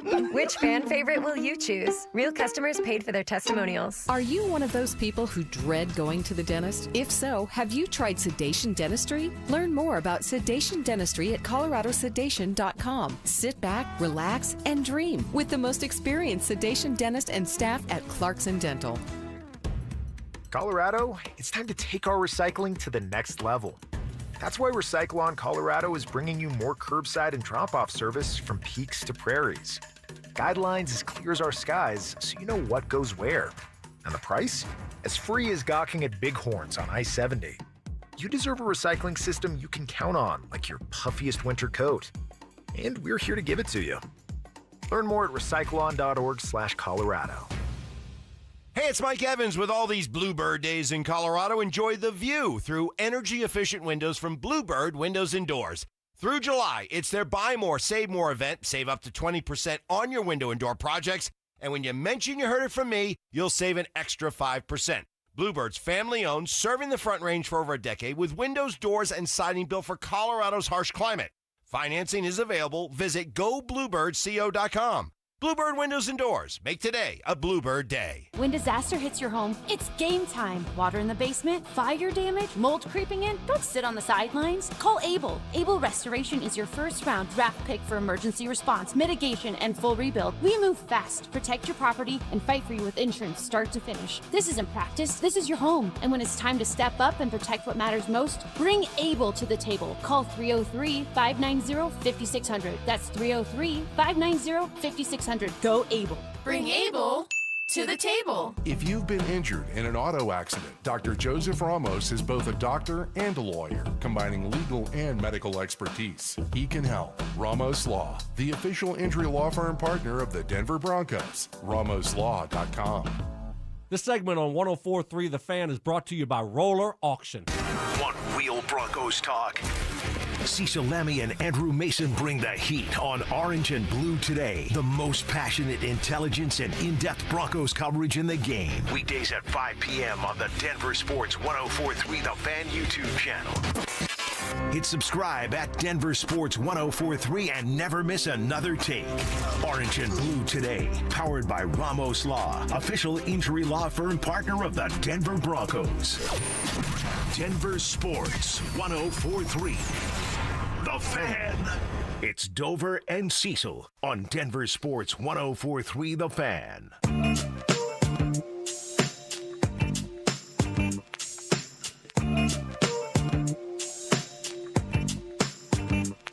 All right, last segment. We're going to wrap it up, put a bow on it for the boys on the drive. And then, of course, they're going to get you home today, 2 to 6. Then some Denver Sports tonight from 6 to 7. Live, local, 6 a.m. to 7 p.m., talking about all the stories you're talking about. You want to weigh in, give us some of your thoughts. Jake and I will be back tomorrow, but if you want to hit us up with some final thoughts today, RamosLaw.com text line still open, still rolling, and we'd love to hear from you. 303-713-1043. Put your name on the end of your text to get a better shot at getting read. Or over on YouTube. If you're watching over there, what's up, YouTube? YouTube.com/DenverSports. Dover and Cecil stream plus that tribe chat in there is fueled by our friends at Sean Ponda. You can get at us there as well. One texter, good point, 970 here. Didn't put your name on. Oh, they did. Caleb. Sorry, Caleb. What about Riley Moss? He wears the sleeves. Why isn't Sean Payton been all over him about losing the football and fumbling the football? Good question, and we'll see what it looks like moving forward for this year. All right, 2 more things, Jake, from this article, and then we'll talk about what the heck we're watching tonight and what's going on in our lives. The one thing that I've been teasing Kevin about, and it's, I believe, if not the last sentence, one of the last sentence in this article. But again, it's 20 pages. Sit down, buckle up, and lock in to read it all. A quote. We missed Bo in that game. End quote. He's talking about losing the AFC Championship when they lose 10-7 to the Patriots. And again, it's something that we've said a bunch. Hey, if they have Bo Nix, they're going to the Super Bowl. I don't know what it looks like in the Super Bowl, but give them a decent chance to beat a team like Seattle. We miss Bo in that game. He's saying what we've all said out loud. He's just saying it for the first time, and we're getting it via an article and a national journalist. If Bo doesn't break his ankle, I don't want to sit up here and be like, hey, I guarantee we're having a Super Bowl parade, but I feel pretty good about them making it to the Super Bowl. They held the Patriots to 10 points. I don't know what the game plan would have looked like if it were Bo Nix. Probably wouldn't have run the ball at the rate he said they were going to run the ball, but you wouldn't have had no damn chest pass for a turnover and set the Patriots where you set them up if Bo Nix were the quarterback. So it's not like breaking news, but it's like, oh, he's kind of saying the quiet part out loud that we all knew, and it's coming from his mouth. Yeah, it would have looked a lot like the 77 or 86 Super Bowl parades in Denver where we celebrated making the Super Bowl. Sure, yeah. Not winning the Super Bowl. We were there, guys. I don't think that there was any chance the Broncos were going to beat the Seahawks. I don't. That team was a lot better. And I can't give you much pushback. They were really good. Yeah, and I thought they would have lost to the Rams, too. I didn't think they were beating the NFC team, and I thought that before Bo got hurt. I thought that going into the AFC title game, I thought that at every juncture that this is what the Broncos are playing for this year, a Super Bowl berth, and that's it. And that would have been awesome. That still would have been awesome. I have a hard time pushing back on the fact that they probably would have scored more points with Bo. I mean, as simple as I've been saying for 2 days now, Bo's a great game manager, not negative, like as a positive trait. He puts the Broncos in positions to win, as well as the other things he does that wins them the game. Bo sets them up, and sometimes Bo completes the job.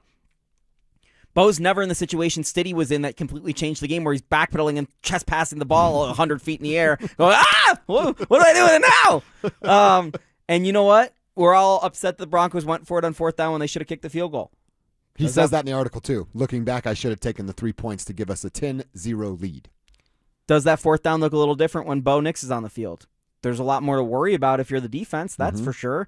So, you can re-adjudicate the history on this in a lot of different ways, but it is nice to hear Sean finally admit that he made the wrong decision in that moment, which we all knew going into that moment. There was not a single person in the world that thought this is a good idea, and it was proven to be wrong instantly, and twice-fold when the snow came in. So, yeah, it is an annoying end to the season, but ultimately, hopefully it leads to more motivation for the Broncos moving forward, and it robbed them of an opportunity, but in a way, they didn't have this devastating, heartbreaking loss in the AFC title game because they never really had a chance. And that's the thing is, woulda, coulda, shoulda on that play. Maybe they do have this crazy game where the backup quarterback leads them to the Super Bowl, but ultimately we knew with Jarrett Stidham they weren't winning the Super Bowl. With Bo Nix, maybe there was a chance, but it would have been more heartbreaking once you got there and watched Bo Nix suffer the same fate that quarterback classmate Drake May faced, right? Like, it probably would have looked a lot like that. And look, we're not asking questions about whether Bo Nix can get the job done. We're asking questions about what's Bo Nix's ankle going to look like. I think there's questions in New England, even after Drake May finished second MVP voting, of, do we trust Drake in those games? And that's a much different offseason conversation. Yes, it is. The last thing that I took away from this article, and this is a conversation that we can even carry over into tomorrow if we had to, but another direct quote from Sean to Seth Wickersham of ESPN. Quote, "If we won this one, I could walk away." End quote. So he's talking about winning the Super Bowl and becoming the first team or first coach to do it with two different teams and doing it with different conferences, which would he have done with New Orleans and Denver. Here's my question to you, Jake. You believe that? Is that what Sean's holding on for? He just signed a new contract for 5 years, right? He and George are now tied together as far as their timeline goes. Let's say the Broncos go out and win Super Bowl 61. February 15th, we're celebrating the Broncos winning a Super Bowl again. And it's Sean, it's Bo. Is Sean actually riding into the sunset? Is this all he's hanging on for? And that's all good, man. I completely understand if that's the case. But right when I read that, I went, would he have walked away at the end of last year if they were Super Bowl champions? Is this it? Sean wins one Super Bowl and he's hanging them up, going back to television or just chilling and being a family man for the rest of his life. Do you believe that? Yes. Really? Because the name on this show is Cecil Lammey, and Cecil Lammey's been talking about this for a while now, of saying, yeah, I think there was a scenario in which Sean Payton was towards the end of his time as an NFL coach, and to me that scenario was if they'd won the Super Bowl, I think he would have just gone, you know what? I've left my legacy on another franchise. Maybe I'm going to be an advisor. I'm going to oversee some things.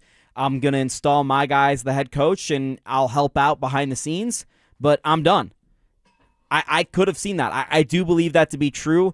Now, once we got down to the actual decision, if the Broncos had won the Super Bowl and his quarterback is a second-year quarterback coming off the Super Bowl, do I think he would have actually made the decision? No. But in his heart, do I think he thought that? Yeah, I do think he was thinking that. Because I guess what you're saying is he goes, I have a quarterback on a rookie contract. I have a defense that's top in the NFL, a defensive coordinator that didn't get a head coaching job still hanging around me.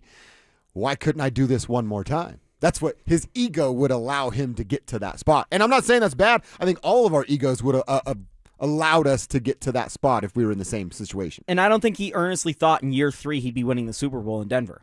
You know, I don't think he would have turned around the whole program in his mind in 3 years, found a quarterback. I mean, he found the first quarterback. Like, he found the quarterback right away. To your point, especially with Russ and how it was when he arrived. Right. There's a chance that we hang it on with Russ another year. He fails on his first quarterback, and then we're signing a free agent here in Denver, and we're in year 5 wondering with Sean Payton, can he find the quarterback? Like, that could have easily happened. I mean, that's how it happens for almost every other NFL team. It's how it happened for the Broncos for the last decade, right? So I think in Sean's mind, he thought things going into things like we all do, and once he got to that juncture, he acted differently, and that's completely fair. Yeah, we all do that. You're right.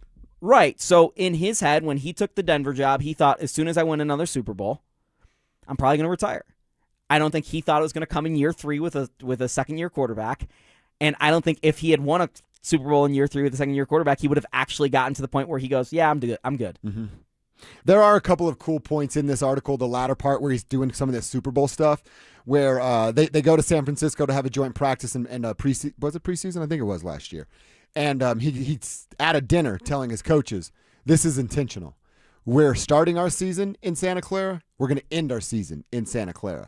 And then he talked about when they're getting ready for the AFC Championship game. He said, wow, it's real now. I said all of that way back at the beginning of the season, and a lot of that is motivational factors, but it's actually real now, and they could do it. So, like I said, if you're a Broncos fan and you got 15, 20 minutes, sit down, lock in, read this article. You're going to learn a lot about Sean Payton. They'll have some moments of you scratching your head like, what the hell? Is that actually real? And then some nice insight to this stuff that we don't really get outside of these long pieces from a guy like Seth Wickersham. So overall, really good information and a really good piece from Seth dealing with Sean Payton. He was with the team for like 15 days or something, he said, like locked in with this group. So you don't get a lot of insight like that. Sean hates the local guys, so nobody's going to get that access outside of Seth. Yeah, he's not calling Mike Kliss on his drive into work. No, he's calling he's Seth definitely and not. Schrager. But what I find interesting is this was only 15 days of Sean Payton Unfiltered. What's 365 days look like? That's got to be Some very interesting days that are happening there at that facility. All right, you know what I hadn't asked you, and maybe we do some more of this as they get closer to games. You like J.J. Barea getting the opportunity to coach Nuggets Summer League? Yeah, why not? See what he has? Why not? He was a really good on-court captain at multiple times in his career. I'll never forget what he did against LeBron James in the finals and that incredible finals for Dallas. He seems like he's got a good head on his shoulders, and the players definitely respect him, and they grew up watching him, which comes with a lot of respect. So I don't mind him getting this opportunity at Summer League. I don't want to say this per se without saying it, but I wouldn't mind David Adelman getting a couple more reps. Oh, wow. You have your head coach out there coaching the Summer League team? Tiago Splitter's doing it for the Bulls. Oh, I didn't know that. And Tiago doesn't have the skins on the wall like John used to say, but I actually think Tiago's going to be a good NBA coach. I believe he won as many playoff games as David Adelman this past year. Because didn't Portland take San Antonio to 6? I think you're right. I know they at least won one because seeing the box score, like, hold on, how did that happen? So, yeah, you might be right on that. Oh, that's embarrassing as hell. That sucks. So, yeah, I wouldn't mind David getting to know his rookies a little better, especially because he refused to play the young guys last year. And then at the end of the season, at the season-ending press conference, he put his hands up and goes, I don't know how we could have gotten Deron Holmes more minutes. Man, your starting center and your backup center missed an entire month at the exact same time. Where were the minutes for Deron? I wonder.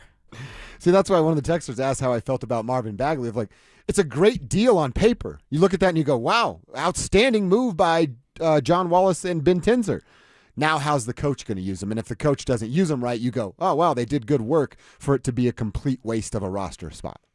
Yep, and that's how I felt about Jonas Valanciunas much of the year last year, too, is there felt like better ways to utilize him and take pressure off Jokic, and I thought he was really good at some stretches, and he was bad at times, too, but that was an aging center, and I don't think the Nuggets utilized him correctly, and you know, the biggest thing that David Adelman kept saying throughout the course of the year is we don't want Tim to get tired. We want Tim to be an impact player for us in the playoffs.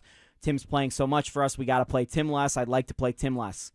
Well, by the time Tim got to the playoffs, Tim was useless. Mm-hmm. And David Adelman saw that coming the entire time, and he didn't adjust. And all he had to do is simply play Julian Strother, who is a very similar player to Tim Hardaway, and I think is going to be asked now to fill in that role entirely because the Nuggets don't have another option there. With no experience in that role. A little bit. I mean, he played his... Just not to the amount of. No, not to the amount of, but his rookie year, he played like 58 games. His second year, he was a regular rotation guy before he got hurt, and then he had that impact in the Oklahoma City series.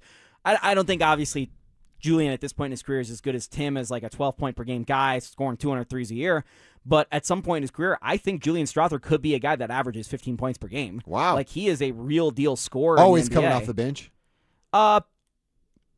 He might be a starting two-guard for some teams. Okay. Probably a below-average starting two-guard. But he's got size and he can shoot.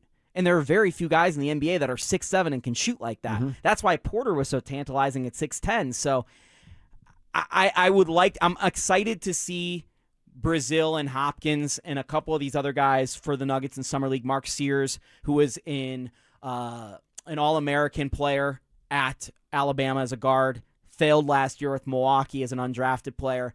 Maybe the Nuggets can find something there in a third-string guard. They'll be looking to fill the position now that Jalen Pickett is gone. Especially for cheap two-ways. Exactly. That's a good guy, a good candidate. KJ will be with them in Summer League. I think KJ hasn't gotten enough opportunity in the NBA, and when he has, he's looked decent.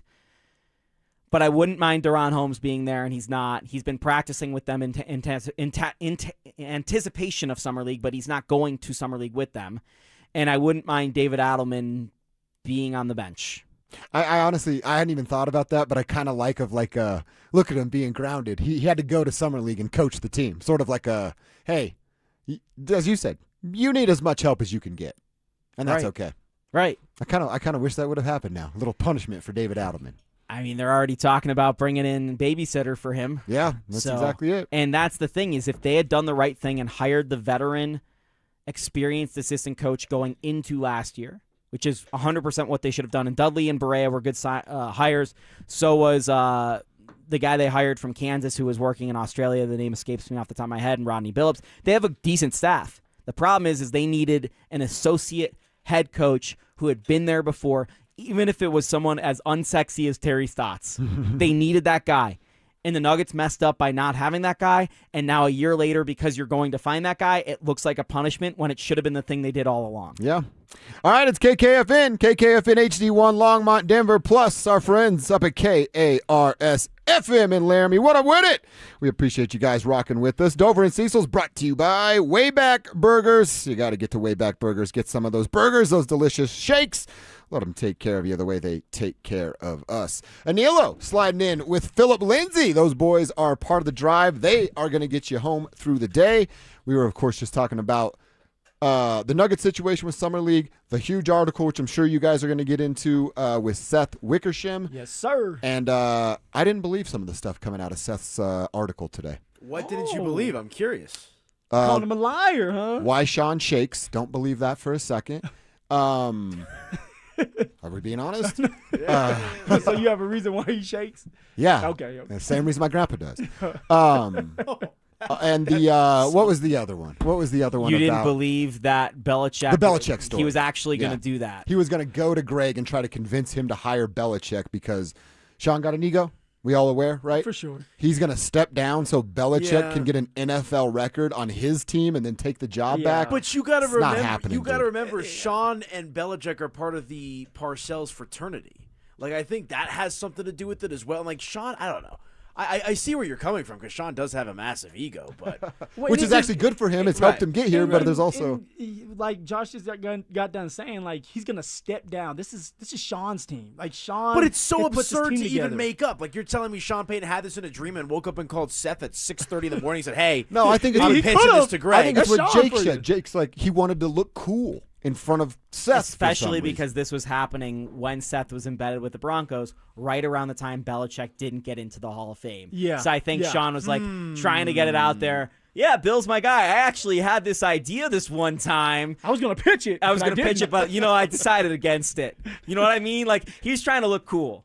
I will say this, having Sean Payton and Bill Belichick in the same room together, I mean, Bill is great when it comes to the defense. All right, I'll tell you guys that right now. Obviously, Bill has all the Super Bowls, but getting ready to play against Bill Belichick's defenses, I mean, it's a nightmare. You're up all day long and even at night trying to figure out what defense they're going to come out with, and it's always different on every single play. So that would be beautiful, a beautiful sight to see if Belichick and Sean were in the same room, coaching kind of the same way to see if they could win. But I'm with Josh and Jake on this one, man. It's hard for someone like Sean Payton, who has a big ego, to say, I'm going to step aside and let Bill Belichick win a bunch of games with my team. Yeah, Josh also didn't believe that Sean would have retired from the Broncos had they won the Super Bowl last year. Oh, I believe that one. You do? I do, too. I believe that one. For real. I think there was some smoke to Sean being towards the end, but I also think that he thought that, but once they got to the situation where I just won a Super Bowl with an awesome defense and a second-year quarterback, I don't think he's hanging it up at that point. So I think that's an idea he had going into it, but once he got there, he would have said, let's think differently. Well, let me ask you guys this. Like, what else would my man do if he wasn't coaching right now? Because he tried to sit there, be an analyst, on TV, and he liked it, but it was boring. It didn't give him that hunger. It didn't give him that excitement that he was looking for. So what else would he do? I think that's a fine retirement plan, to be honest. I think he enjoyed it. I just think, you got to think about, the thought of satisfaction, too. And I tend to agree with Jake that, had he won the Super Bowl, maybe there's this idea of, we still got this runway with this quarterback and this defense. But also, it's at least to me, the opportunity to go out on top like that. I mean, that's not guaranteed for anyone. Not even Tom Brady went out on top. Yeah. He won a Super Bowl, but he came back for another year, cost himself his life with his family and his wife. And then, now he's doing his thing with this person and that person on a boat. But he went down swinging, man. That game against Los Angeles, he went down swinging. I'll tell you, there's something to respect about that. I was with the Colts when that was going down, and it was a preseason game. I can't believe we're talking about this. Going down? When Tom Brady. And Tom Brady was dealing with issues with his family and his wife. And what I heard is he had an ultimatum whether you stay with your family or you come play in this preseason game. And his wife pretty much said, if you play that preseason game, we're done. My man showed up to that preseason game. I'm like, dude, this is a preseason game. A week later, we all get the news that, Giselle files that divorce. And I was like, damn, man, I literally witnessed this man out there when I was with the Colts in a preseason game playing when he should have been with his family. Crazy. She ended up with the judo instructor. Probably what happened. After. She wished him a happy Father's Day, but not Tom. Yeah, pretty much, right? No, but I mean, to be fair, like, Tom and Sean are kind of cut from that same psychotic cloth of, like, football lifer. Like, the football lifer is different than the baseball lifer, right? Or the basketball lifer. Like, there's something, like, I don't want to say wrong because that's probably a strong word, but it's like, it's so obsessive.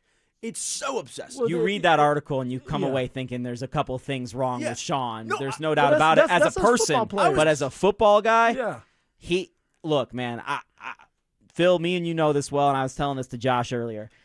Out of all the coaches I covered at Colorado, the coach everyone loved the most was the least successful, John Embry. Yes. You know, everyone loved Embry.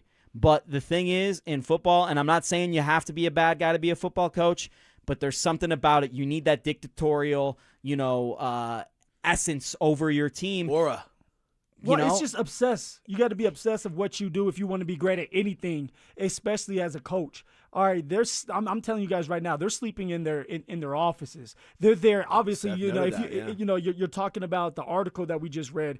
They're there until 2:00 in the morning just to turn around. All right, at 5:00 in the morning and have more meetings. Like, you have to be borderline crazy to do that and obsessed with what you do. And that's exactly what Sean Payton is. He loves this game so much. He's willing to do whatever it takes. Keep his guys there until 5:00 in the morning. Don't drink, coffee all day and then come back and still be awake. Like, who does that? Coca-Cola bottles all day. Like, what are we doing here? That's Sean for you, and that's why he's one of the better coaches that have ever coached this game. Two things off the playoff run I found fascinating in the story. One, they called the fake punt on 4th and 11. Baby shower. In overtime. Baby shower. Yep. They were going to run it. The second, he admitted to finally regretting going for it on the 4th down in the AFC Championship game and not kicking the field goal. Either you guys on either one of those, what was your kind of takeaway? Hindsight's 20/20 with that, though. Like, the baby shower thing's kind of a fun little nuance thing, Phil, right? But, like, when it comes to,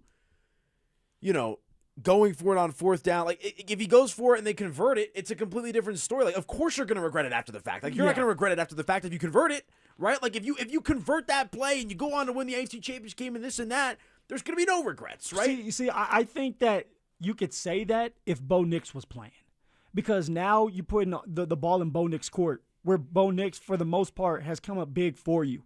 But because you're playing a backup quarterback that has never been in this position in his life, actually playing in his first game, regular season game in the playoffs we're talking about, you don't do that to that man. I understand you're Sean and you're trying to put all the trust in your quarterback, but you also have to reward your defense and what they've been doing for you. And that's what you do by kicking the field goal. Now you go up by 10. You give that luxury a little bit more leeway for your defense to be a little bit more aggressive, and then you go back to the drawing board and maybe you do something later on. I'm with Sean. Sean should have never went for it. And I don't know how you guys truly agree, but he should have never went for it. Especially I was sitting next to Anilo and him go, the game's over. Psychotic. Me and him turned to each other in the press box and we said the game's over. Yeah. Before they even came out on the field, as soon as the personnel came out, we're like, oh, this is bad. But I look at those 2 4th down decisions. And I understand them calling the fake punt. I understand them wanting to go for it on 4th and 11 in overtime against Buffalo because you don't want to give Josh Allen the ball. 100%. I don't understand them doing a fake punt instead of just letting Bo Nix have that opportunity. I don't want the ball in Crenshaw's hands and 4th and 11 in overtime of a playoff game.